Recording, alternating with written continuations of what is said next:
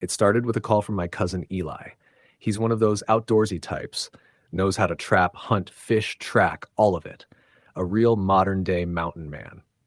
We hadn't spoken in a few months when he called me up late one night, talking fast, words spilling over themselves. Jake, I gotta get out for a while. Just disappear into the woods like we used to. Remember that trail past Dead Elk Creek in the Rockies? Past the ranger station where we set up camp back in '09? I remembered it well. That place always had a strange stillness, like the trees were waiting for something. There were no birds up there either, not that I could recall. But the idea of a few days in the wild with no phones, no work, no people, it was too tempting. We left 2 days later. It was early fall, and the leaves had only just started turning in the higher elevations.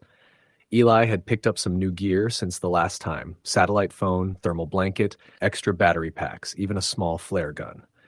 He always over-prepared. I didn't mind. Better safe than sorry. We drove Eli's truck into Colorado, past Durango, then up a winding series of dirt roads into the San Juan National Forest. At a certain point, the signal dropped off. There were no cabins out there, no power lines, no fences, just an endless sea of pine and spruce, and mountains so jagged they looked like they'd been cut with a knife. The hike in was long and steep. We passed Dead Elk Creek, crossed a dry riverbed, then bushwhacked off trail another 2 miles until we reached the clearing. That place hadn't changed a bit. The same narrow glade between two ridges, the same crooked pine tree snapped in half near the edge. We set up camp beneath that broken pine, just like we had 16 years earlier. The first day was peaceful. We cooked over an open flame, hiked a little, fished a nearby stream. The air was cool, crisp, with that kind of silence you only get far from civilization. I didn't notice the quiet at first, the kind of quiet where your ears ring. No birds, no squirrels, not even the wind rustling the leaves. The second night, things shifted. We were both in our sleeping bags when I heard footsteps, light, deliberate steps just outside the tent. I sat up, heart hammering, and looked over at Eli. He was already wide-eyed, staring at me through the dim light of his headlamp.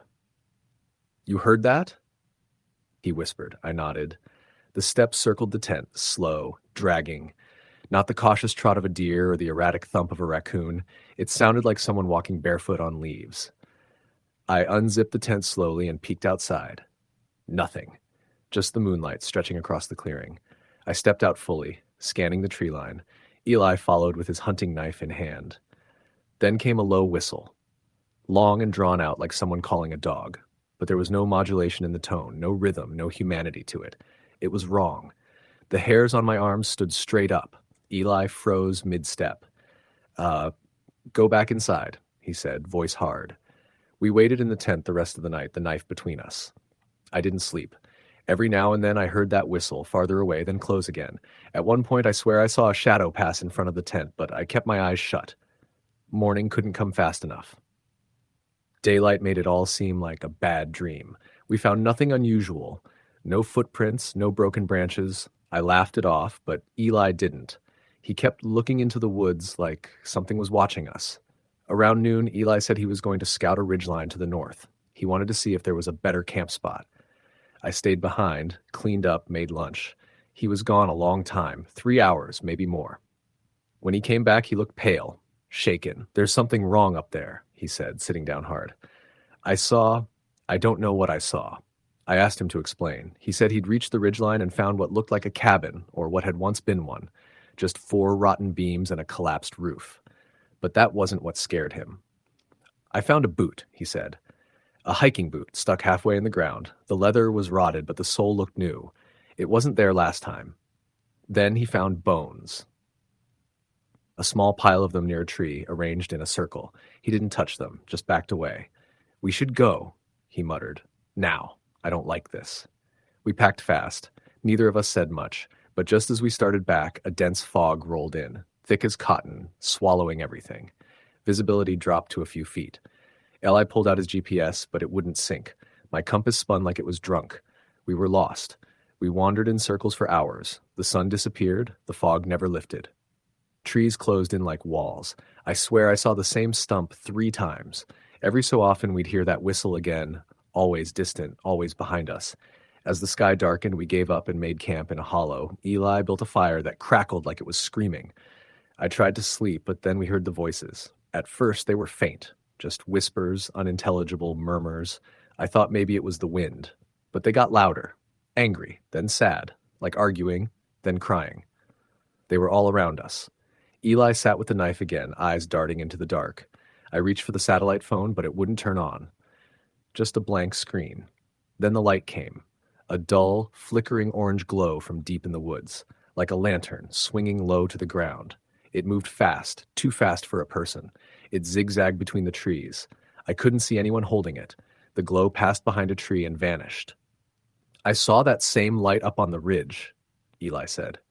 Voice hollow. We both sat frozen, listening. Then came the scream. It was deep, guttural, not human, like something being tortured or something that enjoyed torture. It echoed off the trees in every direction. The forest went dead silent after that. We didn't sleep. At first light, the fog lifted.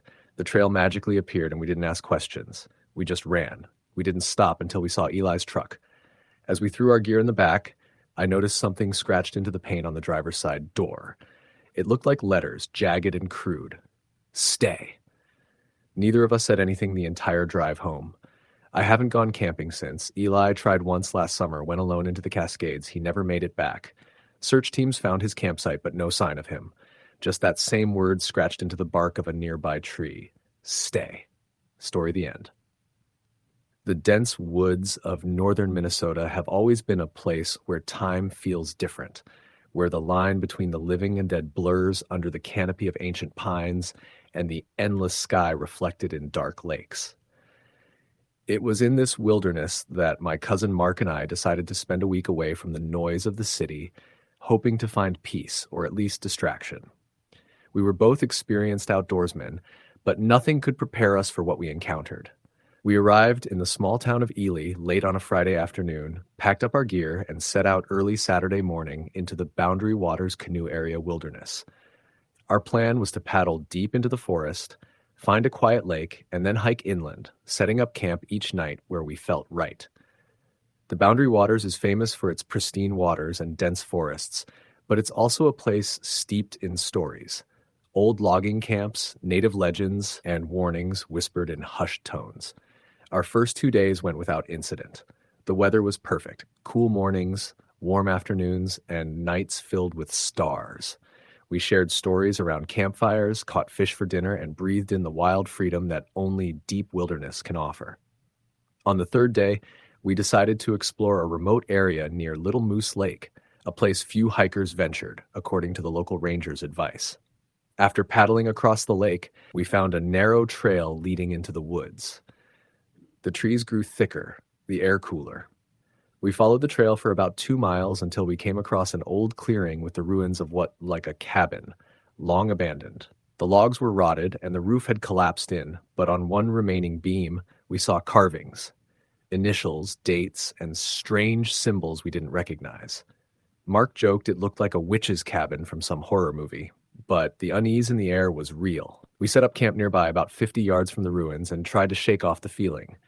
That night, as I lay in my sleeping bag, I heard voices, not loud but distant, like whispers riding the wind. They were too low to make out words, but there was an urgency, a sadness.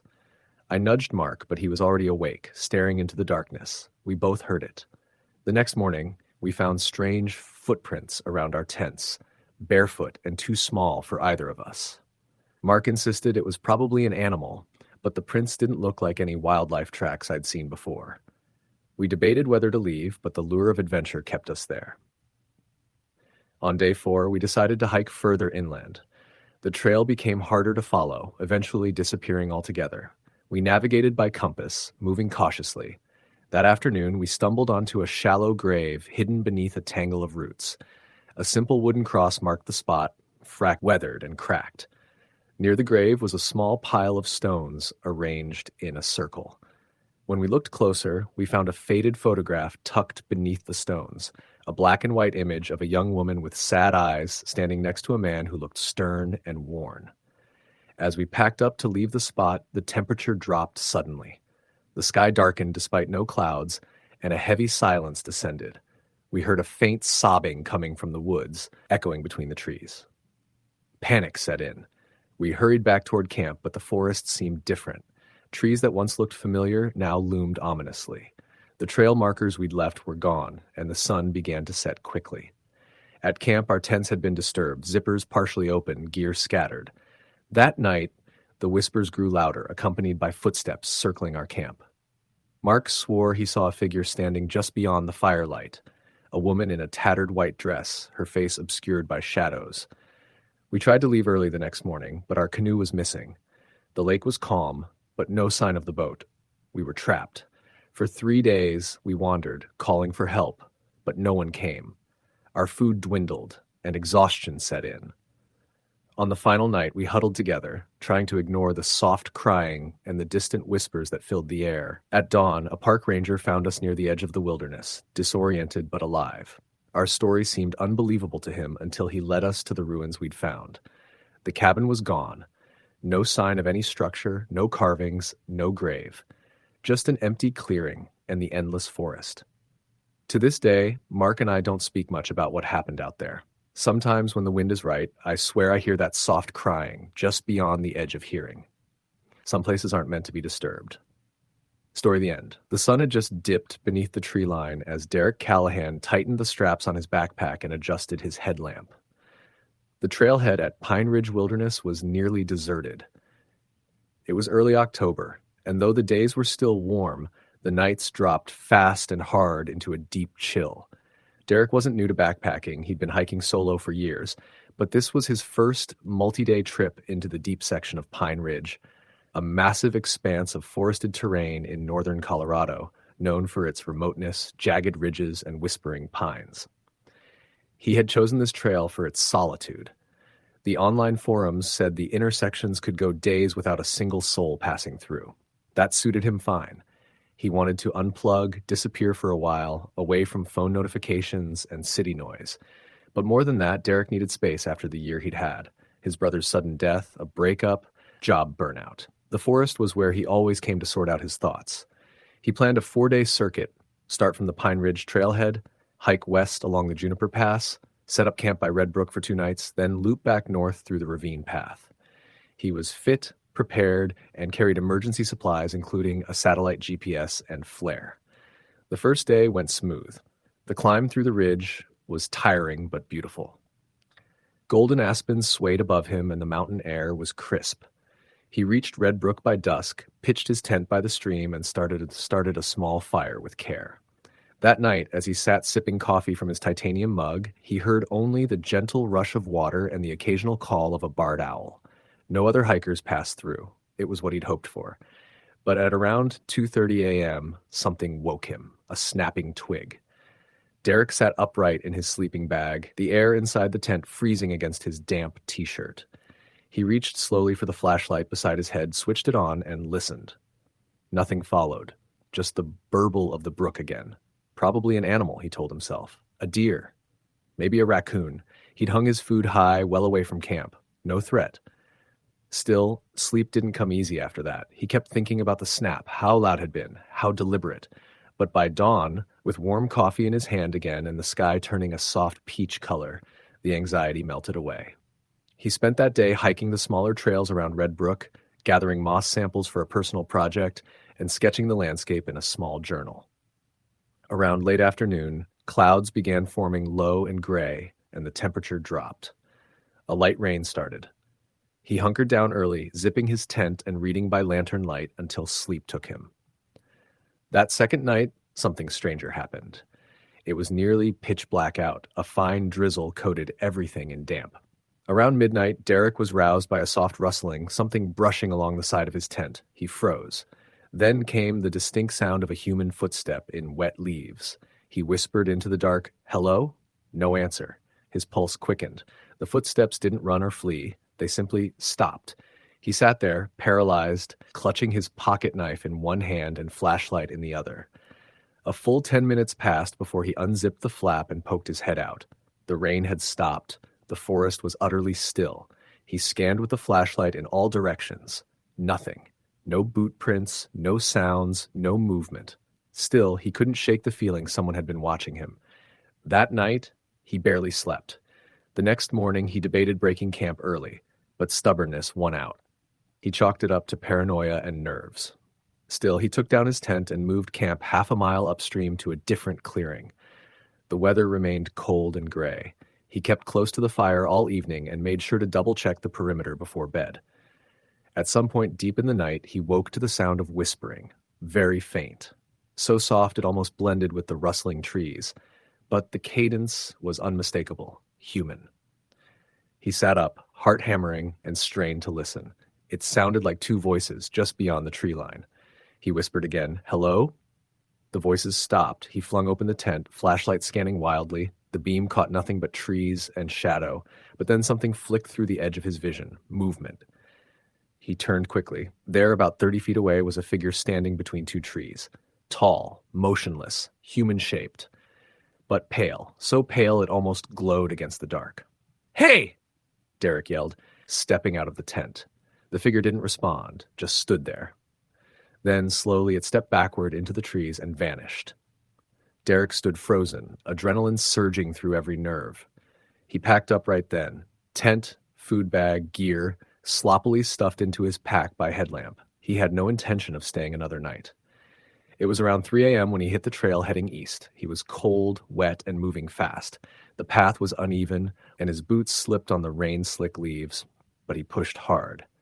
His GPS showed he could reach an old ranger cabin by noon if he kept a steady pace. But an hour in, the trail forked in a way it shouldn't have. He stood staring at two diverging paths, both seemingly maintained, both marked with faint red tree blazes. That wasn't right. There was only one main trail here, and he hadn't seen a split on the map. He took the left path, figuring it trended more eastward. But after 30 minutes, the terrain felt wrong, too steep, too dense. His GPS struggled to get a signal beneath the heavy canopy. Then he noticed the quiet. No birds, no squirrels, just the distant rush of wind. And then footsteps. Behind him. He stopped cold, ears straining. Again, footsteps. Crisp. Human. He turned and shouted, "Who's there?" No answer, but the footsteps stopped. Then came the whispers again. Closer now. Too close. Leave. He didn't wait. Derek broke into a run, ignoring the burn in his calves and the weight of his pack. He didn't know where he was going, only that he had to move. Branches whipped his face. His breath came ragged. The trail faded into underbrush, but he kept running.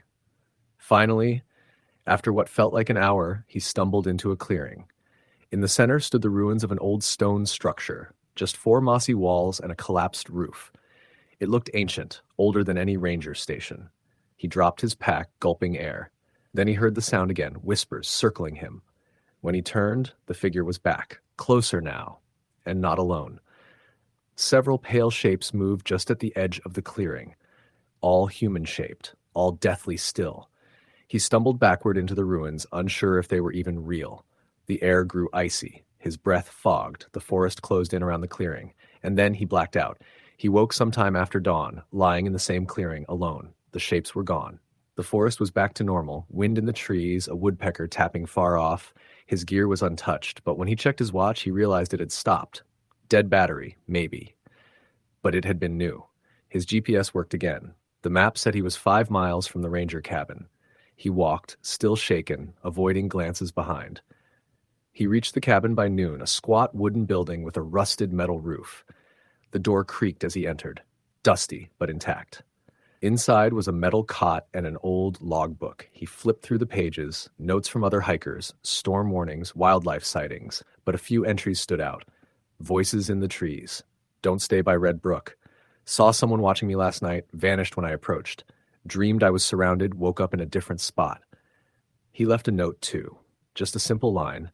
Something's out there. Be careful. Derek never went back to Pine Ridge. Months later, out of curiosity, or maybe a lingering obsession, he searched for information on the region. He found a thread on a forgotten forum, buried deep. A woman wrote about her brother who vanished hiking there in 1984. His last call had come from a payphone in a nearby town. He told her he was heading to Red Brook. His body was never found. A man posted about seeing pale figures in the woods near the ruins of an old settler church that burned down in the early 1900s. Its congregation rumored to have disappeared during a blizzard. Locals avoided the area, called it the Whispering Grove, but no official record marked it on any map. Derek hasn't spoken much about what he saw. Most people wouldn't believe him anyway. But he still dreams about the whispers sometimes, and the pale figure in the woods. Still, waiting. Story the end. A few years ago, in the late fall of 2017, I took a solo hiking trip through the Bitterroot Mountains of Montana. I had just left a job in Missoula and had a few weeks free before starting something new. The plan was simple: head out into the wilderness for a week, clear my head, get some space, and then move forward with life. I'd done multi-day backpacking trips before, so this wasn't new territory for me, but I didn't account for what would happen or what I'd encounter out there.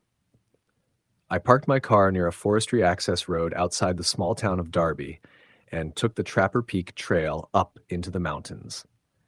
There were patches of snow already, even in early October, and the air was crisp and sharp, but manageable with proper gear. The trail was quiet, and I didn't see another soul the entire first day. By dusk, I'd set up my tent beside a partially frozen creek. The silence was thick. I don't mean that poetically. It was thick, like the trees and the snow had swallowed every bit of sound. No birds, no wind, no trickling water. Just that dense, pressing silence. That night, I woke up at around 3 a.m. It was cold, but not unbearably so.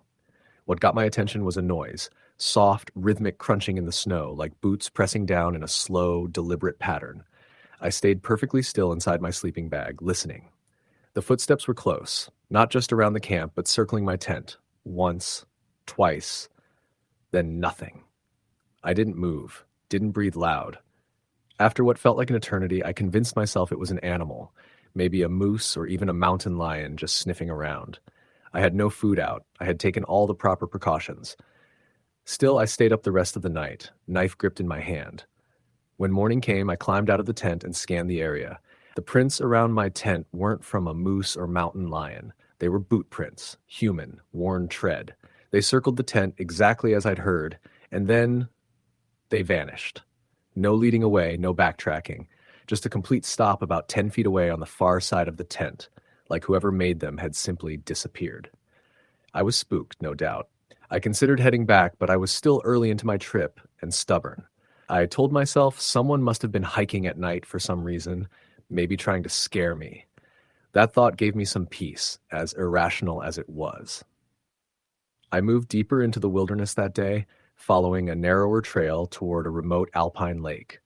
It was beautiful up there, with jagged cliffs reflecting in the icy water and thick clusters of pine surrounding it. But that strange feeling of being watched settled in again that night.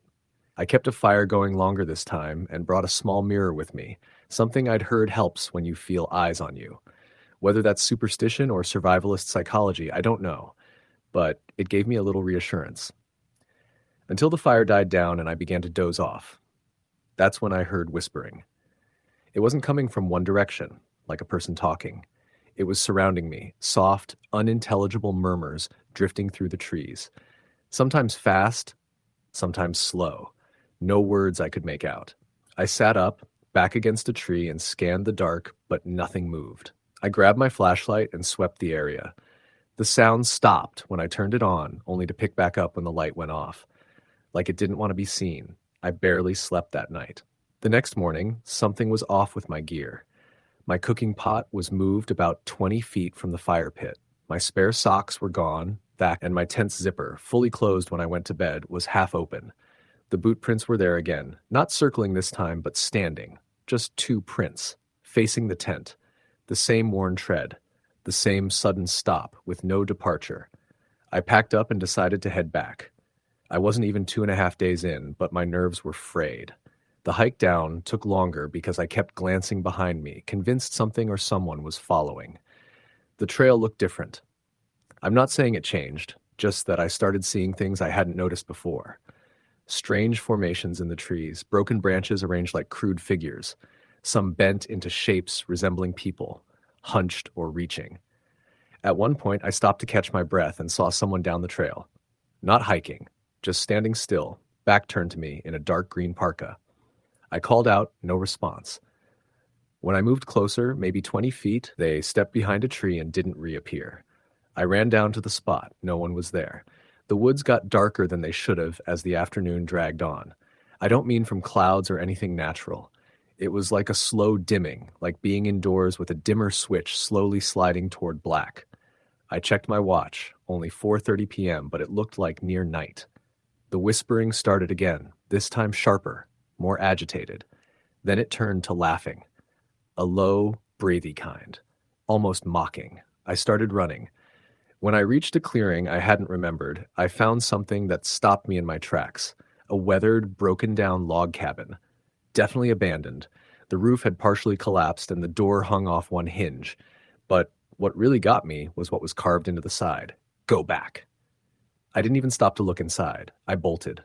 I think that was the point where it became more than fear. It turned into panic.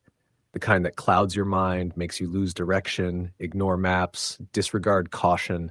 I kept moving, unsure if I was even going the right way anymore. That night, I slept under a rock outcropping with no fire and barely enough cover. I didn't want anything seeing me. Around midnight, I woke up to a light, soft and blue, almost like moonlight, but the moon wasn't visible. It was coming from deeper in the trees.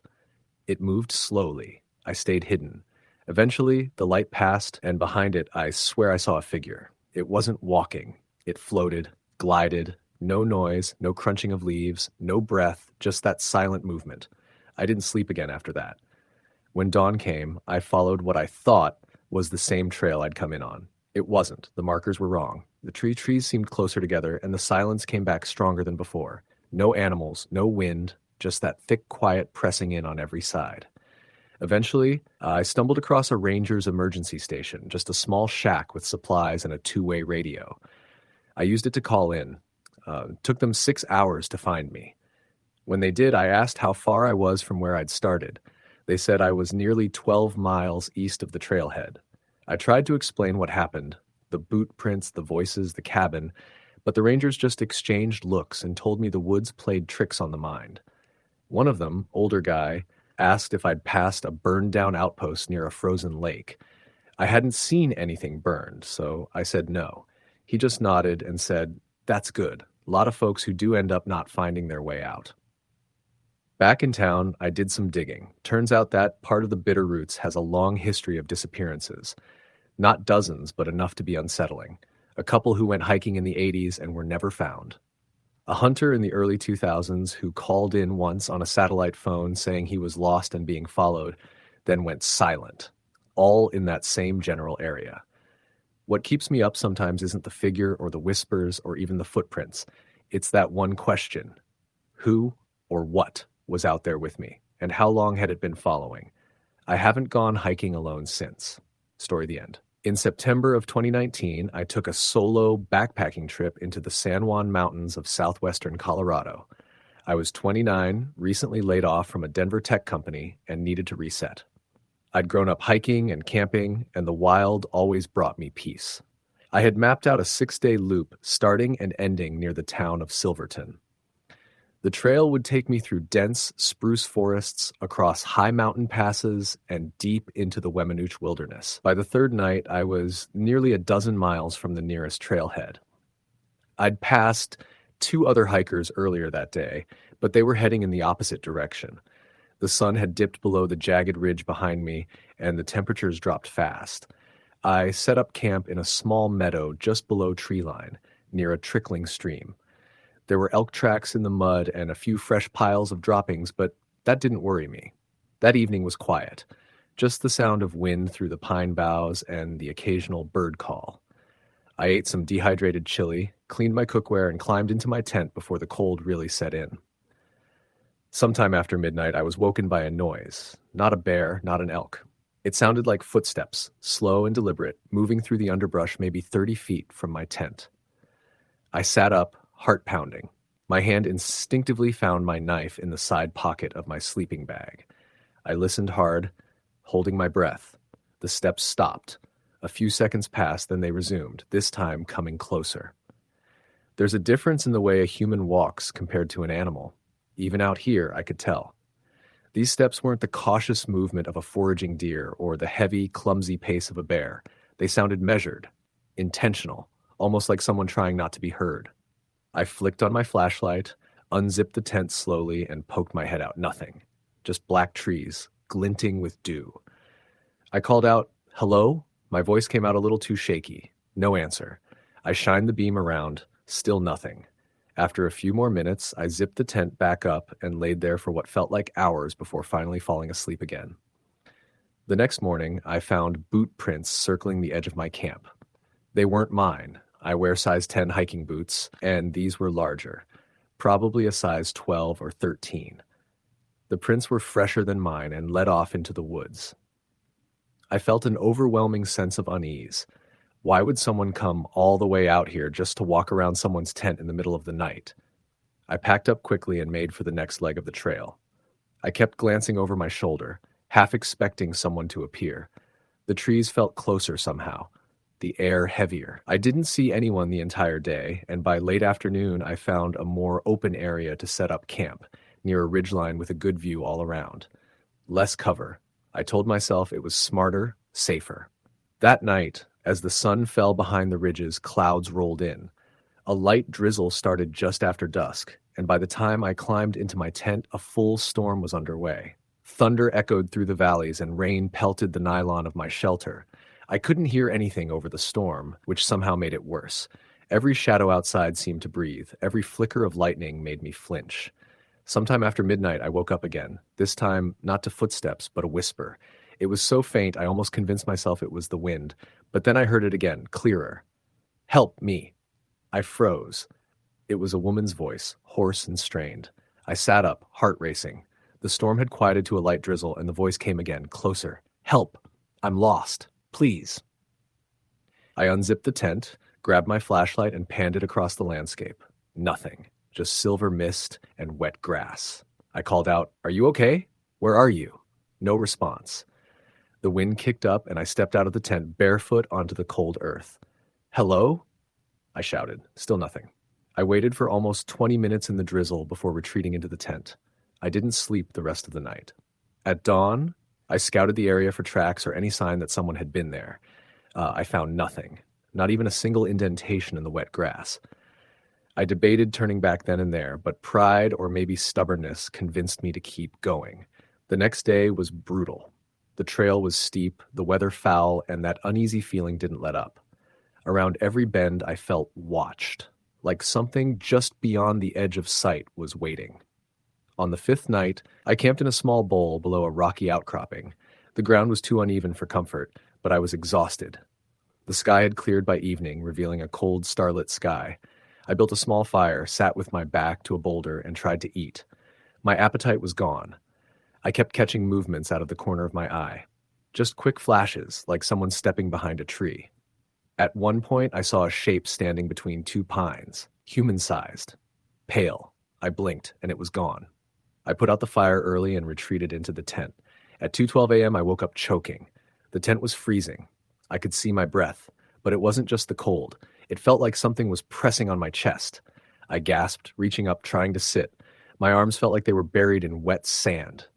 I was paralyzed. I could see the ceiling of the tent, the condensation dripping slowly. I heard a sound right next to my ear. Breathing. Then a whisper. Not a woman this time. A man. Harsh. Guttural. "You shouldn't have stayed."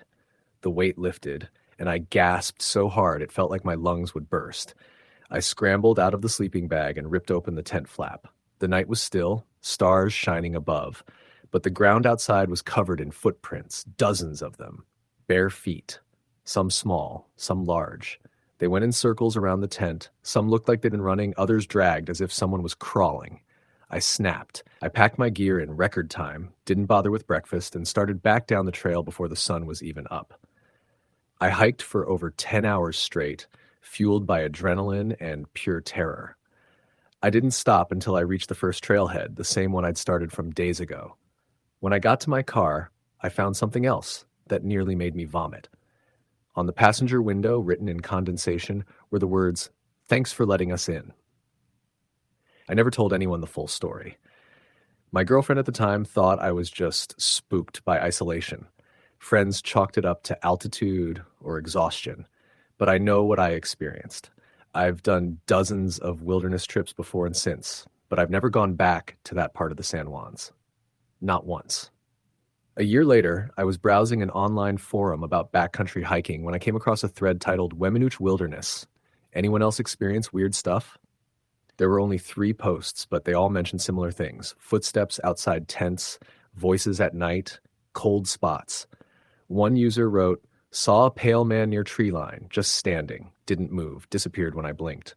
Another wrote, "Woke up with scratches on my ankle, found bare footprints circling my campsite, no one else for miles." But the final comment was the one that hit me hardest. It said, "Don't listen if they talk. Don't answer. Once you talk back, they follow." I still hike, still camp, but never alone and never in Colorado. Story the end. It was the summer of 2013 when I took a solo backpacking trip through the Cascade Mountains in Washington. I'd been hiking solo for a few years by then, mostly weekend trails and a few 2-day loops, but never more than that. This was going to be my first real week-long trek through the backcountry, completely alone, disconnected from the modern world. I had all my gear, a GPS, a spot device for emergencies, and had left my itinerary with my sister, who lived in Portland. The plan was simple: hike up from a trailhead outside a small town called Darrington, follow a series of linked trails through the mountains, and end up at a lake called Blanca Lake 5 days later. I'd camp along the way at designated spots or wherever I could find flat ground. The trail wasn't heavily trafficked, and I liked that. I was seeking solitude, space to breathe, and maybe a little adventure. The first 2 days went about as well as any hike could go. The air was clean, the trees towered overhead like guardians of another world, and the rivers I crossed sparkled under the summer sun. I encountered only one other hiker on day 1, a middle-aged man going the opposite direction who barely gave me a glance. We exchanged short greetings and kept moving. I didn't think anything of it at the time. It was the 3rd night when things began to feel off. I had set up camp near a bend in a stream about 15 miles from the last maintained site. There was no sign anyone had been there in a long time. No boot prints, no fire rings, nothing. I liked that. It meant real wilderness, untouched. But as night came on, a weird feeling of being watched crept into my mind. That wasn't unheard of. Our minds play tricks in isolation. Still, the feeling was hard to shake. Around midnight, I heard footsteps outside my tent. Not animal noises. Not the rustle of a raccoon or the stomp of a deer. These were slow, heavy, deliberate steps. Crunch, pause, crunch. I froze, barely breathing. My first thought was a bear. But bears don't walk like that. They don't move slow like they're trying not to be heard. I didn't want to call out. I just listened. The steps stopped directly outside my tent. I could hear my own heartbeat thudding in my ears. Then, nothing. No zipper, no voice, no movement, just silence. I waited, gripping the small hatchet I kept in the side pouch of my pack. After maybe 10 minutes, I whispered, "Hello?" No response. I unzipped the flap slowly and peeked out with my flashlight. Nothing, just trees and darkness.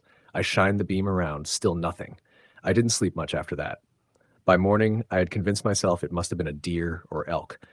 Maybe my mind had exaggerated the steps. I packed up and moved on. On day 4, things got stranger. I was deep into the forest, miles from the nearest road, when I came across what looked like a cairn, a small pile of rocks sitting directly in the middle of the trail. Not unusual in itself. Hikers build them sometimes to mark paths, but this one was odd. It had bones in it. Small ones, squirrel or rabbit maybe, arranged neatly in a spiral on top of the rocks. I'd seen weird art installations on trails before, but this felt different. It felt wrong. I knocked it over and kept going. I don't know why I did that. I think I was trying to prove to myself that I wasn't afraid. But I was. Every step past that point felt like I was being watched again. I stopped several times, spinning around, catching movement in the trees. Never anything clear, just the flash of shadow or the sway of a branch. That night, I found a clearing beside a lake that looked untouched. I made camp, ate dinner, and tried to relax. But the feeling was back, worse now, like something was circling me. The air felt thicker. I built a fire bigger than usual and kept it fed all night. Sleep came in small bursts, each one broken by the snap of twigs or the whisper of wind that sounded too much like words. Around 2 a.m., I heard whispering again. Real this time, not the wind. I sat up and listened. It was low, raspy, like someone speaking just out of earshot. I couldn't make out words, just the rhythm of it. I grabbed my flashlight and swept the area. Nothing. But when I looked back toward my tent, something was standing at the edge of the firelight. It looked human, tall and thin, but its limbs were wrong. Too long. It stood still for a second before stepping backward into the trees without a sound. I didn't chase it. I didn't even stand up. I just sat by the fire, axe in hand, until dawn. In the morning, I packed up faster than I ever had before. I checked my spot device. Still working. I hit the button to send a check-in to my sister and started down the trail toward Blanca Lake, still 2 days away. That's when I found the second cairn.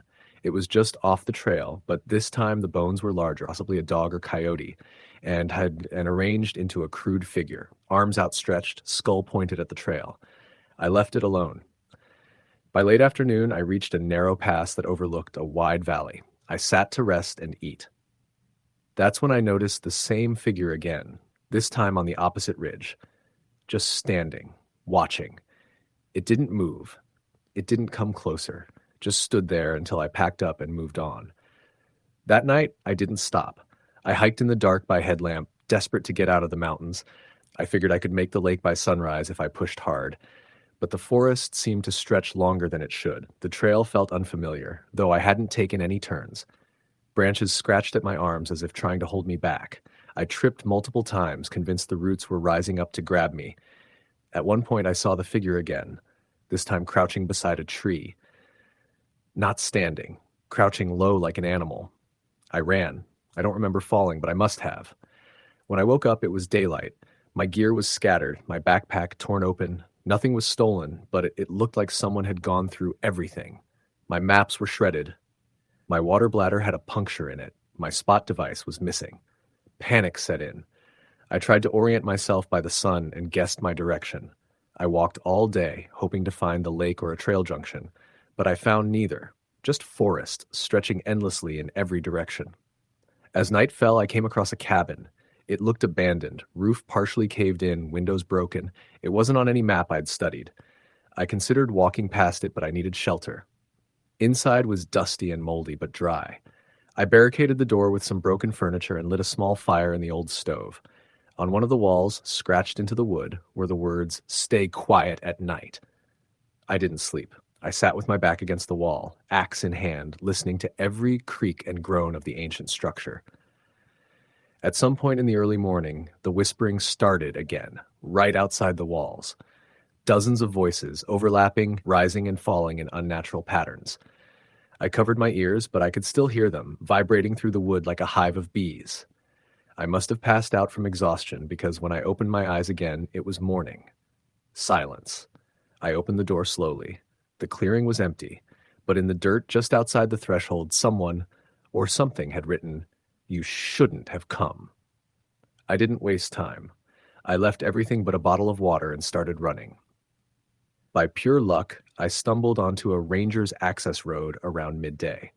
A fire crew found me 3 hours later, dehydrated, half delirious, muttering about shadows and whispers.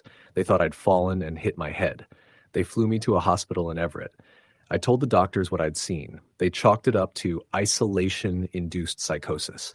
My sister believed me enough not to ask questions. A year later, I went back with a group of friends to try to find the cabin. We never did. In fact, the whole area where I claimed to find it looked different. No clearing, no signs of old structure, nothing. I don't hike alone anymore. Story the end.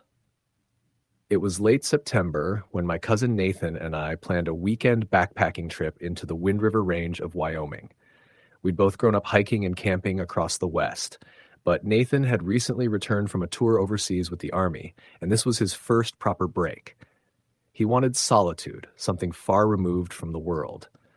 I offered the perfect solution, a deep hike to a remote alpine basin that I had stumbled upon during a solo trip the year before. No cell service, no people, just forest, peaks, and the open sky. We packed light, but responsibly. Tent, water filters, emergency satellite beacon, food, maps. We parked at a lesser-used trailhead on a Thursday morning and began the 10-mile hike toward the basin, our goal being to set up camp by mid-afternoon. The trail was steep and rocky, winding through pine forests and meadows already touched by the gold of early autumn. At the higher elevation, the air was thin and sharp. We didn't talk much, just moved steadily with our packs and the crunch of boots on gravel. I had warned Nathan about the trail's isolation, but he liked that. The remoteness was the point. What I hadn't mentioned, because I didn't think it mattered, was how strange things had felt the last time I visited. Not dangerous, just unsettling. A deep silence that didn't seem natural. I chalked it up to the wind, the isolation, maybe altitude messing with my perception. But I remembered seeing odd rock cairns off-trail, carefully stacked piles that didn't match the surrounding geology. I never saw anyone place them or signs of camps nearby.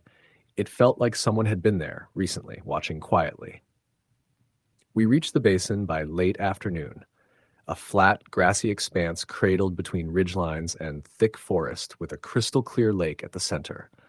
The sun turned the lake surface to gold. We pitched our tent near a low stand of spruce trees, far from the waterline to avoid animals. That first evening was calm. We ate dehydrated pasta by the fire and watched the stars spread across the sky. Nathan seemed at peace for the first time in months. The mountain air carried no sounds other than wind and occasional distant rustling in the trees. No insects, no owls, just wind and dark.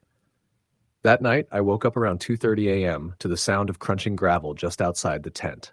I froze. My mind raced. Bear?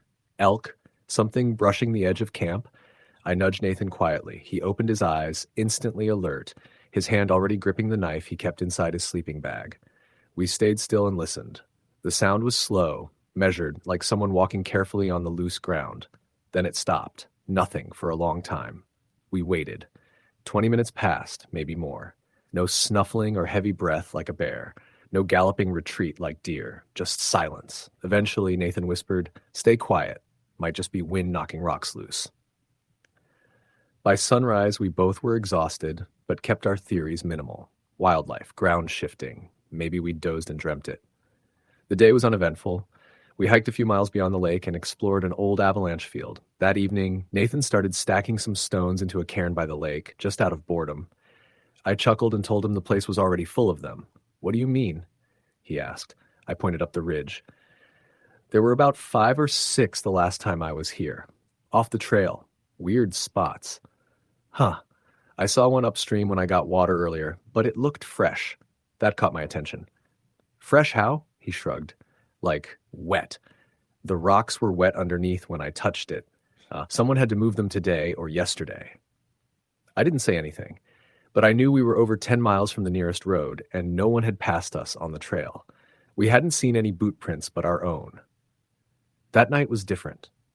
The wind started around midnight. It howled down from the ridges, whipping the tent and making the trees groan.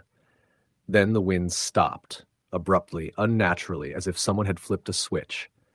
In the sudden quiet, we heard a noise that sent every hair on my neck upright. Breathing. Not deep or labored, just soft and steady, right outside the tent wall. Nathan was already up, gripping the zipper of the tent door. "Don't," I whispered. But he did. He opened it an inch and peeked out. No one. Nothing. He unzipped it wider and stepped outside with his flashlight. The beam cut through the dark, illuminating trees, boulders, and mist rising off the lake. Nothing moved. But then we saw it. 10 feet from the tent, right where we'd been sitting earlier, was a new rock cairn, carefully stacked, 6 stones tall. Neither of us had built that. Nathan's voice was low. "Back in the tent, now." We sat with our knives out, backs to the tent wall, listening. Something was out there. We didn't sleep. At 4:15 a.m., we heard movement again. This time, it was deliberate. Pacing. Crunch, crunch, stop. Crunch, crunch, stop. It circled the tent. Nathan burst out the tent with the flashlight and screamed, "Who's there?" No reply. Just wind picking up again. But the sound was gone. When morning finally came, we packed. We didn't discuss it. The rocks were gone. The cairn had vanished. Nothing but disturbed gravel left where it stood. We began the hike back. We made it halfway down the trail when Nathan stopped dead in his tracks. Ahead of us in the middle of the path was another cairn. Taller. 7 rocks. Perfectly balanced. He lost it. Kicked it over. Shouted into the trees, "Enough! You want something! Say it!" Silence. We picked up the pace. No stopping, just miles of descent through thick forest. We didn't speak until we were nearly at the trailhead. Then we saw it again, just off the path between 2 trees, a third cairn. Same style. This one had a piece of red thread wrapped around the top stone. I felt sick. We didn't talk the rest of the hike. We reached the car, loaded the gear, and drove without stopping until we hit cell range. That night, we stayed at a motel in Lander and barely slept. I kept imagining the sound of gravel under slow, deliberate footsteps. A few weeks later, I did some digging. Local forums, backcountry hiking groups, whispered threads on obscure sites. There were stories about that area, none formal, none documented, just warnings from other hikers. Cairns showing up overnight, footsteps in the dark. Rock stacks that moved without sound. A few even claimed they'd seen something, a figure, pale and thin, crouching by the lakeside at night. Watching. Always watching. Nathan hasn't gone camping since. He doesn't talk about that trip. If you bring it up, he just says, "I don't camp anymore," and changes the subject. Me? I still hike, but I don't go back there. I don't go anywhere near that basin. And when I'm in the wilderness now, I look closely at every rock pile I pass. I never touch them. I never build them. And if I see a new one appear overnight, I leave, because sometimes something in the wild sees you back, and it doesn't want you to leave quietly. Story the end. I had always been drawn to the wilderness, the way some people are drawn to the ocean. There's something about the silence of it, the purity. I grew up in Oregon, spent most of my life hiking the trails around the Cascades and camping with friends or sometimes alone. There's peace out there that you can't find in cities. And I used to believe that was all there was. Peace. I never thought something else could be waiting in the woods. I never thought I'd come out of it seeing the world differently. This happened in the fall of 2017. I was 34, recently laid off from my job as a systems analyst and going through a rough breakup. I had no kids, no obligations, and too much time. So I packed up my gear and drove east toward the Wallowa Mountains. It wasn't my usual stomping ground, but I'd always wanted to explore that part of the state more thoroughly. Less traffic, fewer tourists, just miles of untamed land. I planned a solo hike deep into the Eagle Cap Wilderness, 4 days in, 4 days out. The trail was remote, well off the beaten path, and required a backcountry permit, which I picked up from a ranger station outside La Grande. The ranger, an older woman with gray braids and a leathery face, asked if I was going alone. I said yes. She gave me a long look. "You ever been up there this late in the season?" she asked. "Not this far east," I admitted. "Storms come fast, nights are cold, people get turned around real easy." "I've got GPS, maps, compass, the works," I said. "I'm careful." She tapped her pen on the desk for a second before writing something on my permit. Then she looked me in the eyes again. "Just don't stray off the trail." That line stuck with me, not in a spooky way, just odd. Don't stray off the trail sounded more like a warning than advice, but I brushed it off and got on my way. The hike in was beautiful. The colors of early October lit the forest with reds and golds. The air was crisp but not too cold during the day. I made good time, reaching a ridge by the second day that offered a panoramic view of granite peaks and a long, narrow lake far below. I camped near a river the second night and heard wolves howling in the distance. Real, honest-to-God wolves. I felt lucky to be so far from everything. By the third day, I'd reached a small alpine basin where I planned to camp for 2 nights. It was surrounded by steep cliffs on 3 sides with a narrow pass leading in and out. There were signs of old mining activity, chunks of rusted iron, collapsed beams, even what looked like the opening of a long sealed shaft embedded in the rock face. I set up camp beside a flat, clear stream and spent the afternoon filtering water and reading a book. The sun dipped behind the ridge early, and I was in my sleeping bag by 8 p.m., just as the cold really set in. That first night in the basin, I woke up sometime after midnight. There was no sound. Not the usual wind through trees, not the trickle of the stream, nothing. It was complete and unnatural silence. I sat up, ears straining.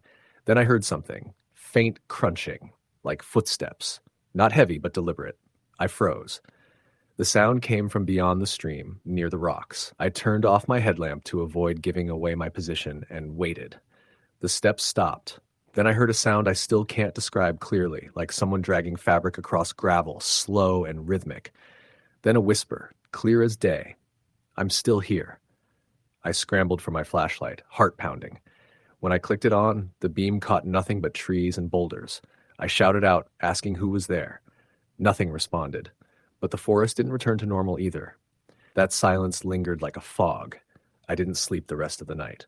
By morning, I'd half convinced myself I'd dreamed it. Stress, altitude, who knows? I debated heading back early, but decided to stick it out one more night. I spent the day hiking a nearby ridge, never fully relaxing. Every time the wind moved through the trees, I jumped. I didn't see any wildlife at all. No squirrels, no birds, nothing. Just that still, blank forest. That evening, as I returned to camp, I noticed something that chilled me more than the whisper. My gear had been disturbed.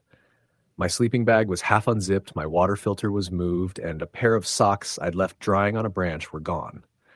I knew I'd left everything in order. I checked for animal tracks, but there were none. Just mine, and they hadn't been stepped over. I didn't eat dinner. I sat on a boulder with my bear spray in one hand and a knife in the other, waiting for the dark. That night, the temperature dropped into the 20s. Frost formed on the tent fabric, and my breath fogged the inside. Around midnight, the silence returned. Then a new sound, something tapping. Not rapid or urgent, just slow, rhythmic tapping, like someone gently knocking on the tent pole from outside. I held my breath. The tapping stopped. Then something slid across the fabric, like fingers. "I can see you," the voice whispered again. But this time, it was right outside the tent. I ripped open the zipper and shone my flashlight in a wide arc. Again, nothing. No footprints in the frost, no disturbed branches, just stillness. But the air smelled different, like metal and rot. I packed in the dark, didn't care what I left behind. I needed to get out. I followed my map and compass toward the pass, but something was wrong. I couldn't find the way out. The landmarks I remembered, two twisted pines, a jagged rock, weren't where they should have been. My GPS refused to lock onto satellites. The compass spun uselessly. I walked for hours through terrain that didn't make sense. Trees grew in unnatural patterns, in twisted spirals. A dry creek bed I crossed appeared again 2 hours later, exactly the same. I marked a tree with my knife, only to find it unmarked when I passed it again. That night, I didn't set up camp.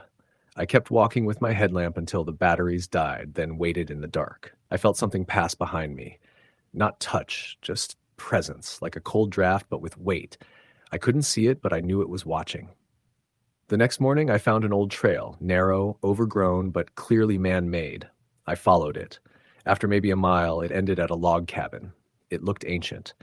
The roof had mostly collapsed and moss covered the walls, but the door stood intact. I don't know why, but I went inside. Part of me thought I'd find a map or clue, maybe shelter. What I found was worse. Inside, the air was colder than outside. Dust clung to everything. In the center of the room, nailed to the wall, was a wooden mask with hollow eyes and a wide, carved mouth. Beneath it, a small stone altar with blackened bones arranged in a spiral. I turned to leave and saw a figure in the doorway. Not a person, not a hallucination, just a tall, thin shape made of shadows, standing motionless. I couldn't scream. I couldn't move. The figure didn't approach, didn't threaten. It just stood there like it was waiting. I backed into the far wall, heart thundering. Then the figure vanished. I ran. Through brush, over rocks, through streams. I don't know how long I ran. My watch had stopped working. The sun didn't seem to move. Eventually, I saw a dirt road, a real one, and beyond it, a camper van. I collapsed onto the road. The man who found me said I looked like I'd been lost for weeks. I'd been gone only 5 days. The search party was still planning their route. My permit was still on file. I hadn't even missed the deadline to return. I told the ranger everything, the cabin, the shadow, the whispers. She didn't say much, just nodded slowly. Before I left, she handed me my original permit with something scribbled at the bottom. "You stayed in the basin?" she asked. I nodded. "Most people don't come out once they go past the mine. We don't put that on the map anymore."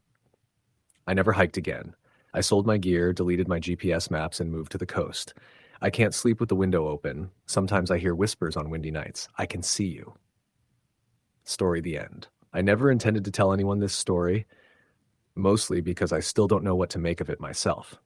It happened 10 years ago, and I've buried it deep, as far down as I could push it. But sometimes on long drives or when I'm lying awake at 3 a.m., it creeps back into my mind and plays out scene by scene like a slow-burning nightmare. I've told myself 100 different versions to try and make sense of it, to convince myself I was hallucinating or overtired or maybe even lost my mind out there. But I wasn't. I know what I saw. I know what happened. Back in the summer of 2013, I went on a week-long hiking trip in the Bighorn Mountains in northern Wyoming. I was 27 at the time, healthy, confident in my outdoor skills, and experienced enough to handle a solo trip. I wasn't new to wilderness survival or long treks. I'd done the Rockies, the Tetons, even a few stretches of Alaska. The Bighorns were supposed to be beautiful and a little more off the beaten path, which is exactly what I wanted. Quiet, solitude, the freedom of being completely alone in nature. I had mapped out a loop trail that would take me deep into the range and back out to my starting point over 6 days. I brought all the necessary gear: GPS, compass, backup batteries, satellite beacon, even a flare. I wasn't reckless. I had a good head on my shoulders. The first couple of days went smoothly. The trail wound through lush alpine meadows, craggy cliffs, and dense pine forests. I saw elk, mule deer, marmots. The nights were cold but peaceful. I camped near creeks and under star-drenched skies. I barely even thought about my phone or the outside world. It was exactly what I needed. It was the third day when things started to feel off. That morning, I came across an old fire ring and a decaying canvas pack buried halfway under moss. It looked like it had been there for years. I poked around but didn't find much, just rusted gear, old tin cans, a shred tarp. There were no identifying tags or notes, nothing to tell me who had left it. I assumed maybe someone got hurt and had to hike out without their pack, or just abandoned it for whatever reason. But the way it had sunk into the ground, the way the forest had started swallowing it, bothered me, like it had been forgotten on purpose. Later that afternoon, I was hiking a narrow switchback that skirted along a ridge when I noticed something strange in the tree line below. A structure. Not a cabin or a shelter, but what looked like the top of a tall wooden frame sticking up just above the canopy. It was weathered, gray with age and out of place. It didn't match anything on my map, and I'd studied that thing religiously. I scrambled down off the trail, curiosity getting the better of me. After 20 minutes of bushwhacking through thick underbrush, I reached it. It was an old observation platform, maybe used by forest rangers decades ago. The ladder was rotted and half broken, but still standing. The entire thing creaked in the wind like a haunted treehouse. Against my better judgment, I climbed it, careful to test each rung. At the top, there was nothing but a wooden deck and a rusted railing. No shelter, no equipment. But the view was incredible. I could see the ridge I had hiked earlier, the distant snow-capped peaks, and far to the west, what looked like a clearing, unnatural in its shape, almost perfectly circular. It was too far to reach before nightfall, so I made a note to head that way the next morning and set up camp a mile away from the platform. That night, things changed. I woke up around midnight, not to a sound, but to the sense that someone was near. You know that instinct you get when someone's watching you? That skin-prickling certainty that you're not alone? I sat up slowly, my breath visible in the cold air. At first, I didn't hear anything, just the wind. Then I heard movement, slow, heavy footsteps moving around my tent, not circling, just pacing. I froze, listening. The steps weren't cautious or stealthy. They were deliberate, crunching softly on pine needles and frost. I called out, "Hello?" Nothing. I waited, holding my breath, every muscle tense. After what felt like 5 full minutes, the steps stopped. I stayed awake until dawn, clutching my bear spray and hunting knife, listening. But I never heard them again. The next morning, I found the footprints. They were barefoot, human. Long, narrow, and oddly spaced, like someone had been walking with a limp or dragging one leg slightly. They led off into the woods and disappeared after about 30 yards. No signs of gear or other tracks. No animal prints. Just those long, strange, human-like prints. Still, I told myself it was just another hiker. Maybe someone out there like me who'd wandered off trail. Maybe they were avoiding me for their own reasons. I shook it off, packed up, and headed toward the circular clearing I had seen from the platform. It took me until late afternoon to reach it. When I arrived, the clearing was wrong. The trees stopped abruptly, as if cut with surgical precision. The grass inside was yellowed and dead, even though the surrounding area was lush and green. No signs of animal life, no insects, not even bird song. The air felt heavier there, like it was pressing down on me. In the center was a stone structure, round, about 3 feet high and made of stacked slate. It reminded me of a well, but there was no opening, just a flat surface with strange carvings etched into it. The symbols didn't match any I knew. Circles within circles, angular shapes that didn't look natural. I touched it and immediately regretted it. The stone was ice cold. Not cold like rock and shade. Cold like metal pulled from a freezer. I took a photo and turned to leave, but something stopped me. There was a sound, low and deep, almost imperceptible. A hum rising from under the ground. I knelt down and pressed my ear to the earth. It was faint but unmistakable, a vibration like distant machinery or chanting far below the surface. It made my stomach churn. That night I camped well away from the clearing. I didn't sleep. Just before dawn, I heard whispering, not in the distance, right outside my tent, soft like breath, like words being said directly into the fabric. I unzipped the tent slowly, hand gripping my knife. Nothing was there, but every tree in the area had been marked, carved, the same symbols as on the stone. I packed and started hiking back, cutting my trip short. I took a different route to avoid going near that platform again. But somehow, no matter which direction I went, I kept finding myself back near that place. I would hike for hours, northeast, southwest, using my compass, and yet I'd emerge into that same stretch of forest. By the second day, my GPS stopped working. The screen froze, then went black. I swapped the batteries, nothing. My compass began spinning slowly, never settling. I was completely turned around. I tried to stay calm. I used the sun's position to guide me, but even that seemed off. I'd hike west in the morning and find the sun still rising in that direction in the afternoon. I don't know how to explain it. Time didn't feel linear anymore. Things repeated. I started hearing the same sounds multiple times, twigs snapping in the same pattern, birds calling the same note again and again like a stuck record. And then I started seeing it. A man, far off between the trees. At first I thought it was another hiker, but the more I saw him, the less human he looked. He was tall, impossibly so, with limbs that didn't move right. His arms swung too wide, his walk was too slow, too deliberate, like a puppet on strings. I never saw his face, just the silhouette. Every time I moved camp, he got closer. By the fifth day, I stopped sleeping. I just sat in the dark, listening, waiting. I built fires, but they'd go out instantly, smothered as if by invisible hands. My food spoiled overnight. Water turned cloudy. I was spiraling. On the sixth day, I woke up somewhere else entirely. No tent, no gear. Just me, lying in the middle of the stone clearing, staring at a blank sky. I sat up and screamed. I don't know how long I did. My throat tore, my lips cracked. The stone structure had changed. It was open now. A perfect black hole where the top had been. I couldn't see the bottom. It just fell into nothingness. The whispering began again. Louder this time. From inside the hole, I ran. I ran until I collapsed. Then I crawled. I have no idea how long I was out there. Time stopped meaning anything. Eventually, I found a dirt road. A park ranger spotted me, filthy, dehydrated, bleeding from the feet. They flew me to Sheridan General Hospital. I spent 3 days under psych evaluation before they let me call my brother to pick me up. They found my gear. Everything. Neatly stacked in a ring around the stone structure, except my boots. My boots were never found. They said I must have gotten disoriented, that I suffered from exposure and hallucinations, that I was lucky to have survived. I didn't argue. I never went back. But 2 months later, I got a letter in the mail. No return address. Just a photo inside. It was the clearing. That stone well, taken from above. And in the center of the frame, me, sitting on the edge, staring down into it. I didn't take that picture. Story, the end. In late October of 2011, a friend of mine named Eric decided he needed to get away from the city for a few days. He'd just ended a messy divorce, and everything about his life had started to feel claustrophobic. He was from western Colorado and had grown up exploring the San Juan National Forest.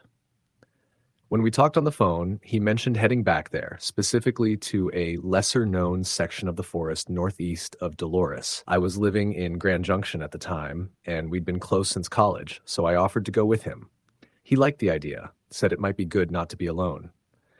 We left on a Thursday morning with 2 large backpacks, a 4-season tent, a compact camping stove, enough food for 5 days, and a few basic survival tools. Eric had done this type of trip a dozen times before.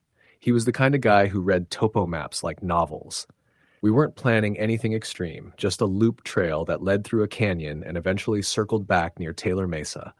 The only unusual thing he wanted was to camp off trail on the second night, somewhere deep near an old beaver pond he remembered from childhood. The first day went well. The forest was quiet, draped in autumn golds and browns.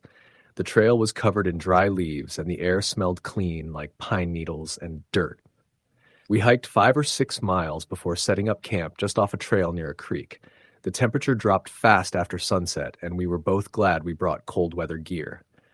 As we sat by the fire eating dehydrated meals, Eric opened up a bit. He told me he hadn't slept well in weeks and kept having dreams where he was being watched. I tried to lighten the mood, joked about how maybe the squirrels in the woods would keep an eye on him now. He laughed, but it didn't last long. We slept fine that night, nothing unusual, no animals, no sounds besides the wind through the trees. But the next day, things started to shift. By mid-afternoon, we'd hiked off trail, following the old map Eric had marked. The beaver pond wasn't listed on any recent GPS maps, but he swore he remembered it. We had to cut through dense underbrush, using machetes to make a path. At one point, we stumbled across a clearing littered with bones, mostly deer, from the look of them. Some old, others disturbingly fresh, not chewed apart, not weathered, just broken. Piles of them. We stood there for a minute in silence before Eric said, "Mountain lions, maybe?" But even he didn't sound convinced. We moved on quickly and eventually found the pond by late afternoon. It was smaller than I expected, surrounded by deadfall and rotting logs, almost swampy. The water was black and still. Not a single ripple. No frogs, no birds, nothing. Eric insisted we camp there, even though I was uneasy. I remember telling him it didn't feel right. He said something like, "That's the point, man. Everything's been wrong lately. Maybe I need to face it." So we set up camp just off the water. The ground was soggy in places, but there was a dry enough patch under some aspens where we pitched the tent. The sun dropped fast behind the hills, and with it came a silence that felt wrong. Not peaceful, not serene, just empty. We didn't talk much while eating. Both of us kept glancing into the trees without meaning to. That night, I woke up to a sound I couldn't place. It wasn't loud, just strange, like wet cloth dragging across stone. I laid there listening. It came again, slower, closer. Then it stopped. I was about to chalk it up to a dream when Eric whispered, "You hear that?" His voice startled me. It sounded cracked, dry. "Yeah," I whispered back. Neither of us moved. We just listened, frozen. Then we heard it again, closer still, something dragging, then soft, deliberate footsteps. Not fast, not aggressive, just methodical. It moved around our tent, slow and careful. I reached for the hatchet I kept beside my sleeping bag, gripping the handle so tight my hand hurt. The steps paused right outside the tent wall behind Eric. He didn't breathe. I didn't either. Then we heard something inhale. Not a normal breath.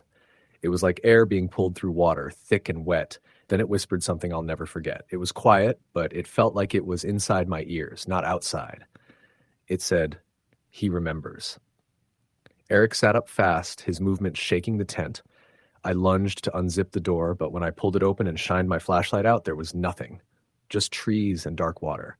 The pond reflected the moonlight perfectly. Nothing stirred, no footprints, no movement. But I swear, for a second, the surface of the pond rippled like something had been standing in it and just sank under. We didn't sleep after that, just waited for dawn, sitting upright, axes and flashlights ready. At first light, Eric looked like he'd aged 5 years overnight. He didn't speak while packing. I didn't push him. We both agreed silently to leave the pond behind. The hike back was quiet. We didn't take breaks, just kept walking. Around midday, we stopped by a stream to refill our bottles, and Eric finally spoke. "That thing said something," he muttered. I nodded. "Yeah." He paused, then said, "When I was a kid, I saw something here, at that same pond. I thought it was a nightmare. It looked like a man, but it wasn't right. Tall, thin, no face, just skin stretched over bone. It was standing in the water watching me. My dad told me it was a dream. I believed him." We didn't say much else. I didn't want to press him. What do you even say to something like that? That night, we camped closer to the trailhead, far away from the pond. The forest felt alive again. Crickets, owls, rustling leaves. But something strange happened around 2 a.m. I was half asleep when I heard footsteps again. I jolted up, heart pounding, but this time they were running, crashing through the woods. It was Eric. He burst into the tent, eyes wild, sweat pouring down his face. "It was outside," he gasped. "Right outside. I saw it again." I grabbed the flashlight and we ran out, scanning the woods. Nothing. But about 50 feet from the tent, we found something carved into the bark of a tree. 3 long vertical claw marks. Below them, smeared in something dark and sticky, were the words, "He brought it back." Eric was shaking. I had to talk him down, convince him we'd be gone the next morning and that everything would be okay. But the truth is, I wasn't sure I believed that. We hiked out the next day as fast as we could. No breaks, no conversation, just silent, fearful movement until we reached the truck. I didn't see Eric for a long time after that. He went back to Denver, got a new job, tried to rebuild, but he never went into the woods again, not even to a city park. He told me once over the phone that he sometimes hears footsteps outside his apartment window at night, that they stop when he looks out, that sometimes he hears whispers through the heating vents. I've had a few things happen too. Dreams. Strange noises in my backyard. One time I found 3 long claw marks on the inside of my shed, even though it had been locked for months. But I try not to think about it. I moved apartments twice, changed numbers. I even deleted the GPS trail log trip, as if erasing the data might somehow erase what followed us back. But I don't think it works like that. Some places in the wilderness aren't meant to be found. Some memories aren't just memories. And sometimes when something watches you in the woods, it doesn't stop just because you walk away. Sometimes it follows. Story the end. In the summer of 2016, I took a job as a field technician for a forestry research program based out of northern Idaho. I had just finished college and wanted to spend the summer doing something meaningful outdoors before settling into a career. The job involved hiking into remote wilderness areas, collecting data on tree species, bark beetle activity, and soil composition. It was isolated work, sometimes days without seeing another person, and I liked it that way. One of my assigned regions was deep in the Selway Bitterroot Wilderness, close to the Montana border. It's a vast, rugged area with barely any trails, and you can hike all day without coming across another soul. Our base camp was a small cabin accessible only by Forest Service road, and from there, we'd pack out into the wilderness for a week at a time, camping wherever our survey points landed. During my 3rd rotation, I was assigned a solo route, 5 nights alone in the backcountry, following a chain of elevation-specific points across ridgelines and valleys. I'd done solo work before, but nothing quite this remote. I was both excited and nervous. My supervisor, a stern, practical woman named Darlene, made sure I had a satellite phone and an emergency beacon. "You won't see anyone out there," she told me. "If you do, be wary. These woods have a reputation." I thought she was just being cautious. Locals love their folklore, stories of mountain men, escaped convicts, and strange sightings in the forest. I took it all with a grain of salt. I'd grown up camping, had been alone in the woods plenty of times. I knew how to handle myself. The first day went smoothly. I hiked about 8 miles in, made good progress, and found a high, flat patch near a granite outcrop to make camp. The forest was quiet and alive with distant birdsong. At dusk, the woods darkened quickly, and I sat watching the treetops sway until it was too dark to see. I slept light, but undisturbed. On the second day, things started to feel off. It began in the late afternoon as I descended into a pine-choked ravine. I started noticing the silence. Not just less birdsong, complete silence. No wind, no insects, just my boots crunching pine needles and the rhythmic sound of my breathing. I stopped to rest by a fallen log, checking my GPS. When I stood up, I noticed something strange across the ravine. Just behind a cluster of saplings, a figure partially hidden by shadows. My first thought was that it was another hiker, or maybe a hunter. I raised a hand. "Hey," I called out. No response. The figure didn't move. I stepped toward it cautiously, but as I neared, I realized what I'd seen wasn't there anymore. Or maybe it never was. There was no person, just dense forest. I stood still for a while, though unsure if my eyes had tricked me. The hair on my arms was standing up. I decided not to linger and continued hiking until nearly sunset, when I found a flat area beside a slow-moving creek. That night, I had trouble sleeping. Every time I drifted off, I'd snap awake to a distant noise. Branches snapping, something heavy moving through the brush. But when I listened, I heard nothing. Just the water flowing, the occasional chirp of a tree frog. Sometime after midnight, I heard it clearly, a voice. Not loud, but distinct. A low, drawn-out moan like someone calling for help. Help! It came from somewhere upstream. I sat up, heart pounding. The voice came again, a little louder, a little closer. Help me! I unzipped my tent slowly and stepped out, shining my flashlight toward the creek. Nothing. The forest glowed pale in the moonlight, unmoving. The voice didn't come again, but I didn't sleep after that. I sat outside the tent until dawn, bear spray in hand, every nerve alert. On the third day, I tried to shake it off. Maybe I'd been dreaming. Maybe it was an animal. Some large birds can make eerie, human-like calls. Still, I couldn't shake the unease. I kept catching glimpses, movement out of the corner of my eye, shapes in the trees that vanished when I turned my head, and always that feeling of being watched. I finished my data collection by mid-afternoon and decided to push further toward the next ridge so I could make it out earlier. The hike was steep, and I had to cut through some dense underbrush. That's when I found the first of the structures. It was a crude shelter. Half-rotted logs leaned against a rock wall, covered in moss and dirt. Inside, scattered bones. Small ones, maybe deer or raccoon, and a pile of rusted cans. Everything looked old. Decades, maybe longer. But something about it made me nauseous. I backed away and hiked faster. That night, I made camp higher up, near a sheer cliff edge. I figured if I stayed in a place with open sightlines, I'd sleep better. I was wrong. Just after midnight, I woke to footsteps. Clear, deliberate footsteps circling my tent.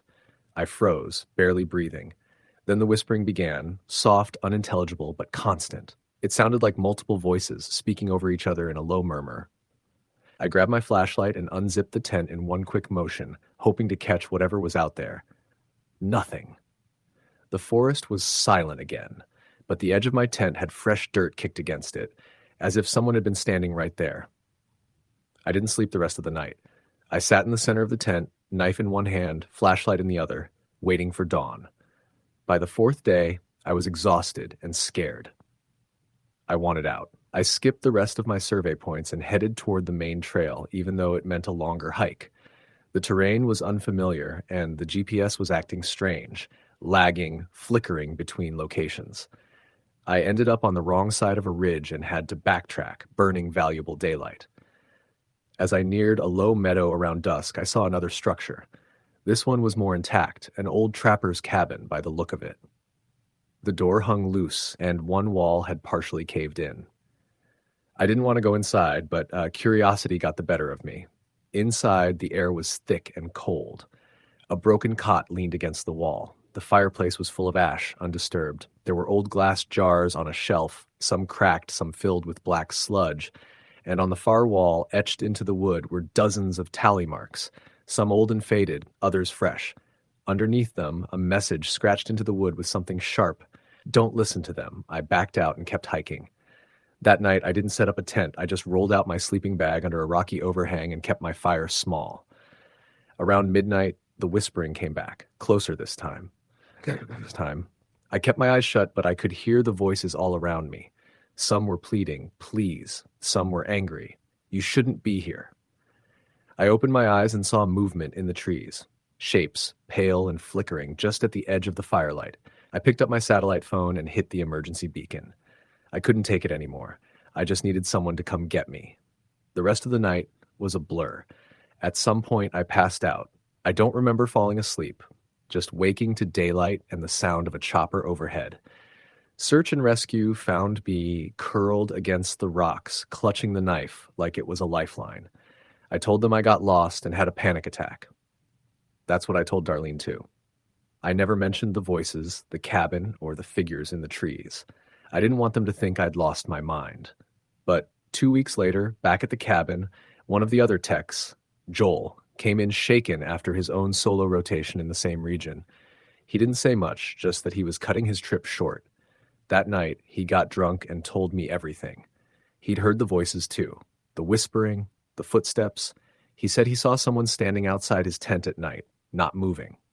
When he turned on his flashlight, there was no one there, but the shape burned in his eyes for hours afterward. We both agreed never to take assignments in that sector again. A year later, I quit the program and moved back east. I still love the woods, but I haven't gone into true wilderness alone since. Sometimes I dream about those voices. Sometimes I hear them when I'm awake, faint, like they're far away, but getting closer.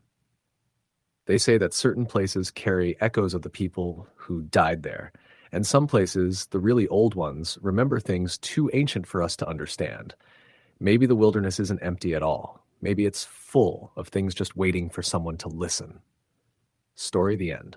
It was the summer of 2012 when my brother, Jason, and I decided to take a backpacking trip into the vast wilderness of the Adirondack Mountains in upstate New York. We'd both been itching for a break from our city lives in Albany, and since we were experienced hikers, we wanted to push ourselves into a remote section of the forest that neither of us had ever explored before. The plan was to spend a full week hiking through the High Peaks region, carrying just our packs, tents, and supplies, relying on the trail maps we'd printed and our own navigation skills. The first 2 days went without incident. We took the familiar route to Marcy Dam, then branched off onto a less traveled trail toward Lake Colden. The air was humid but fresh, and the dense forest canopy provided welcome shade.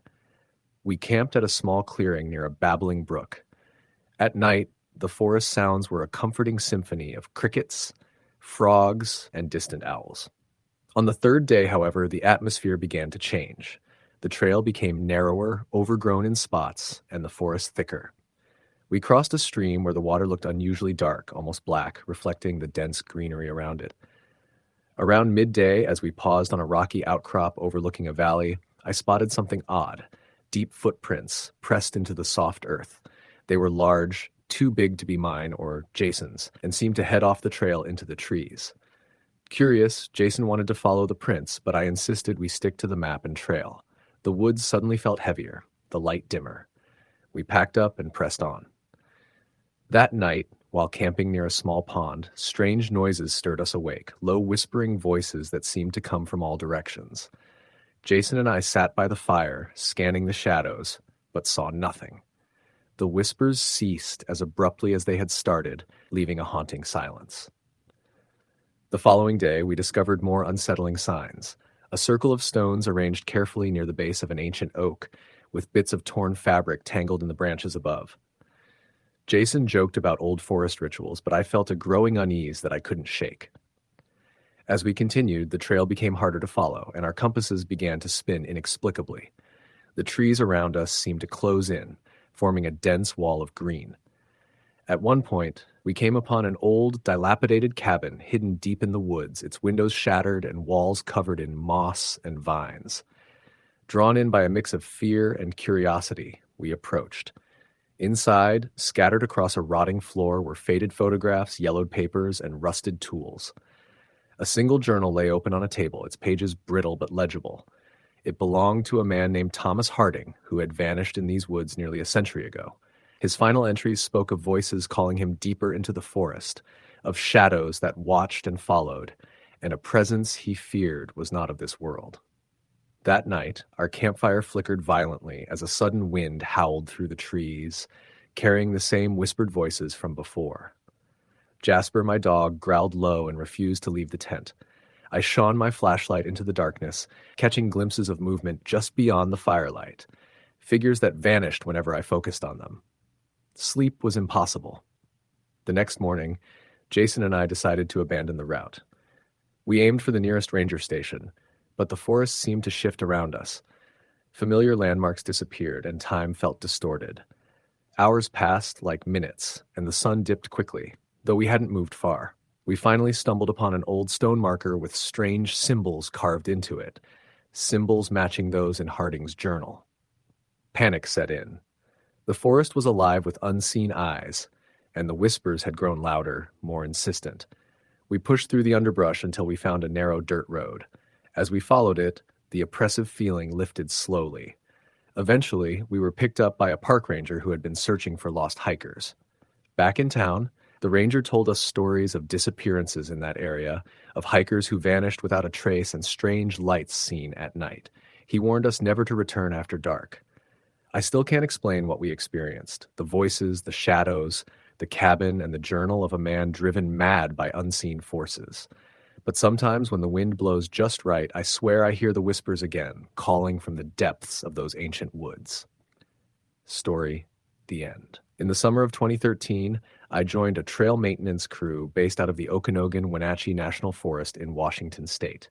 It was a seasonal job, mostly college-aged kids like me, with a few older Forest Service vets supervising. We worked 10-day stretches deep in the back country, clearing paths, repairing footbridges, and sleeping in tents miles from any road or town. It was hard work, but the kind that gives you a real sense of accomplishment, and for the first several weeks, everything went smoothly. That changed in late July when we were assigned to a remote section of trail near the Pasayten Wilderness. There were 6 of us in the crew, and we were flown in by chopper with enough food and gear to last until pickup. The area we were dropped into was rugged, isolated, and beautiful, but something about it felt off. The forest was dense and dark, even during the day, and the wind carried a kind of stillness I hadn't experienced anywhere else in the Northwest. A few of the others joked that it felt like we were being watched, but nobody took it seriously at first. By the 3rd day, that unease started to grow. We found strange things along the trail. Freshly broken branches shaped into crude symbols, almost like runes. They weren't part of the trail markings, and none of the older guys could recognize them. At one point, we came across what looked like a shallow pit dug into the hillside. Inside were the skeletal remains of several animals, rabbits, squirrels, and what looked like a fox. All clean bones arranged carefully in a spiral pattern. We told ourselves it must have been some weird hunter or artist, but there was no sign of human activity nearby. No fire rings, no footprints, just that strange arrangement in the middle of nowhere. That night, something woke us up, a sound echoing through the trees, faint but sharp, like a baby crying. Then a moment later, laughter. Low, guttural laughter. Not a human laugh, something distorted. Everyone heard it. We sat around the cold fire pit with our headlamps on, barely speaking. One of the crew members, a guy named Kyle, got up and shined his light toward the trees. "There's someone out there," he whispered. We listened. The forest was dead silent. No bugs, no owls, not even wind. Then we heard it again. Movement. Crunching footsteps in the underbrush, maybe 20 feet beyond the tree line. But when we pointed our lights in that direction, there was nothing. Just trees. The following morning, we discovered that 2 of our backpacks had been dragged out from under the tarp. They were ripped open, contents strewn around like someone had searched them. Food was untouched. What was missing were small, strange things. A photo from Kyle's wallet, my folding knife, and a pair of socks from someone else's bag. Things that made no sense to steal. We decided to hike out to a nearby emergency ranger cabin we'd passed the day before. It was old and rarely used, but it had a shortwave radio we could try to contact base with. It took us most of the day to get there, but by late afternoon, we reached it. The place was falling apart, broken shutters, a sagging roof, but it was shelter. The radio inside was dead. We still set up camp nearby and agreed to rotate night watch shifts, just in case. That night, I had second shift. Around 2 a.m., while I sat on the cabin's wooden steps with a lantern and bear spray, I saw something across the clearing. At first, I thought it was a tree stump. Then it moved. It was tall, maybe 6.5 feet, and thin. The way it moved was wrong, jerky like someone moving in stop motion. It ducked behind a tree when I stood up. I didn't chase it. I woke the others, and we took turns watching the clearing until sunrise. No one saw it again, but we all felt it was close. We cut the trip short and decided to hike toward a different trailhead that led to an old fire road we could walk to signal a pickup. That hike was the worst part of my life. We moved quickly the next morning, but by early afternoon, we realized we weren't making the progress we should have. Our compass and maps didn't match the terrain. Trees looked familiar, but not quite right. We began finding things we'd passed the day before. Distinct rock formations, a bent tree that looked like an arch. It was as if we were moving in a circle, even though we were careful to follow the topography. The worst moment came around dusk. We reached a clearing we knew we hadn't seen before. In the middle was a dead tree, blackened as if by lightning. Carved into the trunk were dozens of handprints, small, child-sized, arranged in rows. At the base of the tree sat something wrapped in cloth. We approached it slowly. It was the missing photo from Kyle's wallet, now soaked through and tied to the cloth with twine. That night, we didn't sleep. Something moved through the woods around us, closer than before. We heard it breathing. There was a smell, rotted meat and wet leaves. One of the crew, Sarah, began muttering to herself around midnight. She was shaking and wouldn't look at anyone. When we tried to talk to her, she said over and over, "It's wearing his face." We had no idea what she meant. She pointed toward the trees, but there was nothing there. Still, we packed up and kept moving through the dark. It was dangerous, hiking off trail in the black, but we couldn't stay. Sarah kept talking to someone we couldn't see, begging him to stop, crying. Just before dawn, we found a fire road. I can't explain the relief I felt seeing that broken gravel path. We followed it for hours until a ranger truck found us late in the day. They'd been looking for us since we missed our scheduled pickup. When we got back to base, Sarah was taken to the hospital. She didn't say much afterward. None of us really did. When we gave our report, the ranger in charge didn't react much. He just nodded slowly and said, "Sometimes things up there don't want company." I stayed in touch with some of the crew for a while. Kyle moved to Colorado. Another guy, Drew, went back to school. A few of them refused to talk about the trip at all. I eventually stopped bringing it up. But I still think about what happened, about what we saw, about the thing that moved through the trees without sound, the handprints, the spiral of bones, the laughter that came from nowhere. It wasn't a person. It wasn't a bear. And it didn't want us there. Every now and then I have a dream where I'm back in that clearing, staring at the burned tree with the handprints. In the dream, the cloth-wrapped bundle is open and something is wearing my face. Story the end. It was the fall of 2013 when I joined a 3-day wilderness retreat organized by a local hiking group in Oregon. I was 28 at the time, recently divorced, and looking for something to clear my mind. The trip promised pristine mountain air, complete digital detox, and scenic trails through the Willamette National Forest. There would be 10 of us total, led by 2 seasoned guides, Brian and Melissa, both in their 40s. I didn't know anyone else, but that was part of the appeal. It was just supposed to be a peaceful escape. We all met in a gravel lot near the base of Mount Jefferson early that Friday morning. It was cold, and a mist clung to the treetops. We introduced ourselves, a couple in their 30s named Tom and Eliza, a quiet man named Eric, a pair of college girls named Dana and Casey, an older man named Russ, and a single mom named Lydia who brought her teenage son, Jake. Brian handed out printed trail maps, even though he told us we wouldn't need them. He and Melissa had done the route dozens of times. We hiked for hours that day, climbing higher into the forest. I quickly learned not to fall behind. The trees were dense, and the forest had a way of swallowing sound. Once I paused to adjust my boot, and when I looked up, the group had nearly vanished. I jogged to catch up, heart pounding in the quiet, but I didn't think much of it at the time. We made camp in a clearing around sunset. The guides had us set up tents in a semicircle around a communal fire. After dinner, we shared stories and laughed under the stars. But I remember Russ sitting a little apart from the group, staring into the darkness like he was watching something move out there. I only noticed because every time someone spoke loudly or the fire popped, his eyes would snap back like he'd been startled. Later that night, after everyone had turned in, I stepped away to relieve myself in the woods. I walked about 20 feet from the firelight and did my business. As I turned to head back, I froze. In the silence, I heard a low, gravelly whisper. Just one word, wait.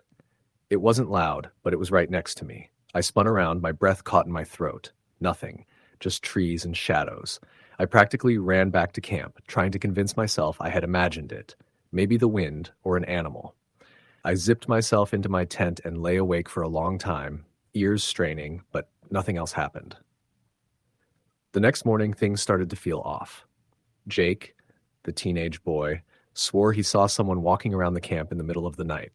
He thought it was one of us at first, but said the figure moved strangely, slow, uneven steps, and too tall to be any of us. Lydia told him it was just a dream, but she didn't look convinced. I noticed Melissa and Brian exchange a glance when she said it. We hiked deeper that day. The trail narrowed as we passed through thick clusters of fir trees, their trunks black and damp with moss.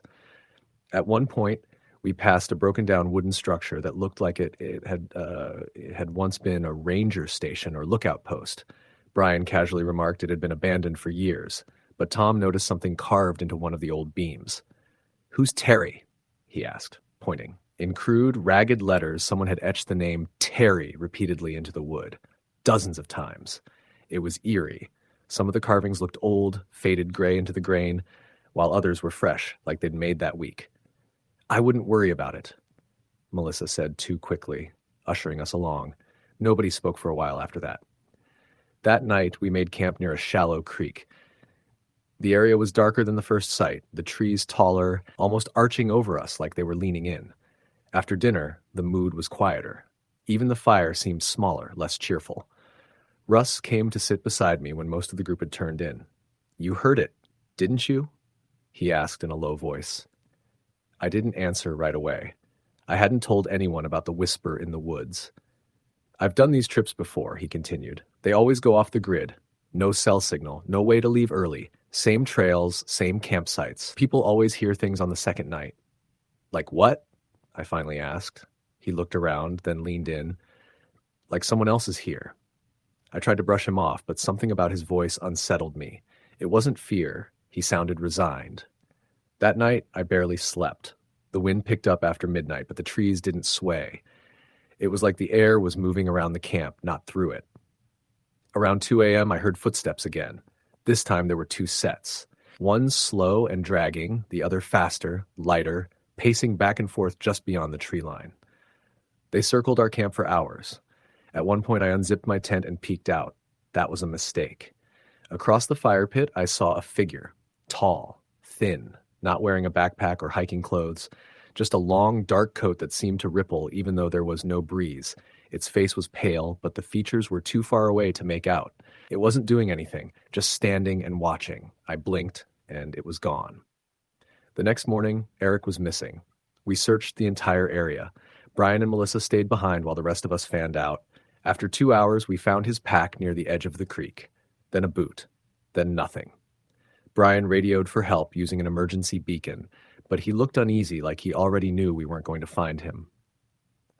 We waited all day for the search team. By late afternoon, they hadn't come. Brian claimed the signal might have been blocked by the terrain. Melissa suggested we pack up and head down the mountain ourselves. That night, no one spoke around the fire.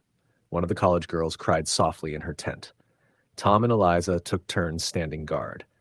Just after midnight, something started tapping on the tents. A slow, deliberate tapping, 3 knocks, a pause, then again. I lay frozen as it tapped right above my head, 3 times. Then silence. Then the whisper came again. Wait, only this time it came from inside my tent. I burst out screaming. The rest of the group woke up and ran to me. My tent was empty, nothing inside but my sleeping bag and flashlight. Brian tried to calm me down, but I saw the look in his eyes. He believed me. He knew something was happening. The next morning, Melissa was gone too. No sign of struggle, no prints, her gear untouched. The group was unraveling. Eliza demanded we leave immediately, with or without the guides. Brian tried to argue, but no one was listening anymore. We hiked fast, barely stopping. But the forest seemed different. The trail markers we remembered were gone. The sun didn't rise fully, just stayed behind a heavy gray layer of cloud. Tom said he thought we were walking in circles. The same dead tree with the lightning scar kept reappearing. That night, we made a small fire, but no one slept. We sat in a huddle, weapons in hand, hatchets, trekking poles, anything with weight. The firelight barely touched the trees. Around 3 a.m., we heard a scream. It wasn't human. It sounded like Eric, but twisted, like something trying to mimic his voice, stretching it too far, repeating words, "Help, please. Help, please, help." Then laughter, high-pitched, broken like a recording played backward. Casey lost it and ran into the woods. Dana chased after her. They didn't come back. We found Dana's flashlight the next morning, still on, buried in a patch of moss. The lens had been cracked. The moss underneath was charred black. Brian had gone silent by then. He just stared into the trees, muttering. We tried to get him to lead us down, but he wasn't really there anymore. Eventually, we split up. Lydia, Jake, Tom, Eliza, and me. Russ had vanished sometime before dawn. We walked for hours, then stumbled onto something we hadn't seen before. A wooden post buried deep in the ground. It had a rusted sign on it. Terry's Watch. No map showed a place by that name. Tom wanted to dig around it, but Eliza stopped him. "Leave it," she said. "Leave it." Later that day, we found the road. A Forest Service truck came by just as we reached it. The ranger said we'd been missing for 9 days. 9. Search teams had been looking for us, but the area had been hard to reach. They found nothing. No tents, no signs, no footprints. Just that old ranger post with the name Terry carved into it. Of the original 10, only 5 of us made it back. No trace of the others was ever found. Every few months I get a letter, no return address, just a single word written on plain paper. Wait. Story the end. The wilderness had always been a place of escape for me. I grew up in Missoula, Montana, and the forest had been a second home since I was a kid. My dad took me camping before I could walk. By the time I was 12, I was already comfortable building a fire, pitching a tent, and navigating with a compass. There's something about being far from civilization that clears your mind. It makes you feel small in the best way.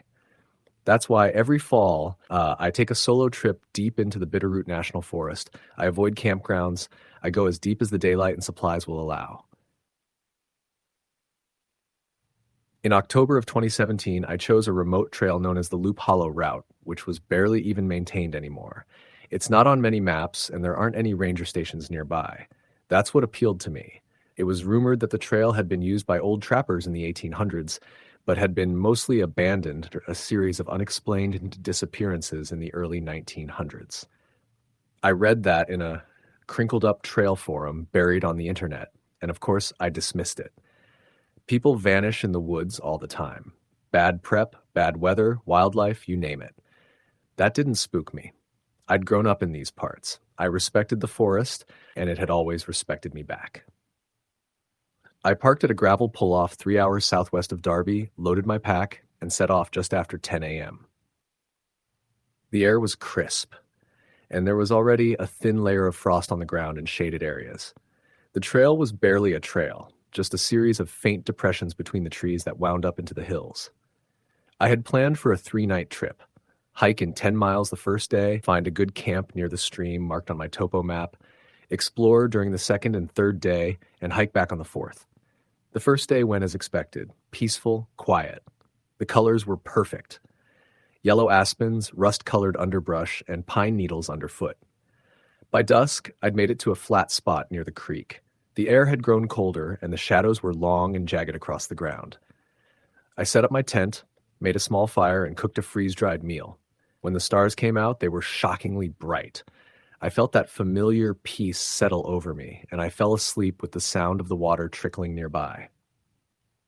It was sometime in the middle of the night when I heard a sound that didn't fit the normal forest ambiance. It was faint at first, like humming. Not melodic, more like someone breathing with a deep, throaty resonance. I lay still in my sleeping bag, listening. It wasn't an animal. I've heard elk bugles, bear grunts, coyotes. This wasn't that. It was too human. I sat up, heart starting to race, and unzipped the tent just enough to peek out. The moon was high, casting enough light to see the frost glinting on the leaves. I scanned the tree line. Nothing. The breathing had stopped. I stayed awake for over an hour, listening. Finally, convinced it was just my imagination or some echo off the rocks by the stream, I drifted back to sleep. The next morning, I shook it off. My coffee tasted just as good, and the sun broke through the trees in those brilliant golden shafts that make the whole forest look like a painting. I spent the day hiking further upstream, taking photos, and enjoying the silence. By late afternoon, I was back at camp, boiling water for dinner. That night, the forest felt different. Still. Too still. There's a kind of quiet that doesn't feel right. Like the woods are holding their breath. No wind, no insects. Even the stream sounded muffled, like something was suppressing the sound. I bundled into my bag early, planning to rise at first light and cut the trip short. I couldn't explain why, but the feeling was crawling all over me now. The warmth and comfort I normally felt had been replaced by unease. Something in the trees was watching. I woke up gasping around 3 a.m. The air inside my tent felt wrong, humid, but freezing cold. My breath fogged out in clouds, but my skin was damp with sweat. I sat up, heart pounding. Outside the tent, I heard footsteps. Slow, crunching leaves, not an animal, not unless it was walking on 2 feet. I froze. My bear spray was zipped in the corner of the tent with my pack. I moved slowly, silently, and grabbed it. The crunching continued, closer. Then it stopped. I waited. Minutes passed. My ears strained so hard they hurt. Then from just outside the tent, a whisper, "Leave." My whole body locked up. It wasn't the wind. It wasn't a trick of the forest. It was a voice. I yanked open the zipper and sprayed the bear spray blindly into the dark. Nothing screamed. Nothing ran. But the air filled with the bitter sting of capsaicin. I coughed hard, eyes watering, and staggered out of the tent. Nothing. No one. But footprints, bare ones, were pressed into the frost around my tent. Bare feet, no shoes, no boots, just human footprints, in 20-degree air. I broke camp in less than 15 minutes. I packed everything in a rush, half panicked, flashlight bobbing wildly as I tried to keep calm. I decided to hike out in the dark. I knew it was risky, but I didn't care. I needed out. I kept my headlamp low, moving fast along the barely there trail. The shadows loomed and twisted. Every noise made me jump. After about 2 hours of hiking, I realized I had no idea where I was. The trail had vanished. I checked my compass. It spun slightly, then settled, then spun again. My GPS showed a scrambled signal. No fix. I turned in slow circles trying to reorient myself. The forest was too dense. Every direction looked the same. I tried to retrace my steps, but I kept circling back to the same clearing 3 times in a row. I marked a tree with my knife and came back to it 10 minutes later from the opposite direction. I sat down, shaking. That's when I heard the humming again. Closer. This time it was definitely human. Deep, low, and not in any language I recognized. Almost like a chant. I stood up, my flashlight aimed toward the sound, and I saw it. A figure. Tall, emaciated, standing between 2 pines. Its skin was grayish-white, stretched over bones, no clothes, no hair. Its eyes were just empty sockets. It didn't move. I turned and ran. No thought, just instinct. I ran until my legs screamed and my lungs burned. Then I tripped. I hit the ground hard and rolled, smashing my flashlight against a rock. Darkness. I scrambled up, fumbling for my phone. The screen glowed, 5% battery, but it was enough. I turned on the flashlight and started moving again, slower now. Every noise was a threat. Every flicker in the trees could have been that thing. Just when I thought I was losing it, I saw something ahead. A flicker of red. I rushed toward it. It was a reflector, an old one, nailed to a tree. A forgotten blaze. I followed it, breathless. Then another. Then a ribbon. Then, finally, a trail sign, half eaten by moss. I followed it for another 3 hours, until daylight finally bled into the woods. The light felt like salvation. By 10 a.m., I stumbled back onto a Forest Service road and waved down a truck driven by 2 hunters. They asked if I was okay. I told them I was lost. They gave me water and drove me back to my truck. I didn't tell them what I saw. Who would believe it? Later that night, safe in my apartment, I unpacked my gear. My tent was slashed, 3 long rips like claw marks. But the bear spray canister was untouched. My compass still spun. My GPS never powered back on. I went back through my photos. Most were fine. Trees, leaves, the stream. But one photo, the last one taken just before I left the original camp, showed something I hadn't seen when I took it. Behind the trees, just past the edge of my tent, was a pale figure.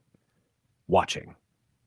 I never went back to the Loop Hollow route. I don't camp alone anymore, and sometimes, even in my home, I still hear that whisper just before I fall asleep. Leave. Story the end. In the summer of 2015, I took a wilderness trip that changed my life in a way I can't explain without sounding crazy. But I swear to you, every word I'm about to share is true. I was 32 at the time, working as a freelance wildlife photographer based in Oregon. My work usually took me deep into national parks or protected wilderness areas, far from cities and often away from cell service. I liked it that way. I always said nature was honest, even if brutal. After what happened, I'm not sure I believe that anymore. My plan was a 10-day solo trip into the Eagle Cap Wilderness in northeastern Oregon. I'd been there once before, and the rugged terrain, glacier-carved valleys, alpine lakes, and dense pine forest had stuck with me. This time, I wanted to go deeper. I had plotted a route that looped around the eastern section of the wilderness, far from any popular trails. It was remote even by backcountry standards. I brought my gear, my camera, food for 2 weeks just in case, and a journal. I told a friend in La Grande about my route and the expected return date. That was standard safety protocol. The first few days went beautifully. I had clear weather, caught some great shots of a mother elk and her calf at a lake, and didn't see a single other person. I camped near small streams or tucked between old growth trees, and the silence at night was so deep I could hear the blood in my ears. It's a kind of peace you can't find anywhere else. But on the fourth day, things shifted. I had reached a part of the trail that cut between two rocky ridges. There was a steep drop on my right, thick forest below, and a gradual slope upward to my left. I came across a dead tree right across the path. It looked like it had fallen recently. I had to scramble up and around it, and when I dropped back onto the trail, I noticed something odd. Another trailhead, much fainter, diverging off the main one and descending into the woods below. It wasn't on my map. That in itself wasn't so unusual. Game trails or old Forest Service routes often go unmarked, but something about it gave me pause. The entrance to it was framed by two large boulders, almost like gateposts, and the forest it led into seemed darker, thicker. I hesitated, took a couple of pictures of it, then shook the feeling and moved on. That night, I camped in a small clearing about half a mile beyond the junction. Around midnight, I woke to a strange sound. It wasn't an animal. I know the sounds animals make, rustling, padding, the occasional snap of twigs. This was rhythmic, like something tapping lightly against a tree. Tap, tap, tap.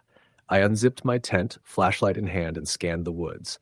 Nothing, just dense black trees and fog. I listened. The sound stopped. After 10 minutes, I convinced myself it was just a branch or a bird. I climbed back inside, zipped up, and lay there trying to sleep. Then came the whisper.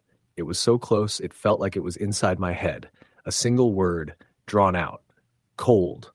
I sat up so fast I nearly knocked the lamp off the tent pole. I unzipped again and burst out into the open, heart pounding. No one. The air was dead still. Even the usual night sounds, crickets, distant owls, were silent. I didn't sleep at all that night.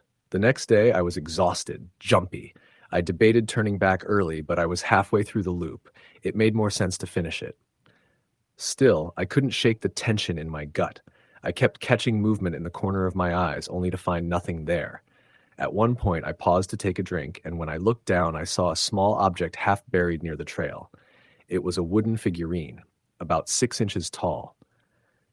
Roughly carved in the shape of a person, but with no face, just a smooth, blank oval. Its arms were too long, hanging down past its knees. The thing was old, weathered, and smelled faintly of smoke. I didn't touch it. I took a picture and moved on quickly. That evening, I made camp on a rocky bluff, figuring I'd sleep easier with open space around me. I made a small fire, heated some food, and tried to write in my journal, but I couldn't focus. Just before sundown, I thought I saw a figure standing in the tree line across the slope. I stared for 5 full minutes. It didn't move. Then, just as I started to believe it was a trick of light, it stepped backward into the trees and disappeared. I grabbed my knife and stayed up by the fire well into the night. Around 2 a.m., I heard the whisper again. Colder. It came from behind me. I turned fast, shining my light, scanning the area. Nothing. But when I turned back to the fire, the wooden figurine was sitting on a rock beside it. I screamed. I don't even remember getting up. I ran maybe 50 yards into the darkness before realizing what I was doing and forcing myself to stop. I had no idea what was watching me or if I had even seen anything at all, but that figure had not been there before. I don't know how it could have gotten there, unless someone had placed it quietly while I was sitting a few feet away. And I hadn't heard a thing. I didn't sleep. I repacked my things before sunrise and took the shortest route back toward my starting point, cutting through less used trails. The woods seemed denser now. The light didn't feel right. The air was always cold, even in the daylight, and I started noticing something even more disturbing. I was walking in circles. At least twice, I came across the same tree, one with a thick, dark scar in the trunk that I had marked with chalk earlier in the trip. I knew I was miles away from where I first saw it, but it was the same tree, same scar, same mushrooms growing along the base. I panicked. I started hiking with the compass in my hand, ignoring the trails, pushing through brush in a straight line. I rationed my food. The nights were unbearable. I didn't sleep more than 20 minutes at a time, jolting awake to sounds of scratching, breathing, whispers that seemed to come from just beyond the tent wall. Closer? On the 7th night, I had what I can only call a breakdown. I woke up to find my tent wide open, though I always zip it from the inside. My camera was gone. My pack had been moved. The wooden figurine sat beside my sleeping bag, now with a carved face, blank eyes, and a wide, gaping mouth. I screamed until my throat tore. I started running that morning. I left half my gear behind. Just took water, my knife, and a flashlight. I followed the sun, kept moving west, and didn't stop for hours. Late that afternoon, I heard something behind me. Footsteps, maybe 20 feet back. I turned and saw nothing. But the woods were too quiet. Then the smell hit me. Rotting meat, like roadkill left in the sun. I pushed forward until I stumbled into a clearing and dropped to my knees, shaking. It was the first time I had seen open sky in 2 days. I stayed there until sunset, then walked through the night, delirious and freezing. On the 9th day, I reached a ranger station. I must have looked like hell, filthy, scratched, eyes bloodshot. The ranger didn't even ask me questions at first. He gave me water, a blanket, and called for help. I didn't tell him the full story, just said I'd gotten lost, that something was following me. He nodded, like he'd heard it before, and said something I'll never forget. "You're not the first one to come out of those woods looking like that." When I got back to Legrand, my friend drove me home. I had frostbite on 3 toes and a fractured rib I don't remember getting. My camera was never recovered. The film rolls I still had in my other bag came back blank, overexposed somehow, or damaged. Every single one. A month later, I got a package in the mail. No return address. Inside was a photo, black and white, grainy. It showed my tent in the woods. I was sitting by the fire. The photo had been taken from maybe 20 feet away. I moved to Arizona 6 months later. Haven't been back to Oregon since. I still hear whispers when I wake up at night. Sometimes they say my name. Story the end. It was the fall of 2018 when my cousin Elijah invited me on a backcountry hunting trip up in the Wind River Range of Wyoming. He was an experienced outdoorsman, grew up in Montana, worked for the Forest Service for a few years, and I trusted him with anything wilderness related. I was a capable hiker and had been on a handful of multi-day treks before, but nothing like this. Elijah said we'd be going deep. No marked trails, just topo maps, compass, and GPS if needed. He promised elk, maybe even moose if we were lucky. We were both in our late 30s, no wives, no kids, and both looking for something to shake off the weight of the past year. The plan was to drive out to Pinedale, pack in 10 or so miles to a ridge where Elijah had spotted signs of elk the year before, set up camp, and spend the next 5 days tracking and hunting. We drove his beat-up Toyota Tacoma from Denver through the night and arrived at the trailhead around noon. The air smelled like pine and damp soil, and the whole area was covered in the orange-brown rust of a changing season. Changing season. We hiked in through a mix of dense lodgepole pine and aspen groves, passing a few old fire rings and the occasional piece of flagged tape someone had left years back. But within a few hours, the signs of other people vanished. It was just us, packs, and rifles, pressing deeper into the remote spine of the Rockies. Elijah had a sixth sense about the land, and I followed him without question.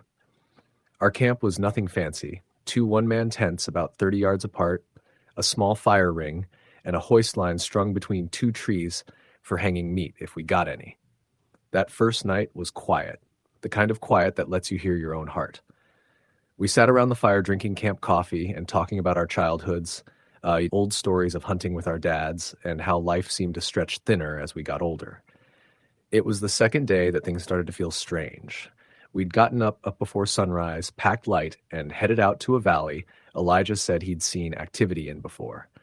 Around noon, we came across a patch of old-growth pine and found what looked like a crude shelter, logs stacked into a triangle, no tarp, no signs of recent use, but it was definitely man-made. Elijah frowned at it for a while, then muttered, "Don't like that." I asked him why. He just shrugged and said, "Some people go into the woods and don't want to come out." We moved on. About an hour later, we heard movement ahead of us, something large. Elijah signaled to get low.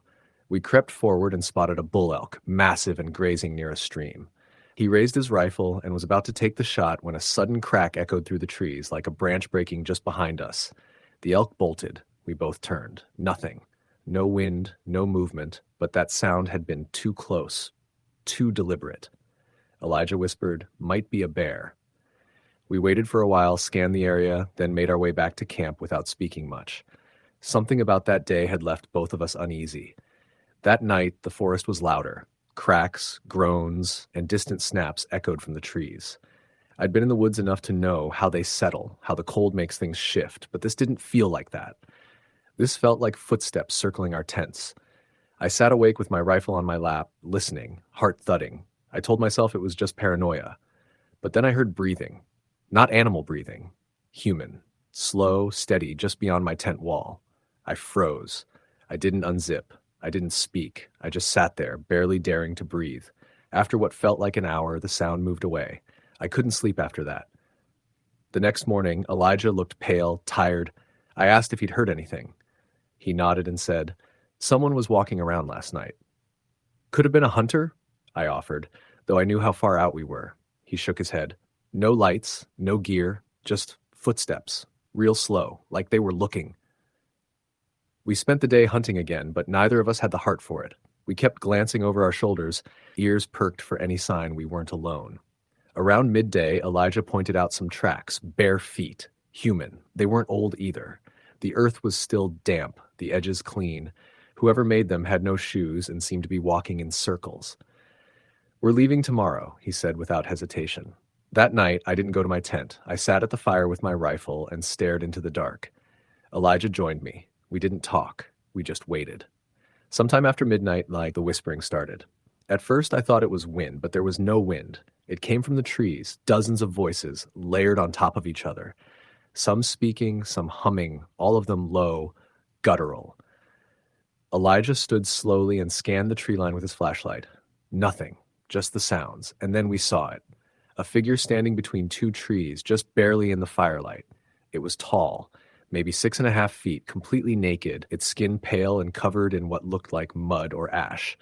It had long, black hair that hung over its face, and its arms were too long, almost reaching its knees. It stood still, unmoving, watching. I raised my rifle. Elijah put his hand on mine. "Don't," he said. "If it wanted to hurt us, it would have." That thing turned and stepped back into the trees without a sound. The whispering faded with it. We packed before sunrise. The hike out felt longer than the hike in. Every branch looked like a hand reaching out. Every sound made me flinch. We didn't speak at all, just kept our eyes ahead and marched. When we got back to the truck, Elijah took one last look at the woods and said, "Something's wrong up there." I nodded. I didn't need him to explain. We drove straight through the night, not stopping until we hit Casper. We got a room at a cheap motel, and I took the longest shower of my life. That should have been the end of it.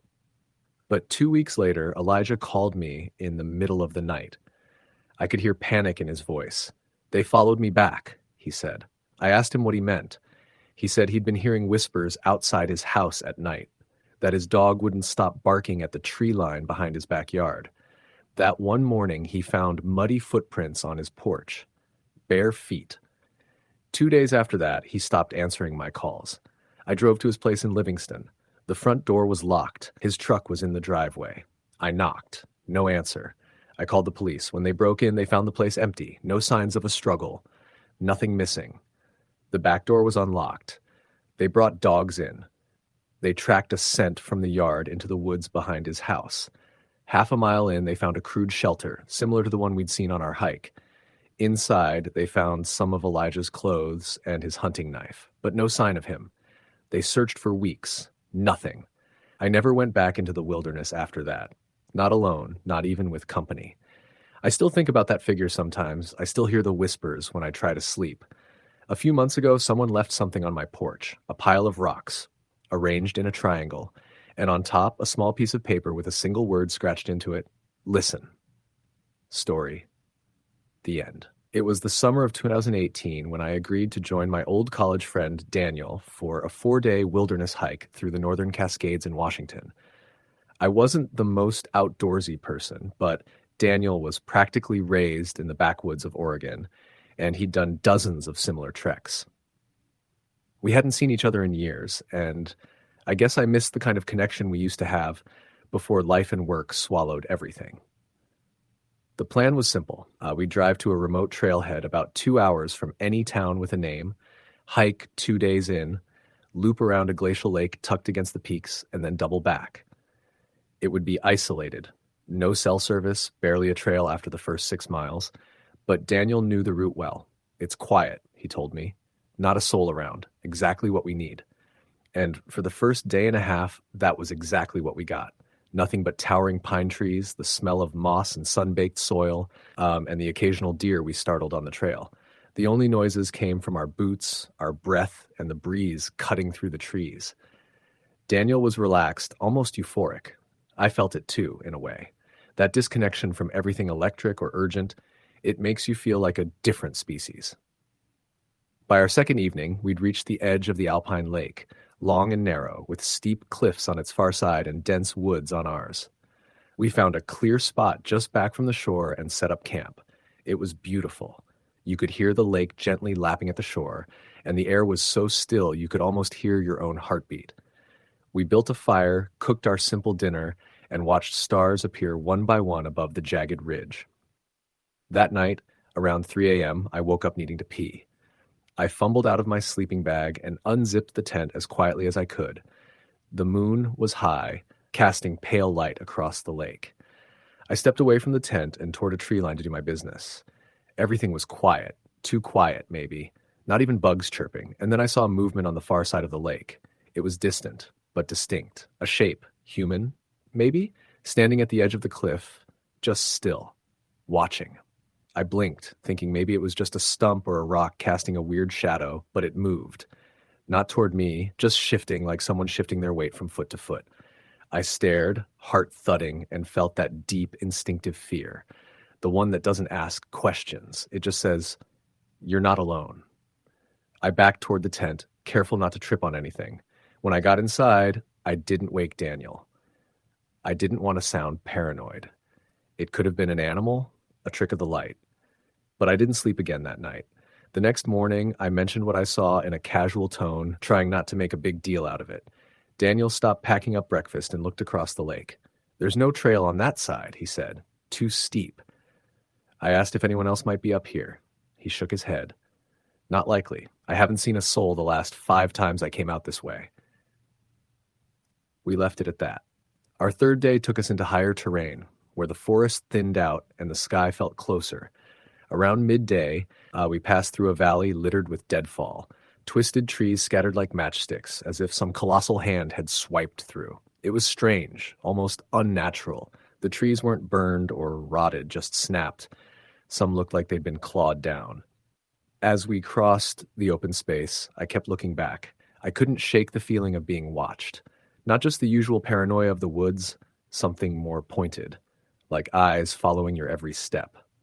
That night, we camped by a boulder field on the slope of a ridge. We set up between 2 tall trees, facing east toward the valley we had crossed. As we finished dinner, Daniel noticed something odd in the rocks below us. "You see that?" he asked, pointing with his fork. I squinted. Maybe 40 feet away, there was a kind of shape in the rocks, like someone had carefully arranged them into a circle. At first, I thought maybe it was just a natural formation, but it looked too intentional. Inside the circle, a tall stick jutted upright like a marker. We walked down to it. The circle was precise, perfectly rounded, made of medium-sized stones, and the stick in the center had strips of what looked like cloth tied to it. They were faded, possibly once red. Old, fraying, nothing else. No footprints, no signs of anyone being there recently. Daniel didn't say anything at first. He just stood over it, staring. Finally, I asked, "Some kind of marker?" He frowned. "Maybe, but it's not on the maps." We left it untouched and returned to camp. That night was the worst. It was just past midnight when I woke up. The fire was out, but I could see the coals glowing faintly. I sat up and immediately felt that same eerie stillness from the night before. Daniel was already awake, sitting cross-legged, eyes fixed outside the tent. "You hear it?" he whispered. I listened. Nothing at first. Then I heard it, something crunching over gravel and pine needles, slow steps, then a pause, then more steps. It wasn't an animal. Too heavy, too deliberate. Daniel unzipped the tent quietly and peered out. I held my breath. Then he froze. "What is it?" I whispered. He didn't answer. I crawled over and peeked out beside him. Maybe 20 feet from the tent, half obscured by shadows, was a figure. Tall, thin, standing perfectly still, facing us. It wasn't holding a light, and the moon had ducked behind a cloud, but I could make out the outline, long limbs, a narrow torso, and a head slightly cocked to the side. I wanted to believe it was a person, a camper, a ranger, anyone. But it just stood there. Then it moved, not like a person. It didn't walk. It just shifted, like it blinked from one spot to another. 1 second it was 20 feet away, and the next it was 10. No sound, no transition. Daniel slammed the tent zipper and scrambled for the hatchet he kept near his bag. I grabbed my flashlight and clicked it on, but the beam stuttered, flickered, and dimmed, even with fresh batteries. The footsteps returned, circling, always just outside the light's reach. We didn't sleep. By morning, whatever it was gone. We packed up and left immediately, skipping breakfast, skipping the final leg of the trail. We cut cross-country back toward the trail we came in on, desperate to get out before another nightfall. But something followed us. We didn't see it again in daylight, but we heard it. Breaking sticks behind us, brief flashes of motion between trees. Once, we saw a dead bird nailed to a tree by a sharpened stick. Daniel's face turned white. That wasn't here before. By dusk, we reached the last mile stretch back to the trailhead. Just before we got to the car, we passed a tree with a familiar object hanging from one of its branches. A strip of faded cloth tied in a loose knot. It was identical to what we had seen on the stick in the rock circle. I don't know how it got there. We didn't speak during the drive back, not until we hit a gas station 2 hours later and Daniel asked, "You think it followed us?" I didn't answer. He never returned to that trail. A year later, Daniel moved to Maine. He won't talk about the trip anymore. When mutual friends bring it up, he shuts down or walks away. As for me, I haven't been back into the deep woods since. I hike, but only short loops now, always where people are nearby. I still think about that shape in the night, how it moved, how it watched. There are places in the wilderness where something old still lives, something that doesn't want company, and if you see it once, you may never stop feeling its eyes. Story, the end. The idea of disappearing into the wilderness alone was never something that frightened me. I'd grown up in the Pacific Northwest, where the forests stretch on forever, dark and dense, and the mountains rise like ancient giants. Hiking and camping were a way of life, my refuge from the noise of the city and the unending buzz of everyday responsibilities. Over the years, I'd spent hundreds of nights under canvas and stars, always careful, always prepared. But the story I'm about to tell changed everything. It took the parts of that world I thought I knew and twisted them into something else entirely.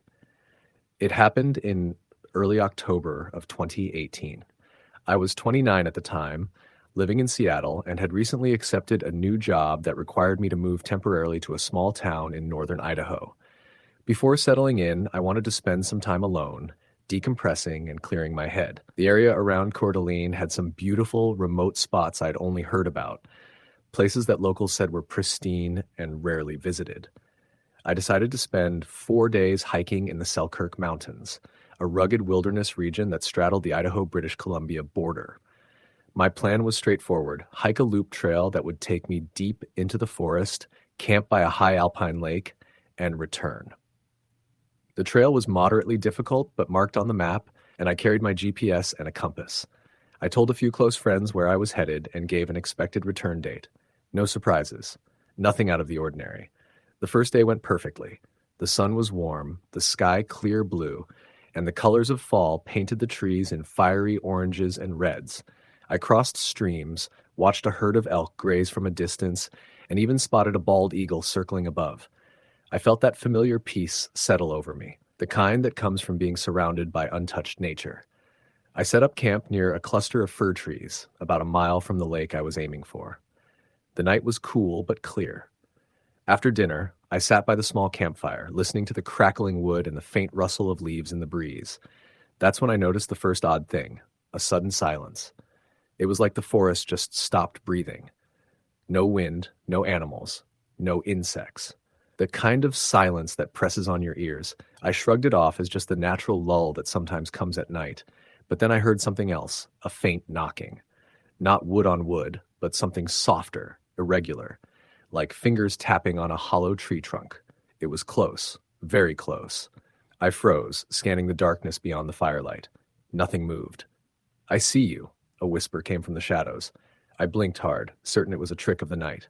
Hello? I called out, trying to keep my voice steady. No answer. The knocking stopped. Sleep was elusive after that. Every time I closed my eyes, I heard faint footsteps circling the camp, soft breaths in the dark. When I dared to peek outside the tent, there was never anyone there. No footprints in the dirt, no broken branches, just the same heavy, unnatural silence. The next morning, I was on edge. I packed quickly and headed toward the lake, eager to put distance between me and the unsettling night. But as I walked, I started noticing strange things. The trail markers I'd counted on were missing or defaced, red paint chipped off, wooden signs splintered. The forest grew thicker, darker, and colder. By midday, I reached the lake. It was stunning, nestled between craggy peaks with water so clear I could see the rocks at the bottom. But something else caught my eye, an old wooden rowboat tied loosely to a rock near the shore. It looked weathered, covered in moss and grime, but intact. I hadn't seen it marked on any map or guidebook. Curious, I approached it slowly. There was no lock, no sign of recent use. I considered rowing around the lake, but a cold shiver ran down my spine. I decided against it and set up camp near the water instead. That night, the forest fell silent again, and the tapping returned. But this time, it wasn't just at camp, it came from the lake. I heard the unmistakable sound of wood scraping against rock, the faint creak of oars dipping into water, and whispering voices carried on the wind. I peered into the darkness and saw the dim glow of lantern light moving slowly across the lake's surface. Heart pounding, I grabbed my flashlight and shone it toward the light. It vanished instantly. The tapping ceased. I sat frozen for hours, listening to the oppressive silence. The following day, I decided to explore the area around the lake. On the far shore, I found the remnants of a small settlement, collapsed cabins, rusted tools, and a stone hearth. Among the ruins, I spotted a series of carvings on a fallen tree, twisted faces, strange symbols, and words scratched into the bark. One phrase repeated over and over, "Leave this place." I gathered my gear, determined to head back. But as I started along the trail, I realized the forest around me was different. The trees seemed to close in, blocking out the sun. The path was indistinct, the terrain uneven. My GPS flickered and then died. The compass spun wildly, refusing to settle on any direction. Panic began to creep in as I walked in circles, passing the same fallen logs and boulders repeatedly. The forest seemed to shift with every step, like it was alive and intentionally confusing me. Shadows stretched impossibly long. Shapes flickered at the edge of my vision. That evening, I took shelter in a hollowed-out tree trunk, shivering despite my layers. As darkness fell, the whispering voices returned, soft, unintelligible, but growing louder, more insistent. "I see you," they said, again and again. Suddenly, a cold hand seemed to brush against my shoulder. I spun around, flashlight blazing, but nothing was there. The air grew thick and suffocating. I scrambled to pack my things, hands trembling, and fled into the night. I ran blindly for hours, driven by fear, until I stumbled onto a narrow dirt road. Exhausted and disoriented, I followed it for miles until I found a ranger station, where a tired officer helped me call for a ride. Back in town, I tried to explain what happened. The ranger shook his head and told me the area around the lake was considered cursed, a place locals avoided. He mentioned a century-old story about a logging camp wiped out by tragedy, and about missing hikers who were never found. Since that trip, I haven't set foot in the forest. I don't hike anymore. And sometimes, when the wind howls outside my apartment window, I swear I hear tapping, soft knocking on wood, whispered voices repeating one chilling phrase, "I see you." Story the end.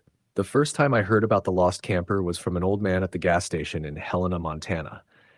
He was the kind of guy who looked like he'd lived his whole life in the mountains, weathered skin, a slow drawl, and eyes that seemed to carry more stories than anyone should.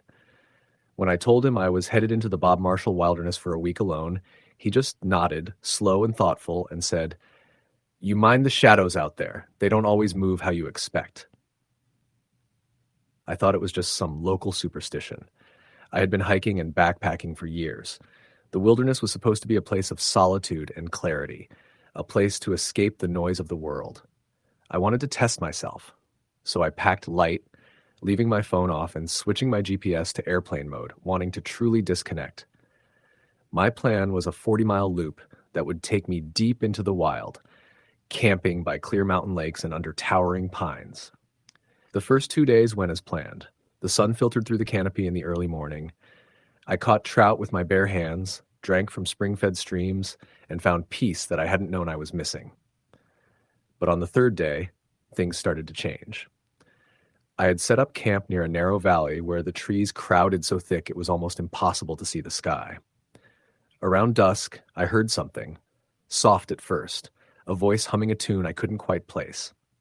It sounded distant, but close enough to be unsettling. I called out, thinking it was another hiker, but no answer came back, just the humming fading like a breeze through leaves. That night, I couldn't sleep. My tent felt suffocating, as if the walls were pressing in. Outside, the forest was unusually silent. No crickets, no rustling animals. I swore I heard faint footsteps circling, but every time I unzipped the tent, there was nothing. The next morning, I found footprints in the mud, barefoot, large, and with a dragging pattern as if someone was pulling one leg. They started a few yards from my tent and led into the forest. I followed them cautiously for a mile, but they ended abruptly near a rocky outcrop covered in strange symbols carved into the stone.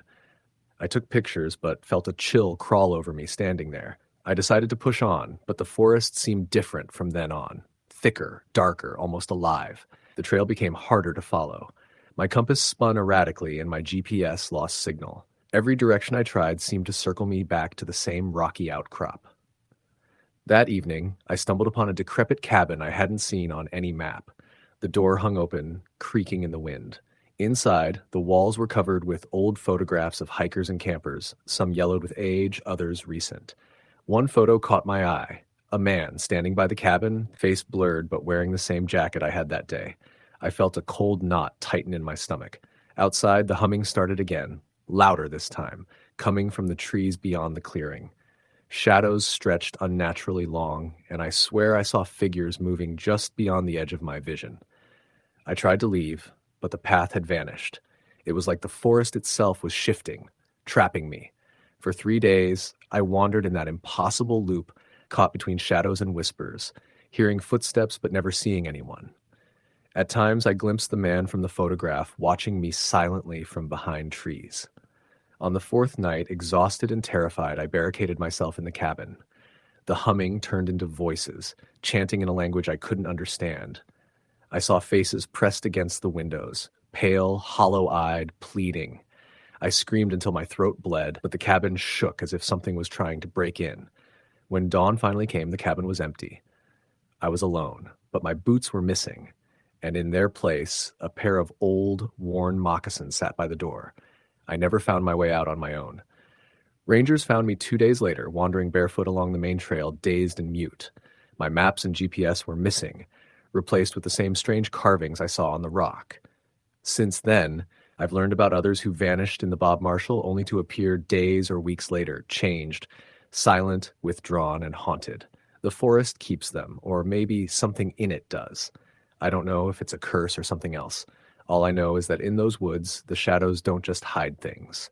Sometimes they reach out and pull you in. Story. The end. The summer of 2015 was a turning point in my life, though I didn't realize it at the time. I was 27, living in Denver, and itching to get away from the endless noise of city life. I'd always been an outdoors person, hiking, camping, backpacking, but that summer, I wanted to do something different, something deeper. So when my friend James suggested a week-long solo backpacking trip into the Bob Marshall Wilderness in Montana, I jumped at the chance. The Bob Marshall Wilderness, known as the Bob, is one of the largest and most remote wilderness areas in the continental United States. It's rugged, wild, and brutally isolated. It was exactly what I was looking for. James had been before, but only on shorter trips. I'd never done a solo trip longer than a weekend, so I spent weeks preparing. I pored over maps, stocked up on gear, packed enough food and water purification tablets for a week, and carefully planned my route. The plan was to hike a loop that would take me through the South Fork of the Flathead River drainage and then back around through the Red Meadow area. The day I set off, the sun was bright, the sky a perfect blue, and the air crisp with the faint scent of pine and earth. My pack was heavy, but my heart was light. The trailhead was near a small logging town called Sealy Lake. As I started my hike, the forest seemed to welcome me. The towering Douglas firs and western larches rustled in the gentle wind, birdsong floated through the air, and the distant rush of water from a nearby creek was like a soothing lullaby. The first 2 days went exactly as planned. I made good time, setting up camp near a small creek each night. I felt invigorated by the solitude and the natural beauty that surrounded me. No cell service, no people, just me and the wilderness. On the third day, things began to feel different. I left the established trail and took a narrow game path that veered off into an area labeled Old Growth Stand on my map. The trees here were ancient, their thick trunks wrapped in moss, branches twisted and knotted like the arms of some enormous forest deity. The canopy was so dense that only thin beams of light pierced through, casting eerie shadows that danced across the forest floor. As I made my way deeper into this part of the forest, the temperature dropped noticeably, even though it was still midday. The air felt thick and damp. The usual chorus of birds and insects was gone, replaced by a heavy silence that pressed against my ears like a physical force. After about an hour of hiking, I stumbled upon a small clearing. At the center stood a dilapidated wooden cabin, half sunken into the earth and cloaked in vines and ivy. The roof sagged and several windows were shattered. It looked like something out of a forgotten era, abandoned for decades. Curiosity got the better of me, and I cautiously approached. The door was slightly ajar, creaking softly in the breeze. I pushed it open and stepped inside. Dust motes floated in the pale light filtering through the broken windows. The cabin smelled of rot and mildew. Inside, I found a rusted wood stove, a broken rocking chair, and a small table covered in faded, yellowed papers. Among the papers was a brittle, leather-bound journal. I opened it carefully. The entries were written in tight, spidery handwriting, dated back to the early 1900s. The author was a man named Samuel Avery, a logger who had lived here while working in the forest. The entries described a lonely life, filled with hard labor and isolation, but also hinted at something darker. Samuel wrote of strange noises at night, of feeling watched, and of shadows moving just beyond the edge of the firelight. One entry, dated October 14, 1912, chilled me to the bone. Last night I heard whispers carried by the wind, voices calling my name, soft but urgent. I saw figures at the edge of the woods, tall, gaunt, with faces like hollowed masks. They do not speak, but their eyes pierce the darkness. I fear they do not want me to leave. I closed the journal quickly, a sudden unease settling over me.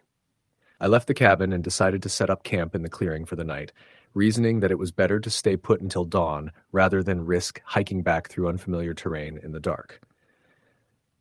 That evening, as the sun dipped below the horizon, the forest grew colder and the silence deepened. I built a small fire just outside the cabin and tried to shake the creeping feeling that something was wrong. Around midnight, I was awakened by a faint rustling sound.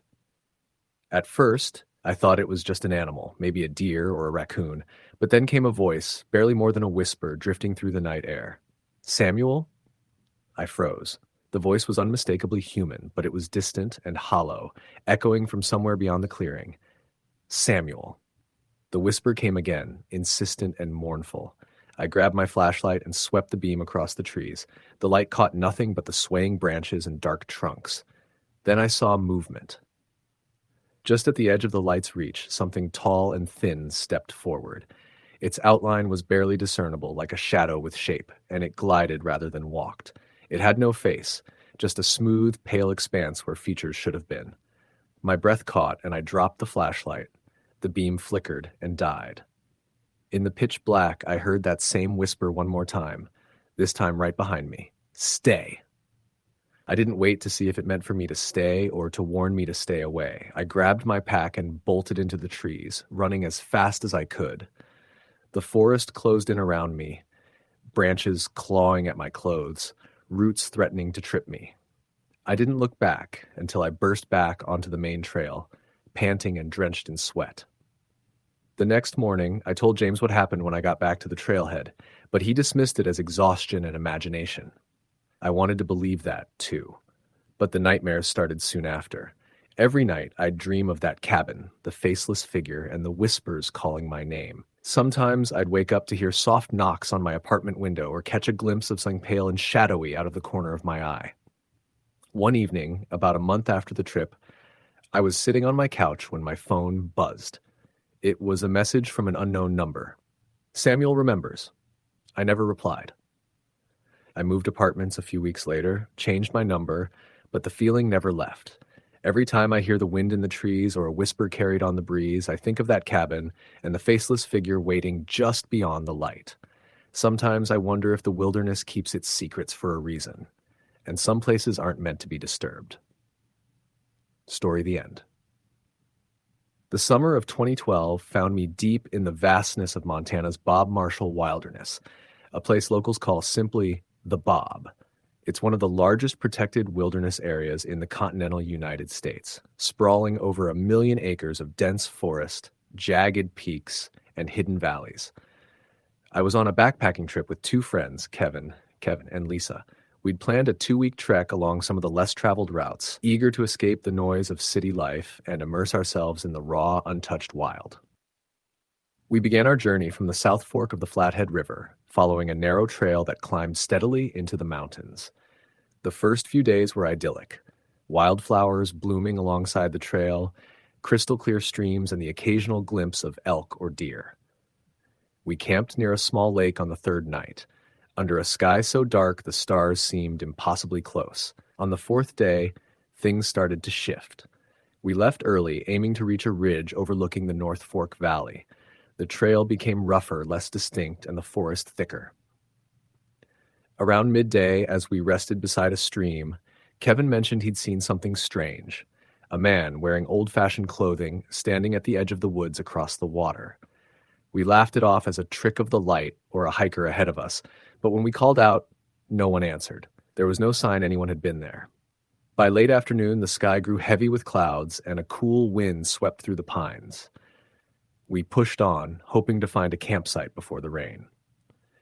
As we reached the ridge, the wind picked up fiercely. We found a small clearing to set up camp, but a strange unease settled over me. The forest beyond the clearing felt oddly silent. No birds, no rustling of animals. The air was thick and cold despite the summer heat.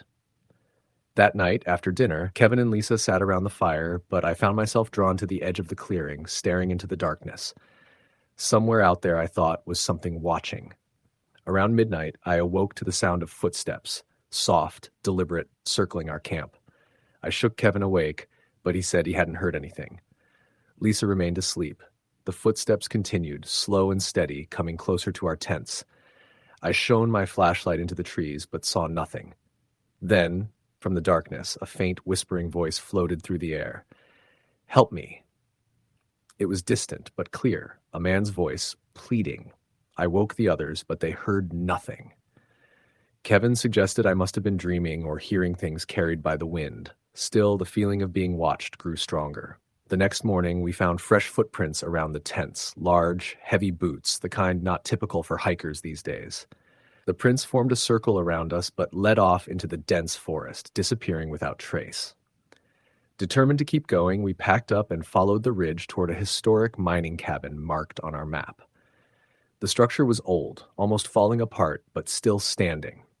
Inside, we found remnants of a life long gone. Rusted tools, broken glass bottles, and faded photographs nailed to the walls. One photo caught my eye, a black and white image of a man in early 20th century clothes, standing in front of the cabin. His eyes seemed to stare right through me.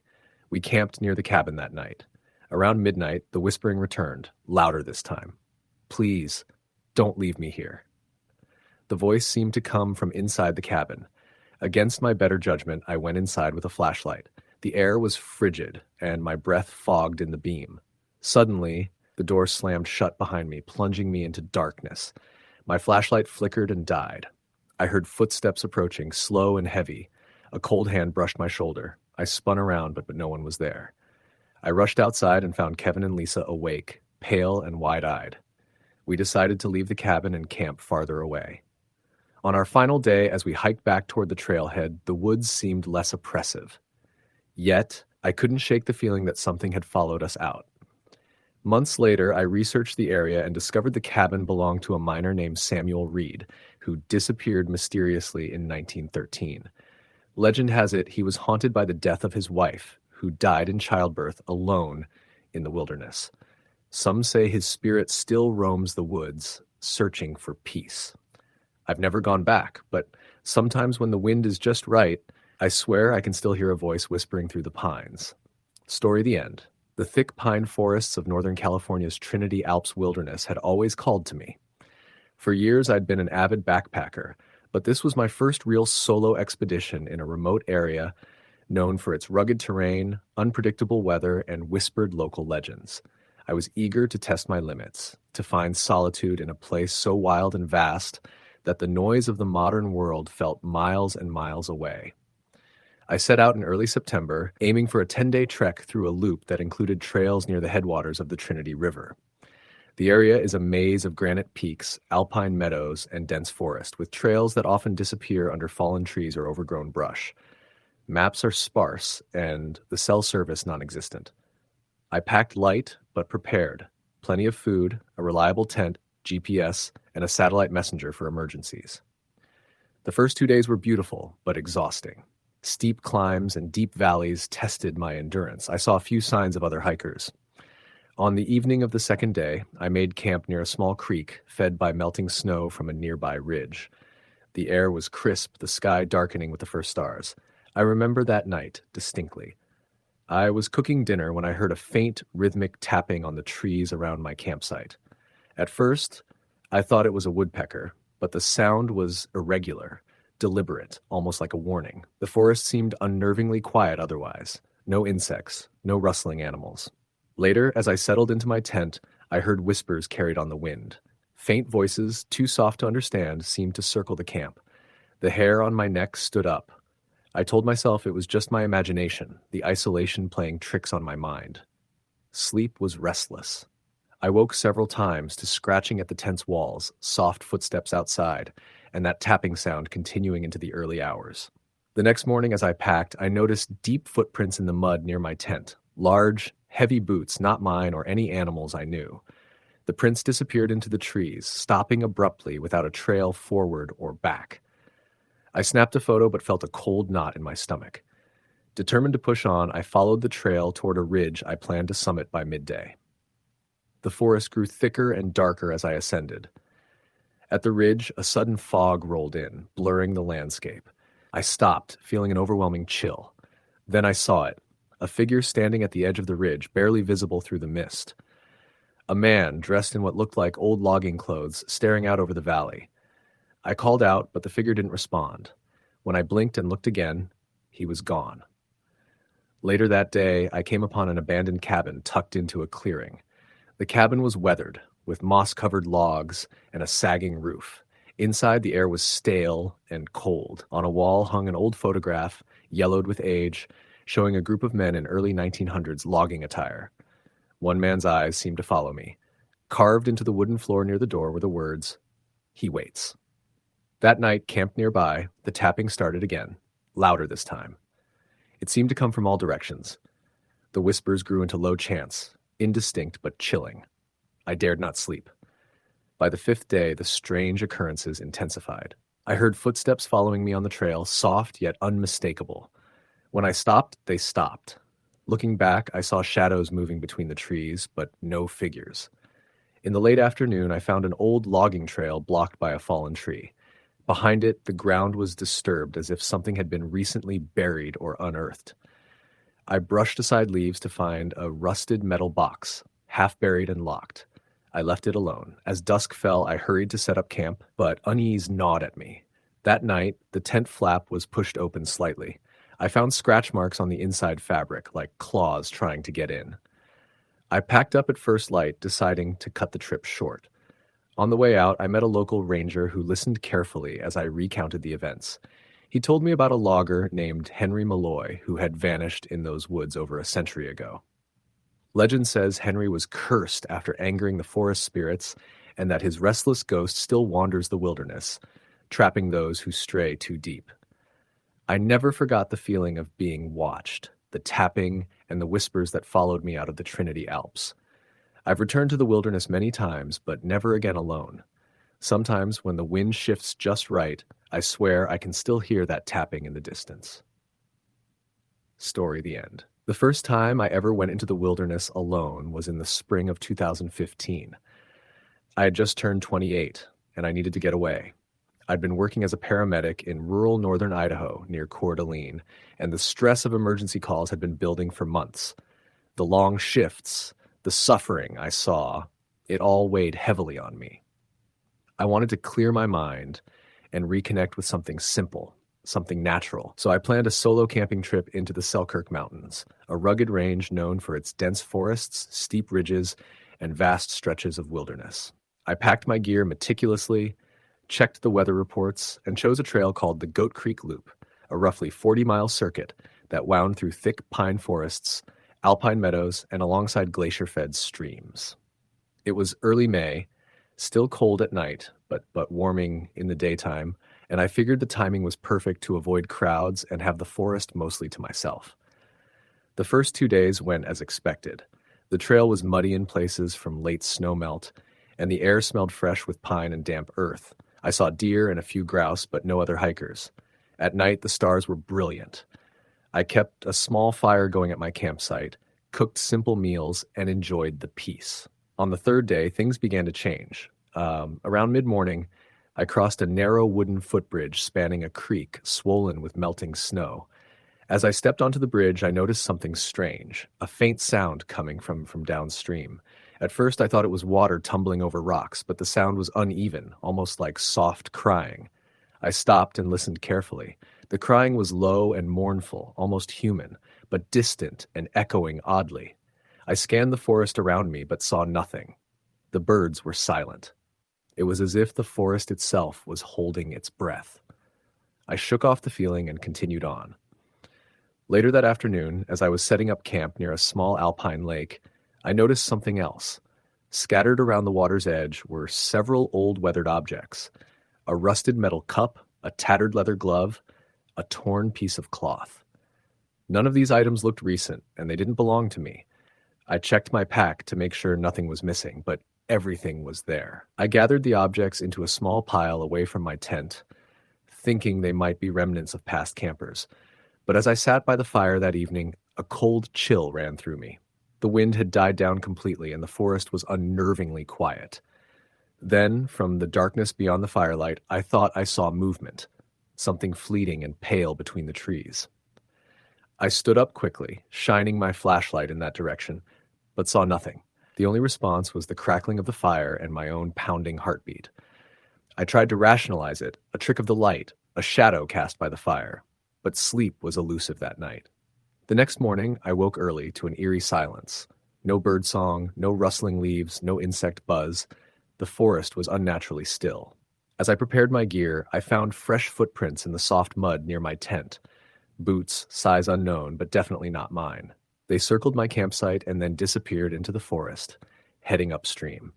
I called out, half expecting a reply, but the only answer was the oppressive quiet. A knot of unease formed in my stomach. I debated packing up immediately and heading back, but the trail was long, and I was committed. Besides, I reasoned, it could be another hiker who had passed through earlier. As I set off, I kept my eyes peeled. The trail grew denser with underbrush, and the canopy thickened overhead. The light dimmed, even though it was only mid-morning. I found myself moving slower, the weight of something unseen pressing down. Around noon, I came to an old ranger station that had been abandoned decades ago. The building was a small cabin, roof sagging, windows boarded over. Graffiti covered the walls. As I stepped closer, I noticed a carving in the wood above the door, a series of symbols that looked like letters, but not any alphabet I recognized. Inside, dust and cobwebs coated everything. A broken desk sat in the corner, and on it was a faded photograph, yellowed and torn. The image showed a group of men in forest ranger uniforms standing proudly in front of the station. One man in the middle wore a broad smile and held a rifle casually at his side. As I studied the photo, the temperature in the cabin dropped sharply. My breath fogged in the air, and an overwhelming sense of sorrow washed over me. I quickly pocketed the photo, intending to show it to someone later, and left the cabin. Later that evening, as I settled into my tent near a clearing, I heard it again, the soft crying. It was closer this time, drifting in on the night air. The sound was heart-wrenching, like a child weeping for a lost parent. I gripped my flashlight and unzipped my tent cautiously. Peering out, I saw nothing but shadows dancing in the moonlight. The crying continued, ebbing and flowing like waves. I stood frozen, the only sound my ragged breathing. Suddenly, the crying stopped. Then came a whisper, so faint I almost missed it. "Help me," it said. The words froze me in place.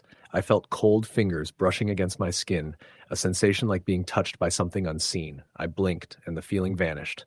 I rushed back into my tent and zipped it closed, heart pounding. I didn't sleep that night. The next day I hiked on, but the trail seemed endless.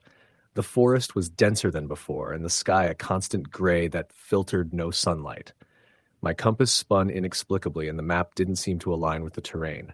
Several times I thought I recognized landmarks, only to find myself back where I started. At one point, I found another pile of bones near the trail, arranged carefully in a circle. Human bones. I stepped back in horror and stumbled, my flashlight shaking in my hands. As dusk approached, I reached a small clearing surrounded by tall pines. In the center stood a single figure, a man, tall and thin, dressed in the worn uniform from the photo. His face was obscured by shadow, but I could see the faint glow of eyes reflecting the firelight. I froze. He raised a hand slowly, beckoning me forward. The air was thick with the scent of damp earth and decay. I wanted to run, but my feet were rooted. Then he spoke, voice like dry leaves rustling. Lost, I stammered. I'm trying to find my way out." He nodded sadly. "Many lost here." The forest around me seemed to pulse with unseen energy. I asked, "Who are you?" He stepped closer, and the light shifted, revealing a face pale and gaunt. "I am the Watchman," he whispered, "keeper of the lost souls." Suddenly, the ground beneath me trembled. Shadows coalesced around the figure, stretching into shapes, faces contorted in silent screams, hands reaching for release. I turned and ran, heart hammering. Branches clawed at my clothes, roots threatened to trip me, but I didn't look back. Hours later, I stumbled onto a logging road and flagged down a truck passing by. The driver looked startled to see me so disheveled, but he agreed to give me a ride to town. At the ranger station, I showed the photo and told my story. The ranger took the photo and examined it closely. "That's Ranger Ed Mallory," he said gravely. "He disappeared up here 50 years ago, along with his entire patrol. They were never found." I left Idaho shortly after, shaken and haunted by what I'd seen and heard. Sometimes I wonder how many have wandered into that forest, hearing the crying, seeing the watchman, and never returned. And sometimes, late at night, I still hear that whisper, "Lost, lost." Story the end. The summer I turned 32, I decided to take a solo backpacking trip deep into the wilderness of northern Minnesota, in the Boundary Waters Canoe Area Wilderness. It was supposed to be a week of solitude, a chance to disconnect from the chaos of city life and reconnect with nature. I was an experienced outdoorsman, had spent years hiking, camping, and canoeing, but this trip was different. I planned to go off established routes into less traveled sections to find real isolation. I set out in early July, carrying a 50-pound pack filled with essentials: a tent, sleeping bag, stove, dehydrated meals, a compass, map, GPS device, and a small first aid kit. The weather was warm and sunny with just a few scattered clouds. I took a canoe and paddled across a string of lakes, portaging between them with practiced ease. For 2 days, I felt alive in a way I hadn't for a long time.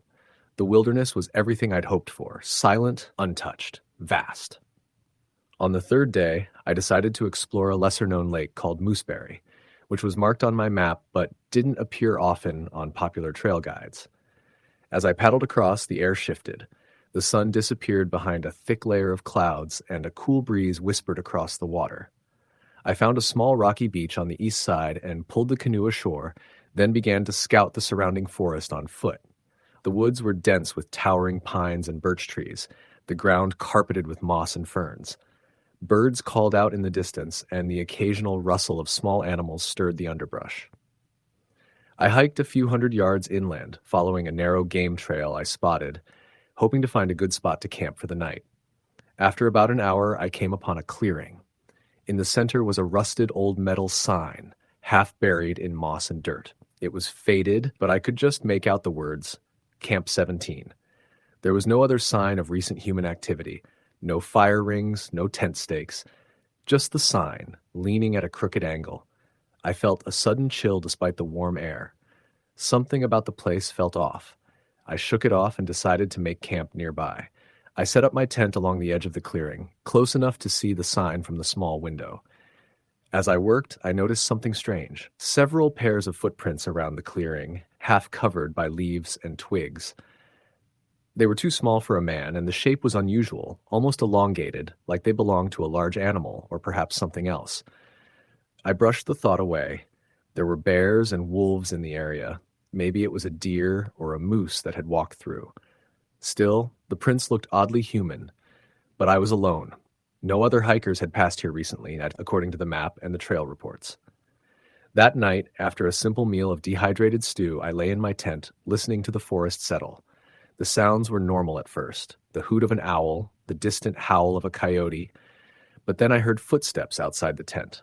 Soft, slow, deliberate footsteps that circled my campsite, coming closer, then retreating. I froze, heart pounding, and grabbed my flashlight. I unzipped the tent flap just enough to peer out into the darkness. Nothing. The forest was empty. No lights, no shapes, just the shadows of trees stretching like fingers under the moonlight. I called out softly, "Hello? Is someone there?" Silence. Then the faint sound of a voice, so soft I almost didn't hear it. A woman's voice, whispering my name. "Jake?" I don't know how I recognized the voice. It was like a memory, faint and broken. I shone the flashlight into the woods, sweeping the beam side to side. The light caught on a figure standing about 50 feet away. A woman in an old-fashioned white dress, soaked and stained, her hair hanging in wet strands over her face. She didn't move, just stood there watching me. I blinked, and she was gone. I slammed the tent flap shut, my hands trembling. I told myself it was exhaustion or my imagination running wild. But sleep didn't come. Around 2 a.m., I heard it again. The footsteps, the whispering. This time, more urgent. "Help me." The next morning, I packed quickly and decided to hike back toward the canoe. As I crossed the clearing, I noticed fresh footprints circling the sign. They led into the woods and stopped abruptly near a cluster of trees. Curious and uneasy, I followed the prints. About 20 feet in, I found a shallow grave. The earth had been recently disturbed. I dug with my hands, revealing a small wooden box. Inside was a collection of old, faded photographs, some torn and stained, and a rusted locket. The pictures showed a young woman in a white dress smiling sadly and a man who looked worn and tired. I pocketed the locket and sat down to think. I wondered who they were and what had happened here.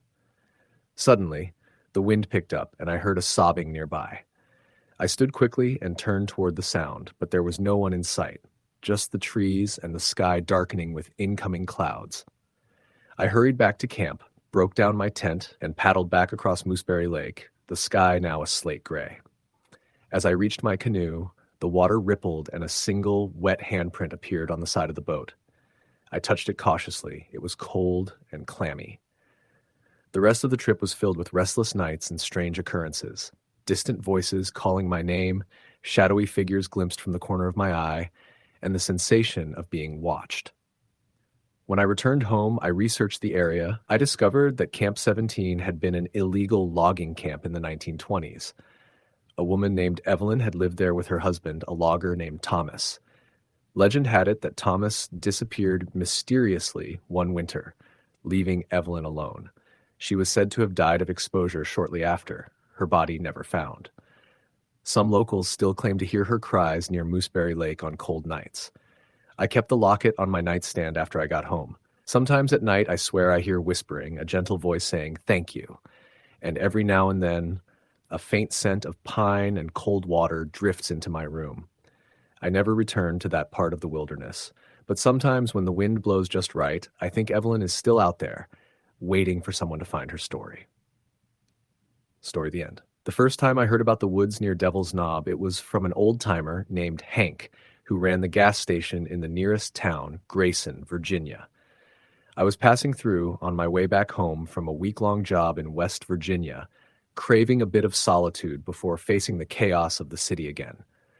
Hank was a wiry man in his 70s, with skin weathered from decades of sun and wind, and eyes that seemed to carry a whole history of mountain secrets. He gave me a map, pointing out a narrow trail that cut deep into the Jefferson National Forest, a place where cell service vanished and visitors went in but often didn't come out.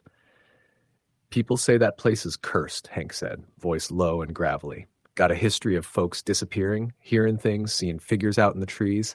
Best stay clear after dark or you might never find your way back. I was young, stubborn, and chasing peace, so of course that was exactly where I wanted to go. I arrived at the trailhead mid-afternoon, the late September sun dappling through the leaves, turning the forest floor into a shifting mosaic of gold and amber. My pack was light, just essentials: a tent, sleeping bag, food, water filter, and my camera. No GPS, no phone signal anyway.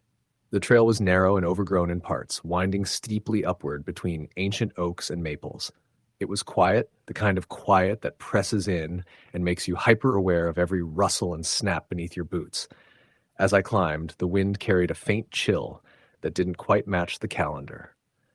By early evening, I'd found a small clearing beside a bubbling creek, perfect for pitching camp. The sun was dipping low, and the forest was alive with the calls of birds settling down for the night.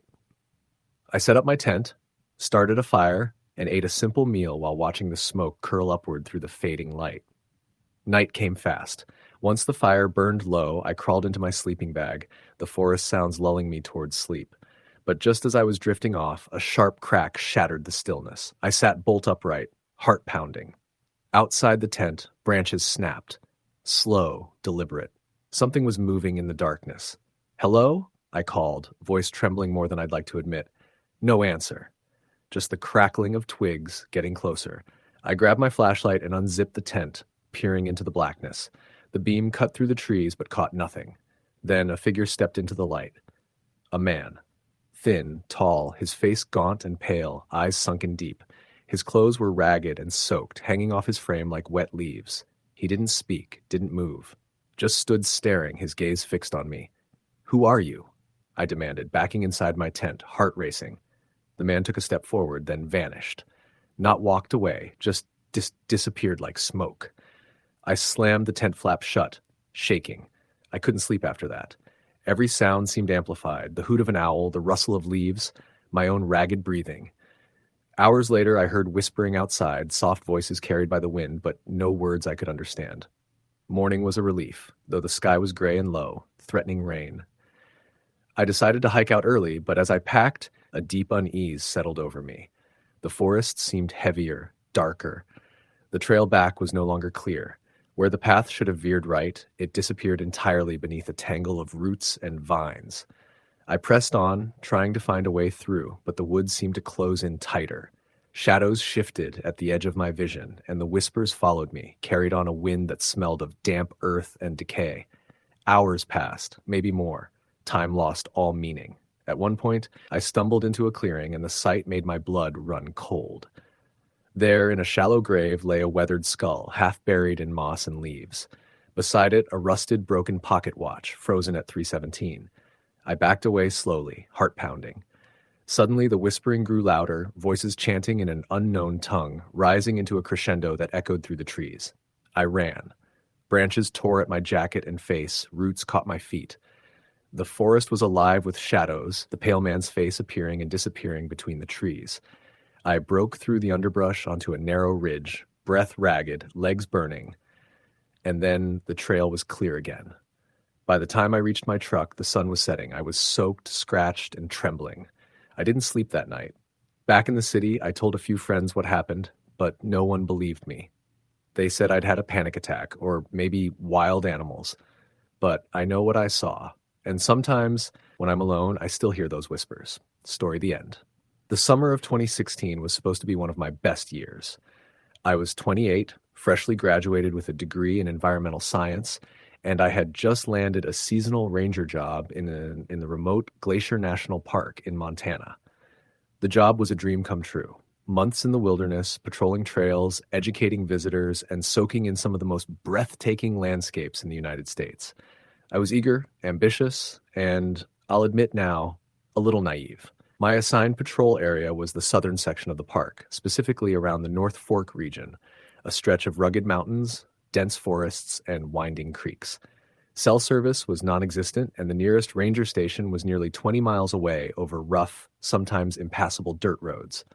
My quarters were a small, rustic cabin tucked against a hillside, surrounded by towering firs and cedars. I was alone out there, my only company, the wildlife and the wind. For the first few weeks, the work was as rewarding as I expected. Days were filled with hikes to check trail conditions, occasional visitor encounters, and evenings spent jotting notes or reading by the fire. The isolation was peaceful. I had grown up camping, but never this deep into the wilderness. I felt connected to the land in a way I hadn't before. Then, things started to change. It began one late August evening when I was returning from a patrol. The sun was setting behind the peaks, casting long shadows through the trees. As I navigated a narrow trail that skirted a steep ravine, I noticed a faint figure standing at the edge of a clearing ahead. I stopped the ATV, squinting through the dim light. The figure was slender, wearing what looked like an old-fashioned dress or robe. They didn't move, didn't acknowledge me, just stood silently, staring. I called out, "Hello? Are you okay?" No response. The figure seemed impossibly still, like a statue. As the shadows deepened, I felt an inexplicable chill creep up my spine. Then, without a sound, the figure vanished. I blinked, looking where it had stood, but only dense underbrush remained. I shrugged it off as a trick of the light, or maybe a deer's silhouette. After all, the park has plenty of wildlife that can catch you off guard. But the feeling lingered, a sense that something unseen was watching. That night, I had trouble sleeping. The cabin felt colder than usual, the kind of cold that seeps into your bones. Around midnight, I was jolted awake by a soft tapping at the window. Heart pounding, I got up and pulled aside the curtain. Outside, in the faint moonlight, I saw nothing but the swaying branches. I turned to close the curtain and caught a glimpse of a pale face reflected in the glass, eyes wide, expressionless, staring right back at me. I spun around, but the room was empty. The hair was long and stringy, and the skin looked almost translucent. I couldn't explain it, maybe exhaustion or cabin fever, but the image haunted me. The next morning, I told myself I was imagining things. I chalked it up to stress and long hours in isolation. But the unsettling experiences didn't stop. Over the following days, I noticed strange things. My food would be moved from its place, only to be found hours later exactly where I'd left it. Footsteps sounded outside the cabin at odd hours, crunching softly on the gravel. Sometimes I'd wake to the faint scent of wood smoke, even though no one else was nearby. One afternoon, while hiking near a narrow creek, I found an old rusted pocket watch lying half buried in the mud. It was ornate, with delicate engravings and a cracked glass face frozen at 3:15. The watch wasn't mine, and I'd never seen anything like it before. I pocketed it, thinking maybe I could research it later. That night, the whispers started. At first, they were barely audible, indistinct murmurs that seemed to float in from the forest.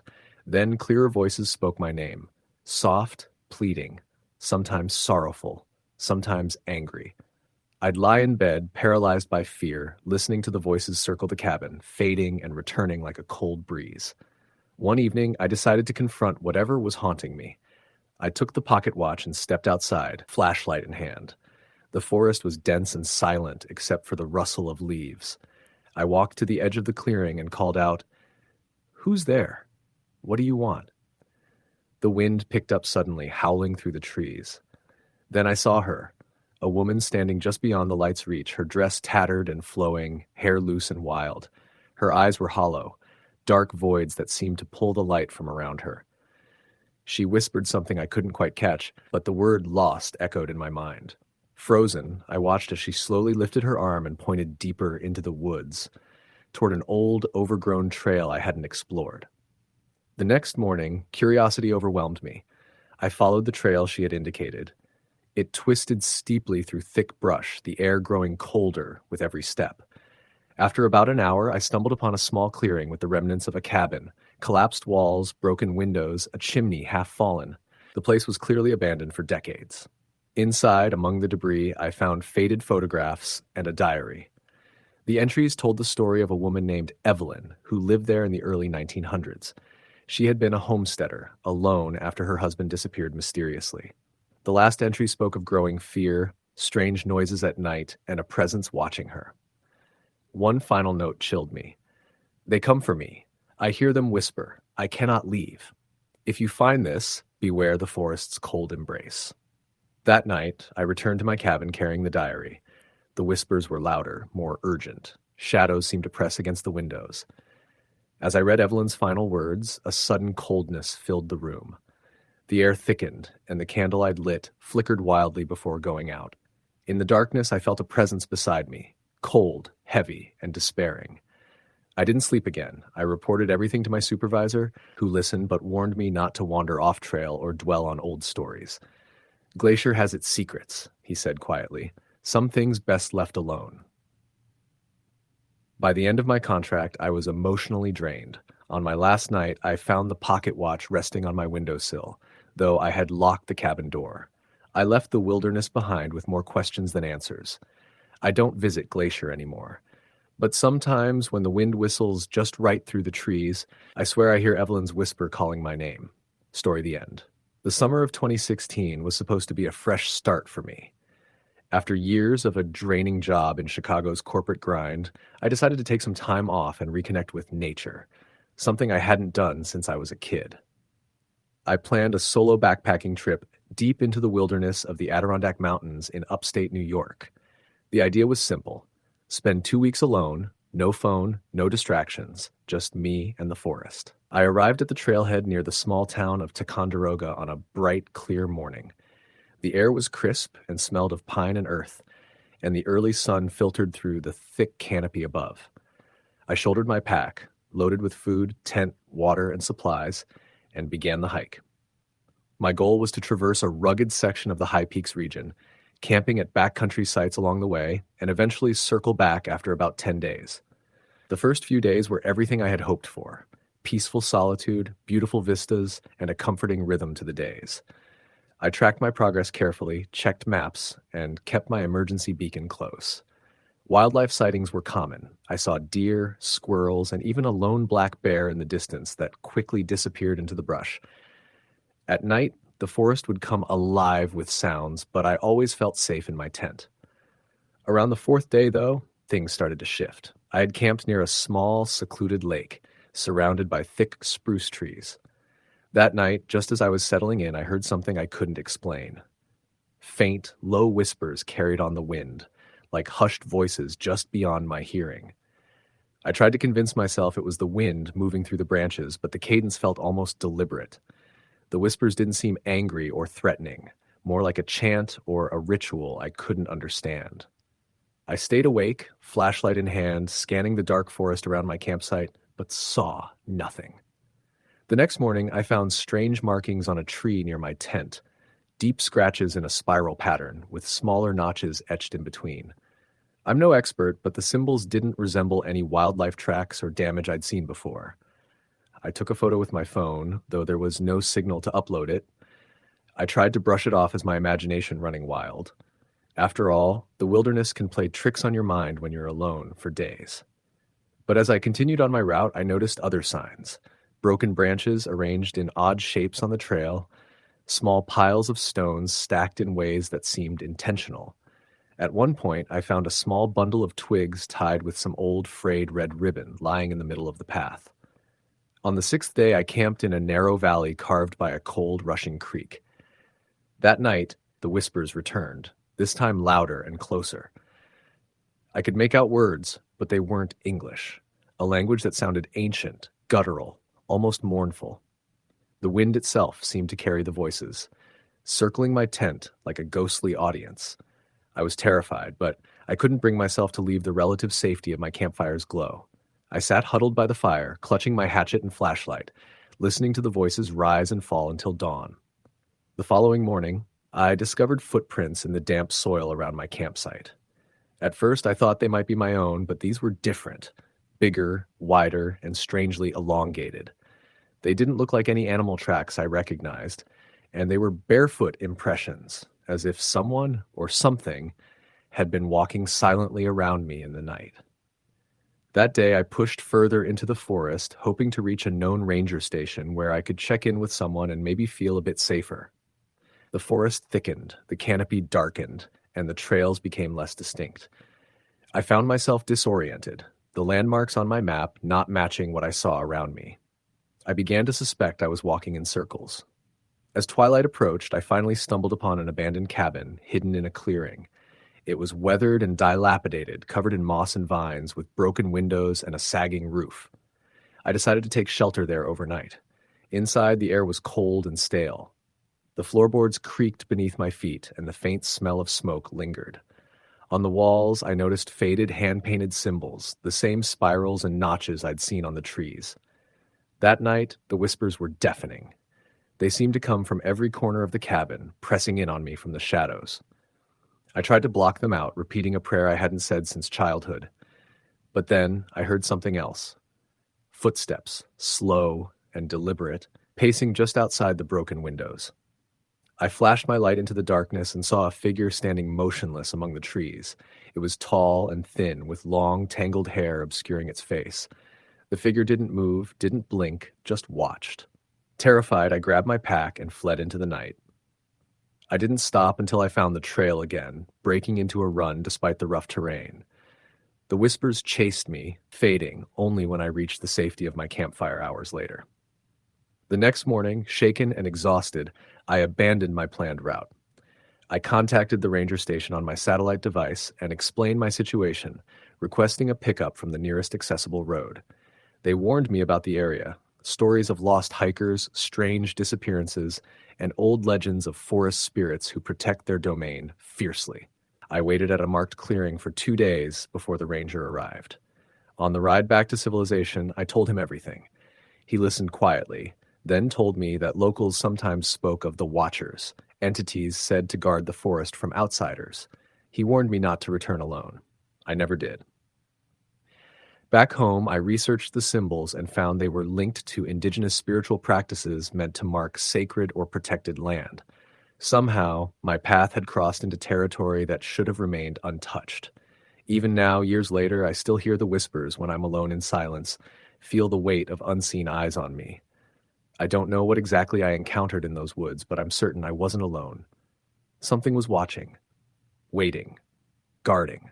Story the end. The following is a true account of a wilderness experience that changed my life forever, though few believe it, and many dismiss it as the ramblings of an overworked mind. But I swear every word of this is real, down to the cold sweat and the hollow fear that settled in my bones. It was the summer of 2015 when I joined a small group of friends for a week-long backpacking trip in the remote wilderness of the Adirondack Mountains, New York. We were city folks. None of us experts, but all hungry for a break from screens and concrete. The plan was to hike a circuit of about 40 miles through thick forests, past lakes and streams, camping where we found suitable clearings. We wanted to disconnect entirely, and so we left phones and GPS devices behind, relying on maps and compasses. Our group was 5 strong: me, my childhood friend Jake, his girlfriend Erin, and 2 other friends, Mike and Lisa. All of us had done shorter hikes before, but nothing this extensive. The trail was rugged but well marked for the first 2 days. Spirits were high as we passed through dense woods, crossed babbling brooks, and shared campfires under clear, star-studded skies. On the 3rd day, we reached an area known locally as Hollow's End, a stretch of forest near a small lake tucked into a narrow valley. The locals had warned us to be careful there, citing old stories about disappearances and strange sounds, but we laughed it off as campfire superstition. As we set up camp near the lake that evening, a heavy silence settled. No birds sang, no insects buzzed. Even the wind seemed to hold its breath. The lake's surface was unnervingly still, mirroring the sky in perfect glass. We joked nervously about the quiet, but tried to ignore the growing unease. That night, I woke to a faint sound, whispers carried on the wind, or perhaps something more. I peeked outside the tent and saw faint shapes moving among the trees. Shadows, I told myself, nothing more. But as I lay back down, the whispers grew louder, indistinct but urgent. It felt like the forest itself was speaking. Jake and Erin were camped nearby, and when I mentioned the whispers in the morning, Jake nodded grimly. I heard them too, like voices, but no one else is out here. The next day, we decided to press on quickly, breaking camp early. As we hiked away from Hollow's End, I noticed strange markings on trees. Symbols carved deep into the bark, unfamiliar and crude. Lisa pointed out that some looked like tally marks, others like spirals. We found similar marks on stones near the trail, placed deliberately. Our pace quickened. The forest grew darker, denser. An oppressive feeling weighed on us. That afternoon, Mike suddenly collapsed, complaining of severe dizziness and nausea. We rested while he recovered, but even after an hour, he was pale and weak. Aaron insisted we all drink water and stay alert. That night, as we camped on the ridge overlooking the valley, Lisa swore she saw a figure watching us from across the clearing. Tall, thin, cloaked in shadow, it vanished when she blinked. None of us saw it except her, but the fear was contagious. The following morning, Mike was worse, feverish, disoriented. We debated turning back, but none of us wanted to admit defeat. We pushed forward, hoping to reach the next ranger station in 2 days. But Hollow's End was following us. That afternoon, the forest became a maze. Trails we knew twisted and disappeared. The compass spun inexplicably. The air grew cold despite the summer sun. We heard footsteps that didn't belong to us, twigs snapping behind us when no one was there. We found more symbols, this time painted on rocks with a dark red substance that looked disturbingly like dried blood. Jake wanted to document it, but I begged him to stop. We were trespassing into something that didn't want us there. At dusk, we saw a fire burning across the ridge, a campfire, not ours, flickering orange against the dark trees. Against our better judgment, we moved closer. Near the fire stood an old man. His clothes were torn and dirty, his face gaunt, with eyes reflecting a light that chilled us to the bone. He spoke softly in a language none of us recognized. When we called out, he vanished, like a ghost slipping through the trees. That night, restless and terrified, none of us slept well. Mike's condition worsened. Aaron stayed awake with him, while the rest of us took turns watching the shadows. Every time a branch cracked, every distant howl, our hearts raced. On the 5th day, as we descended toward civilization, the forest seemed to push back. The trail reappeared, but with it came an overwhelming sense of dread. We were being watched. Hunted, maybe. Lisa dropped her pack suddenly and refused to continue, muttering about voices telling her to stay. We made it to a logging road by late afternoon and stumbled upon a hunter's cabin. The owner was a grizzled man named Tom, who listened to our story with a grave expression. He warned us about Hollow's End, how generations ago a group of settlers vanished there without a trace, how locals avoided the area, especially after dark. He showed us old newspaper clippings and photos of missing people, all connected to that cursed valley. That night, safe in a motel, we finally breathed easy. Mike was taken to a hospital, and thankfully he recovered. But the experience left scars none of us could erase.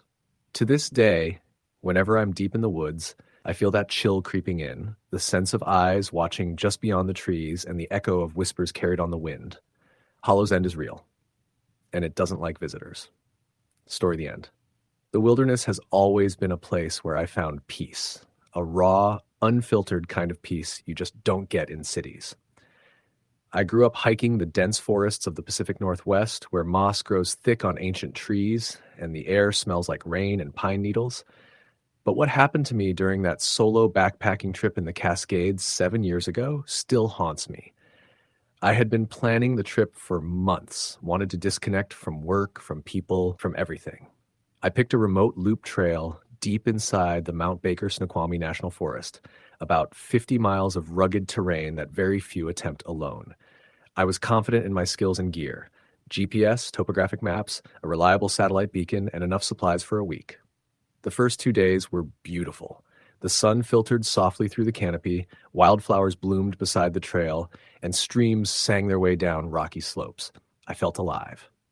On the second night, I camped near a small lake that mirrored the stars perfectly. It was on the 3rd day that things started to feel off.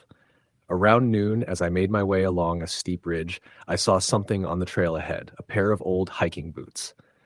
They were weather-beaten and caked in mud, but still intact, no pack or other gear nearby. I called out, but got no response. There was no sign of anyone else on the trail, yet these boots told a different story.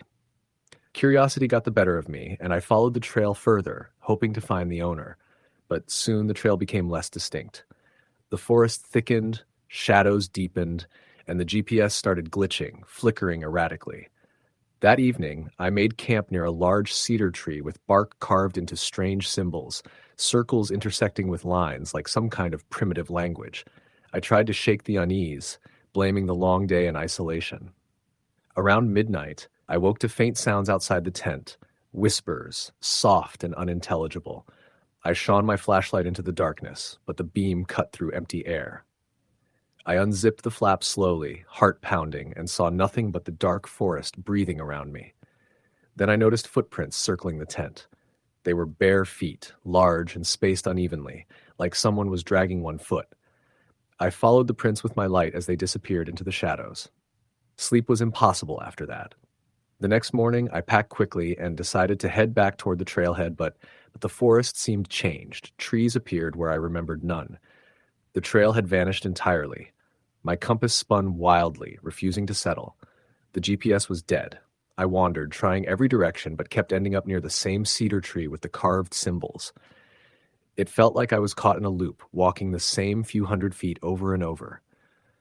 Then, I saw him. A man, tall and thin, dressed in worn clothing that looked decades old. His face was pale and gaunt, with hollow eyes that seemed to bore into me. He didn't speak, but raised a hand as if to warn me. I tried calling out, but my voice felt weak and muffled. The man turned and walked slowly into the forest. Against every instinct, I followed. He led me to a small clearing where an old campsite lay abandoned. The fire pit was cold, but scattered around were relics, an empty canteen, a tattered journal, and a cracked compass. I picked up the journal and flipped through pages filled with frantic handwriting, warnings about being trapped, about a force in the woods that swallowed people whole. Suddenly, the air grew cold. The shadows around the clearing deepened and stretched toward me like claws. The man looked back at me, eyes pleading. "Leave," he whispered. I dropped the journal and ran. I don't know how long I ran, hours, maybe days. The forest never let up. I heard laughter, not human, but cruel and mocking, echoing through the trees. At times, I glimpsed more figures in the distance, shadowy forms with impossible limbs and faces that shifted like smoke. My food ran out, my water became scarce, my strength faded. Just when I thought I would collapse, I stumbled onto an old logging road. A ranger's truck was parked nearby, and the driver helped me get to safety. I never went back into those woods. Years later, I still get nightmares, dreams of the man, the symbols, the endless forest that swallows all who enter. I've researched disappearances in that area and found records of hikers who vanished without a trace. Some say the forest itself is alive, hungry for souls. I don't know what I encountered out there, ghosts, spirits, something older.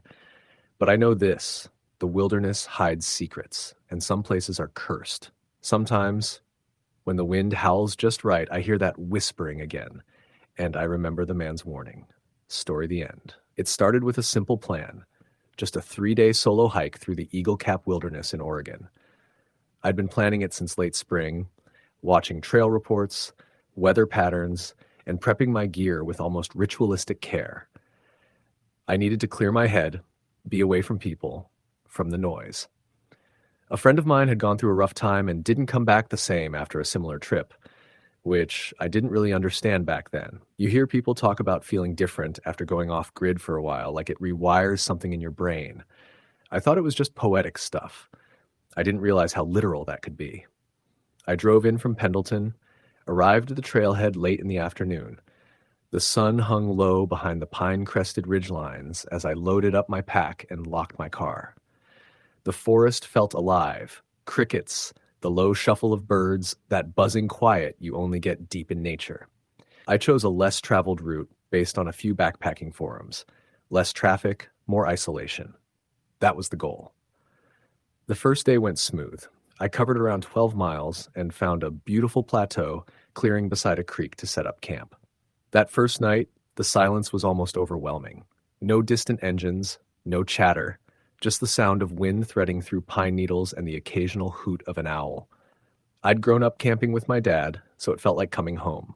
But sometime in the middle of the night, I woke up suddenly. Not because of a sound. That's the thing. It was the absence of it. Everything had stopped. No breeze, no insects, no animal sounds. Just silence. Heavy, choking silence. I lay there, holding my breath, not sure why I felt the way I did, tight-chested, panicky. I told myself it was nothing. Just being out there alone was making me jumpy. I forced myself to fall back asleep. Day 2. The trail twisted through old-growth forest, half the kind that makes you feel like a speck in time. Thick moss hung from gnarled limbs, and strange rock formations jutted up unexpectedly.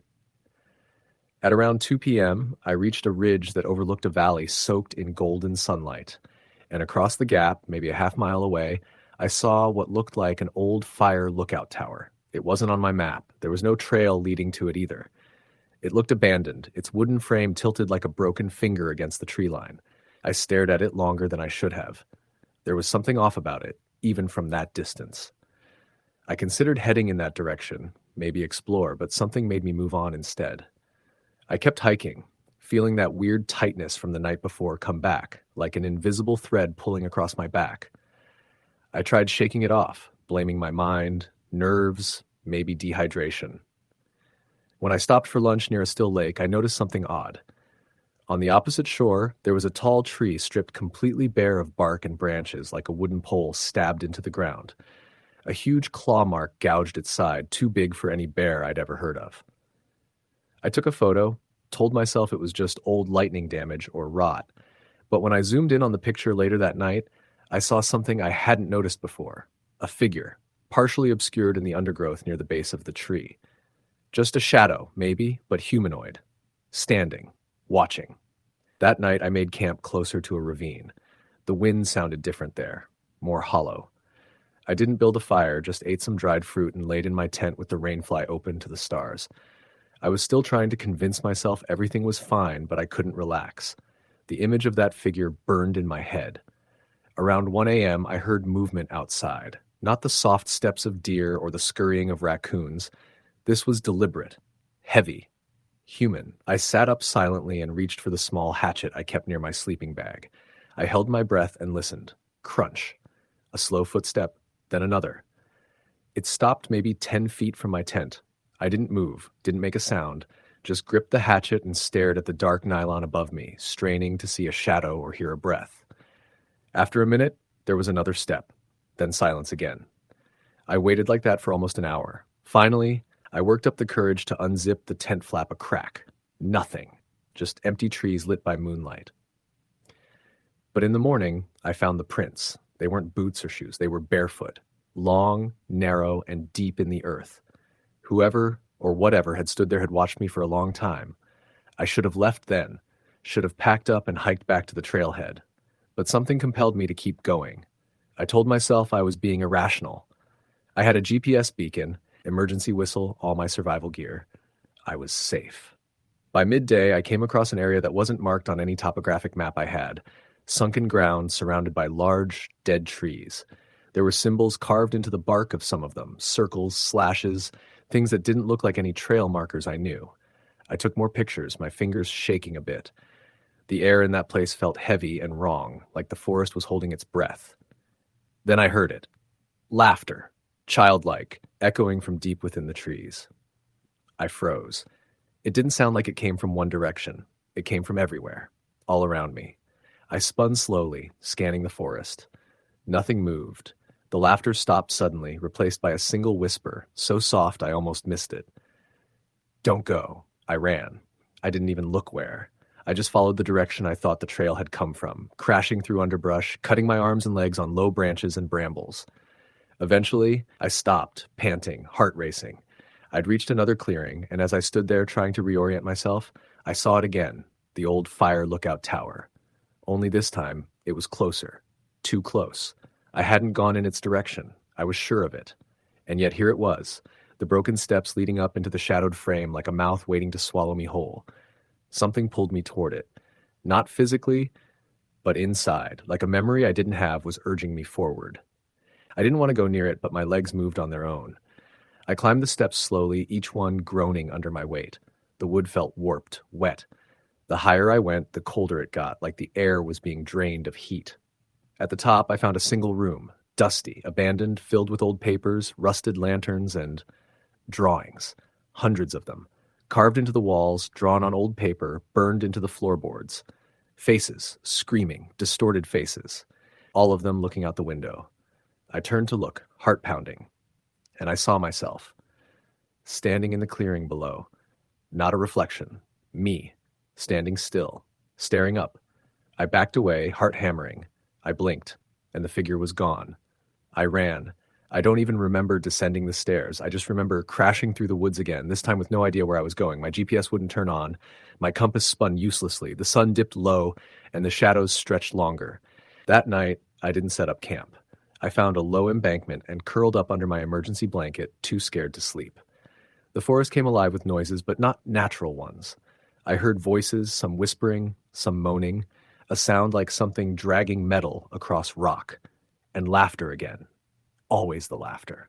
At one point, I saw shapes moving between the trees, tall, thin figures that flickered like shadows cast by a flame. I couldn't tell if they were real or just tricks of the mind. I didn't care anymore. I just wanted to survive the night. When dawn finally came, I stumbled onto a ranger trail, a maintenance path that wasn't open to the public. I followed it for hours until it intersected with a known trail.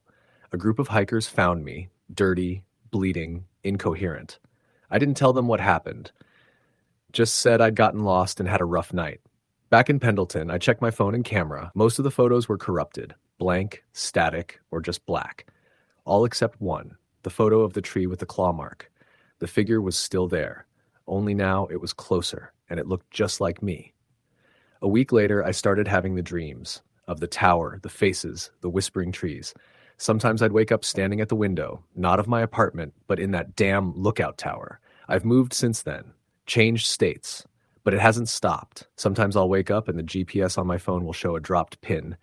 Always back in the Eagle Cap Wilderness, always on that ridge. I don't think I came back alone. Story the end. By early September of 2018, my best friend Tyler and I had made it a tradition to go backpacking deep into the wilderness at the end of every summer before college resumed. That year, we chose the Selway Bitterroot Wilderness in Idaho. We'd both read about its remoteness and the pristine beauty of the Bitterroot Mountains. It wasn't just off the beaten path, it was way off. The kind of place you had to earn your solitude. No cell service, no power lines, no people for dozens of miles. That was the draw. We planned a 4-day trip, packed freeze-dried food, enough water purification tablets for the entire time, a detailed topographic map, and our GPS device as backup. We parked Tyler's old Tacoma at the trailhead and started our hike into the woods. Our route would loop around Moose Creek before eventually leading us back. Nothing felt wrong at first. In fact, it was exactly the kind of wilderness experience we'd come for. Tall pines that swayed gently, endless moss-covered rocks, and total silence broken only by birds or the wind. It felt timeless. By the second night, we'd gone a little off course. A small rock slide had covered part of the trail, and rather than backtrack 2 miles, we decided to bushwhack through a dense grove of cedar. It wasn't dangerous, we had our compass and the sun was still high, but it was slow and exhausting. The ground was uneven and damp, with strange animal prints sunk deep into the moss. Tyler thought they might be wolf, but something about them didn't look right. Longer. Toes more spread out, claws longer than any wolf I'd seen in books. He brushed it off, but I could tell it unsettled him. We eventually found a clearing suitable for camp. It was a narrow patch of dry earth between a circle of dead trees, every one of them completely leafless despite it being late summer. They didn't look burnt or diseased, just lifeless. That should have been our first real warning. Tyler didn't like the vibe either. I remember him saying, "Feels like something drained the whole place." But we were tired. Our legs hurt. The sun was setting, and we didn't want to stumble through the woods in the dark. We pitched our tents without talking much and cooked a small meal. That night, the forest felt wrong. Usually there's some noise, crickets, owls, something, but that night, it was dead silent. I laid in my tent, staring at the roof, listening to nothing, not even wind. It was so quiet I could hear my own heartbeat. Then came the footsteps. They started light, faint, as if something was walking in circles around our camp, not crashing through the underbrush like a bear or a deer, but stepping carefully, deliberate, human-like. I froze, my body tensed, listening hard. The footsteps were real, on my left, then behind, then to the right. They circled our tents for over a minute. I whispered, "Tyler?" Nothing. Then I heard the zipper of his tent pull slowly. I did the same and poked my head out. He looked at me across the fire pit. His face was pale even in the moonlight. He had heard it too. I mouthed, "Do you see anything?" He shook his head. "Something's out there," he whispered. We both scanned the tree line. Nothing moved, but I swear I felt eyes on me, not like paranoia, like actual weight, as if something stood just behind the veil of darkness, watching with intent. I reached for the flashlight and shone it into the trees. The beam cut through the black, revealing nothing, just bark and shadows. After an hour of staring into nothingness, we decided not to pack up and leave, but to stay awake in shifts. I took the first watch while Tyler dozed off in his tent. Every few minutes, I heard snapping branches far off, but never close. I never saw anything. Still, I couldn't shake the feeling that something was just barely staying out of sight. Around 4 a.m., I couldn't keep my eyes open. I crawled into my tent, woke Tyler, and told him it was his turn. He looked miserable but nodded. I woke up to the smell of smoke. I shot up, heart pounding, and stumbled out of my tent. Tyler was crouched by the fire pit, trying to light damp wood. It was still dark, but morning was just starting to bleed into the sky. "What the hell are you doing?" I asked. He looked up. His eyes were bloodshot. "I saw something," he said quietly. "What?" He didn't answer right away, just kept messing with the fire. "I saw something between the trees, about 20 minutes ago. It was tall, too tall to be a man. It ducked behind a tree. I thought it was a trick of the light, but then I saw it again on the other side, watching." I waited for him to elaborate, but he didn't. We packed up fast, no breakfast, no casual talk. We just threw everything into our bags and left that clearing without looking back. The rest of the day was a blur of tense hiking. Every gust of wind made us jump. At one point, we thought we saw movement behind us, like something was keeping pace far back in the trees. But anytime we turned around, it was gone.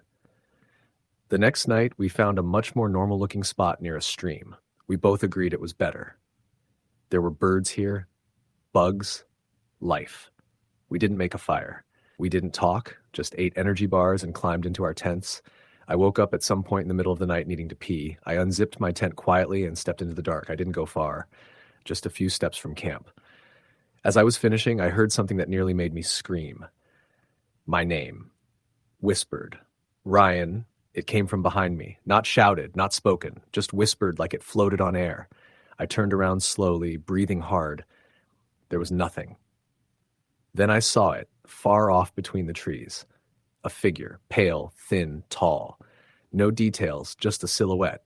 I blinked and it was gone. I ran back to camp, practically dove into my tent, and didn't sleep another second. The next day I told Tyler. He looked like he hadn't slept either. "I heard my name too," he said, "but I thought it was you." We picked up our pace. We were supposed to stay another night, but we pushed through 16 miles in one day to get back to the truck. That whole time, it felt like something was behind us, watching, waiting. We stopped only twice to drink water, never to rest. Every sound in the woods felt too sharp, too unnatural. Once, we both thought we heard breathing coming from the trees. Not an animal. Breathing, deep, long inhalations. When we finally saw the Tacoma, we practically ran to it. I've never felt more relieved in my life. As we threw our gear in the back and climbed in, we noticed something. Across the dust-caked windshield, someone or something had written a word with a finger. Stay. We hadn't seen a soul in 4 days. No other cars had been at the trailhead. No footprints, just ours. But that word was written there, and the finger that wrote it had left behind long drag marks, not like a normal hand, more like claws. We drove in silence for 2 hours before either of us said anything. Tyler finally muttered, "We never talk about this," and we didn't, at least not for a long time. But the thing is, something followed us home. It started with dreams. I'd wake up gasping, covered in sweat, after seeing that same tall figure standing at the edge of my bed, watching. Then there were the noises, scratching on my windows at night, even when I lived on the 3rd floor. I started hearing my name whispered again, this time in my apartment. Tyler wasn't doing any better. He called me once, in the middle of the night, whispering frantically. "It's in my house," he said. "It's standing in the hallway. It won't leave." Then he hung up. I couldn't reach him for 2 days. When I finally did, he sounded broken, like something inside him had snapped. "We shouldn't have gone off the trail," he said. "We shouldn't have slept in that clearing." I moved after that. Cross country. New place, new number, everything. I've done everything I can to forget. But some nights, even now, I wake up and feel it again. That pressure, that sense that someone is watching me from just outside the reach of the light. Sometimes I dream of that clearing, the dead trees, the way the air felt thin and wrong. Sometimes I hear it whisper my name again. Ryan. And I know it's still there, waiting. Story. The end. The thing about wilderness is that it has its own rules. Rules that don't always fit within the logic and safety of civilization. You learn to respect them, or sometimes you pay a price. I learned this the hard way, during what was supposed to be a simple solo hiking trip in the vast forests of northern Minnesota. I grew up near Duluth, and from an early age, I was drawn to the woods. My dad used to take me camping along the North Shore, but it was the Boundary Waters Canoe Area Wilderness, BWCA, that fascinated me most. The endless lakes, thick pines, and silent expanse where you could be utterly alone. As a kid, it was an adventure. As an adult, it was my escape from the grind. In late September of 2019, I planned a 5-day solo backpacking trip deep into the BWC Haul. The colors were turning and the crowds thinning out. I wanted that quiet, that distance from everything. My gear was light but sufficient. Tent, sleeping bag rated for cold, stove, bear spray, satellite phone, compass, and maps. I filed a trip plan with the ranger station, checked the weather, clear skies, lows in the mid-30s, and felt ready. The first day was everything I hoped. The trail meandered through birch and cedar, the air crisp and sweet. I paddled across a small lake, then hiked up a ridge where the view opened to a patchwork of yellows and reds. I set up camp near a stream with water clear enough to drink raw. Night fell cold and quiet. I cooked dinner, read a bit, then zipped into my sleeping bag. The solitude felt good. Around midnight, I was woken by a noise, a low rustling outside the tent, followed by what sounded like footsteps on dead leaves. My heart pounded as I sat up, clutching my flashlight and bear spray. The sounds moved slowly, stopping just beyond the tent. Then I heard it. A voice, barely above a whisper. "I see you." The voice was thin, hollow, distant, yet right beside me. I swung the flashlight beam outside. Nothing. No animal, no person. Just shadows. I told myself it was the wind, a trick of my imagination, and tried to sleep. But the tapping started. Slow, deliberate knocks on the tent poles. 3 times. Pause. 3 times again. I froze, too scared to move. The next morning, I found no footprints, no signs anything had been near my tent except my own. The woods were normal, birds chirping, squirrels scampering. Still, unease settled in. I packed up and moved toward a nearby lake where I'd planned to camp the next night. On the way, the trail seemed off. Landmarks I'd noted were missing or misplaced. My compass needle wavered erratically. My GPS lost signal. I chalked it up to dense canopy and satellites out of range. As the day went on, I began to see things. At the edge of my vision, figures tall, thin, shrouded in mist, flitted between trees. Each time I looked directly, they vanished. When I arrived at the lake, a battered rowboat was tied loosely to a dock, rocking slightly, though there was no wind. The air smelled faintly of smoke and something rotten. I didn't use the boat, but camped nearby. Night came with thick fog. The forest fell silent. No frogs, no insects, no breeze. Then whispers floated across the water, voices in a language I didn't recognize, urgent and sorrowful. Suddenly the boat started to move, creaking and scraping against the dock. Lantern light flickered from its cabin. I shone my flashlight. The light vanished. The next morning, I awoke with scratch marks on my arms, deep and raw, though I had no memory of injury. The days after that, the forest grew stranger. Paths twisted and looped impossibly. Time lost meaning. My watch stopped working. Food tasted metallic. One evening, I stumbled onto the ruins of an old logging camp. Charred beams and rusted tools lay half buried in leaf litter. A stone circle in the center held what looked like human bones arranged ritualistically. That night, figures surrounded my tent, silent, watching. Their faces were pale, eyes hollow. I screamed, breaking camp at dawn, racing blindly through the trees. After days of wandering, I emerged near a ranger station. My rescue team said I'd been missing for nearly a week. I've never returned to the Boundary Waters. The memories haunt me, and sometimes at night, I swear I hear tapping on my window and a whisper in the dark. I see you. I've always been someone who found peace in nature. I used to go out hiking every other weekend when I lived in Missoula, Montana. The mountains, the air, the solitude, it was all I ever needed to feel grounded. I wasn't one of those thrill seekers or survivalist types. I just liked quiet places. No phones ringing, no traffic, no crowds. That's probably why I didn't listen to the few red flags that popped up before my last solo trip. I ignored the signs like literally and figuratively. I won't ever do that again. It was the second week of October, just after the first serious cold snap of the season. The trees were in that perfect stage of half turn, crimson and gold against a blue sky that looked more painted than real. I had planned a 3-day hike deep into the Lolo National Forest, aiming to camp near a remote glacial lake that I'd only ever seen from satellite maps. No trails led to it, but it was about 10 miles off one of the older ranger roads, and I figured I could make it with a compass and a good topo map. I packed light but brought enough to be safe. First aid kit, bear spray, satellite phone, water filter, sleeping bag, all of it. I didn't tell too many people where I was going, which was my first mistake. I texted my coworker, just a brief message saying I was going camping and would be back Monday. She didn't ask where, and I didn't elaborate. The drive out took about 3 hours. The Ranger Road was rough and washed out in some spots, but I had a high-clearance Jeep that could handle it. I parked just where the map showed the road ended and took a few minutes to double-check my bearings before heading into the thick underbrush. There was something immediately quiet about that part of the forest, like a kind of muffled silence. No wind, no bird song, just my boots on dry needles. The first 5 miles were uneventful. I used a hiking stick to push through dense brambles, saw a couple of deer, and once heard what I thought might have been a mountain lion in the distance. I reached a ridge by late afternoon that gave me a partial view of the lake about a mile away, nestled between two granite peaks. It was smaller than I expected, more of a tarn than a lake, really, but it glowed this brilliant greenish blue in the fading light. That's when I noticed something strange, what looked like a small cabin or shack on the north side of the lake. That surprised me.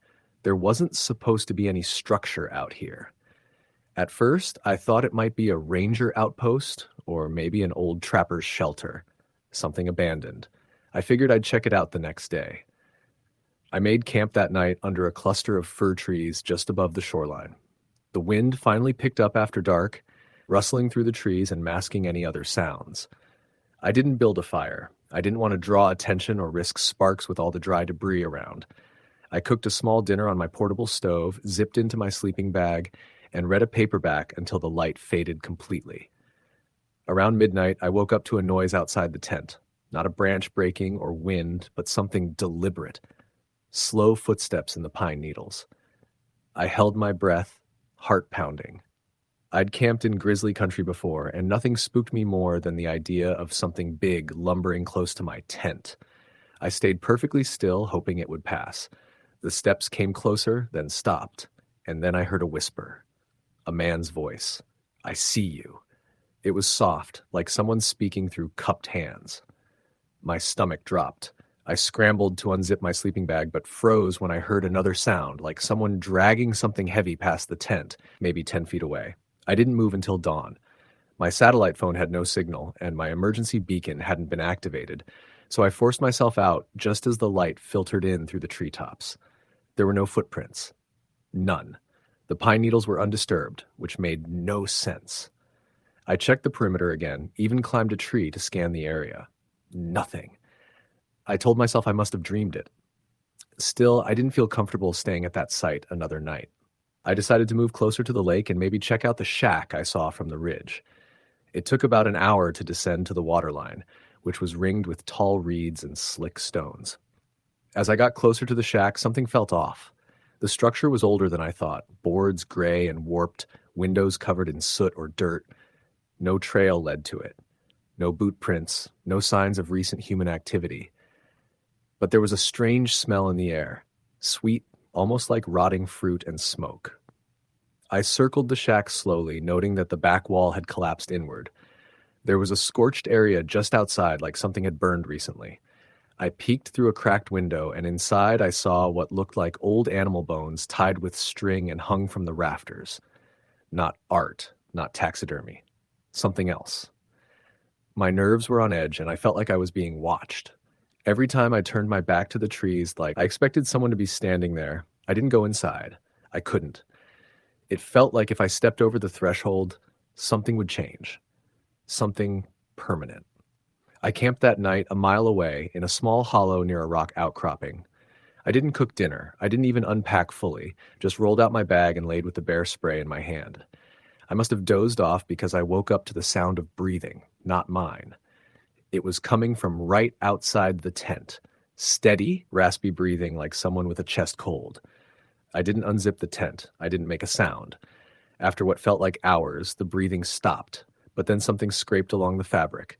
3 long drags, like fingers. I screamed. Whatever it was ran off. I scrambled out with my flashlight and shined it in every direction, shouting like a maniac. No one was there. No footprints. Again, I packed everything before dawn and started the hike back. But the forest didn't feel the same. Trees I passed before looked subtly different.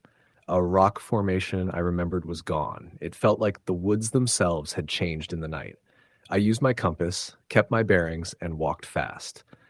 By midday, I realized I hadn't covered as much ground as I should have. I checked my GPS watch, and it said I was going in circles. I hadn't even gone 2 miles. My compass needle spun, wobbling like it couldn't decide on north. My phone was dead. The satellite phone still had no signal. Panic set in. I tried to stay calm, started marking trees with my knife. I stopped to rest in a clearing and noticed a pile of small stones stacked in the center. Carefully balanced, human-made. Atop the pile was something wrapped in leather. When I opened it, I found old teeth inside. Human teeth. Yellowed, some cracked, bound together with twine. I dropped it and ran. I don't know how long I ran. Hours, maybe. The light changed, but the forest never opened up. No ridges, no familiar trail markers. The deeper I went, the quieter it got. No birds, no insects, just the wind in the trees that didn't sound like wind anymore. It almost sounded like whispering, low, constant, urgent. When I finally collapsed exhausted, I was at the lake again. Same spot, same shack. Except now there was a light flickering inside it. That broke me. I remember screaming, kicking my gear into the water, then sprinting into the trees deeper than before. I didn't stop until I tripped over a log and slammed my head into a rock. I passed out in the dirt. When I woke up, it was night. The moon was high and blood orange. The trees above me looked wrong, taller, darker. I saw shapes between them. Not animals, not people. Just shadows that moved in ways they shouldn't have. I remember crawling until I hit the base of a granite cliff and wedged myself into a crack and clutching the bear spray until my fingers went numb. Something moved outside the crack all night, pacing, breathing, and then whispering again, "I see you." By dawn, it was gone. Somehow the forest had shifted again. I recognized a rock formation I passed on my first day. I bolted toward it and climbed until I reached the ridge. From there, I could see my jeep far below. I didn't think. I just ran, slipping on moss and rocks, tearing my hands on brambles. When I reached the car, I cried. I'd been gone 5 days, not 3. My coworker had reported me missing. A search and rescue team had been dispatched but found no sign of me. I didn't tell anyone the full story, just said I got turned around, that I lost track of time. But I know what I experienced. Since that trip, I haven't gone hiking once. I moved away from Montana. I don't go near the woods anymore. And sometimes, late at night, I still hear that voice, just when I'm drifting off to sleep. I see you. Story the end. It was late October when I decided to go hiking alone in the Uncompahgre wilderness of Colorado. I had hiked there before, but never solo and never that deep. The place has a rugged beauty, with jagged peaks, thick pine forests, and valleys that seem to swallow the last rays of sunlight hours before sunset. I'd spent most of that year feeling burned out, work, relationships, city life, so a solo trip into real wilderness sounded like a reset.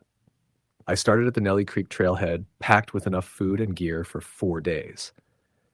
I didn't tell many people about my trip, just left a rough plan with my friend Carla and promised to check in on Sunday. It was Thursday morning when I started, and aside from 2 hikers descending back toward their truck, I didn't see a soul the rest of the day. The first night was uneventful. I camped beside a small alpine lake about 7 miles in, the air still and crisp. I had my little fire, cooked up some dehydrated stew, and sat with a book until it got too cold to read. The stars that night were breathtaking, an unbroken dome of silver light above me. But even then, I had this strange sense of being observed, not threatened, just watched. I chalked it up to being alone. The human brain isn't used to complete isolation. The next day, I hiked deeper toward Wetterhorn Basin, following no established trail but using topographical maps and my GPS. I reached a high plateau around mid-afternoon and spotted an abandoned cabin tucked into a stand of stunted pines near a dry creek bed. It didn't appear on any maps, and the roof was partially caved in, but the walls stood. I walked up to it, figuring it might be a good place to take shelter if the weather turned. As I approached, I noticed the wood looked ancient. Hand-hewn logs, gray and splintered, with a door that hung open at an awkward angle. I poked my head inside. It was dark, colder than outside. A collapsed iron stove rested in the corner. Broken furniture lay scattered across the floor. But something about the place made my stomach knot. There was a thick odor, old mold, dry rot, and something sharper like rusted metal or old blood. I backed out and kept hiking. I found a clearing maybe a quarter-mile uphill and set up my tent there. No fire that night. It was too windy and dry. I ate jerky and energy bars, zipped myself into my sleeping bag, and tried to sleep. But the wind kept shifting, making the trees groan and creak. I could swear I kept hearing footsteps outside the tent. Not animal sounds, not the cracking of underbrush, actual footsteps, slow and deliberate. Every time I unzipped the tent and looked, nothing. Just the wind and moonlight shifting shadows between the trees. Around 2 a.m., I heard the voice. It was faint, but unmistakable. A man's voice, maybe 30 or 40 feet from the tent, calling out. Hello? At first, I thought I was dreaming. I froze and strained to listen. Again, a little louder this time. Hello, can you help me? It sounded close, but muffled, like it was coming from behind a tree or maybe underground. I unzipped the tent, pulled on my boots, and stepped out with my headlamp. The wind had calmed down and the silence was heavy. I called out, Hey, where are you? No answer. I turned in a slow circle, scanning with the light. The beam passed over tree trunks, rocks, and then stopped on something. A figure, pale, barely more than a silhouette, standing beside a pine about 50 feet away. My breath caught. I raised the light higher, but the figure didn't move. Hey, are you okay? I called out. Still nothing. I took a step forward. The figure turned and moved silently behind the tree. When I got there, nothing. I checked around for footprints, broken branches, anything. The ground was undisturbed. I didn't sleep that night. I sat up in my tent, knife in hand, light on, ears straining. Around 4 a.m., I heard a dragging sound, something heavy being pulled across the ground. It moved past the tent and faded downhill toward the old cabin. I stayed completely still. Whatever was out there, I didn't want it to know I was awake. At first light, I broke camp and made my way back to the cabin. The wind had picked up again, and a few flurries danced in the air. The door of the cabin was now closed. I was sure it had been open the day before. I approached slowly, heart thumping. I pushed the door, it swung open easily. Inside, everything looked the same, until I noticed the footprints. They weren't mine.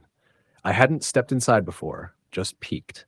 But now there were large boot prints, clearly outlined in the dust, leading from the doorway to the far corner of the cabin.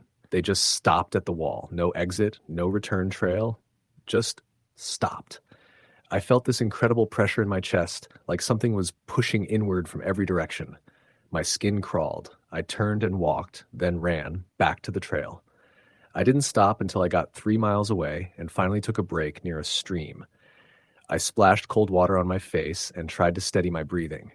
That night, I camped close to the main trail. I felt safer, though I didn't light a fire. The trees were thicker here, and the sky was overcast.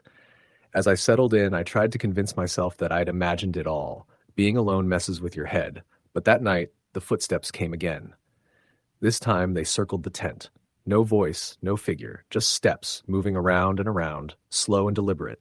I didn't dare unzip the tent. I just lay there, knife in hand, heart hammering. Eventually, the sound stopped, but I didn't fall asleep. When dawn broke, I got out of there as fast as I could, hiking nearly 12 miles back to the trailhead without a real break. I didn't stop to eat, didn't take photos, I just moved. Every time the wind rustled the trees, I jumped. Every shadow seemed to move. When I got back to the truck, I saw something that made my blood run cold. On the windshield, under one of the wipers, was a piece of torn fabric, old, brown, and stained with something dark. It looked like it had been part of a canvas shirt or jacket, frayed at the edges, brittle with age. I stared at it for a long time, then used a stick to knock it off. I didn't take it with me. I didn't want to touch it. I never went back to Uncompahgre. A few months later, I did some digging. That area, especially around Wetterhorn Basin, has a history. Old mining settlements once dotted the ridges, and stories persist about miners who vanished, a recluse who lived in a cabin and was accused of killing a surveyor in the 1890s, even rumors of a man who froze to death after fleeing his own camp in terror. No one ever confirmed any of it, just scattered reports, mentions in local archives, and strange accounts from hikers who cut their trips short or reported seeing people who weren't there. I don't tell many people about what happened. Most wouldn't believe me. They'd think it was exhaustion, altitude, or nerves, and maybe they'd be right. But sometimes when I'm falling asleep, I hear that voice again. Hello? Can you help me? Only now it's not a question, it's a whisper, right behind my ear. Story the end.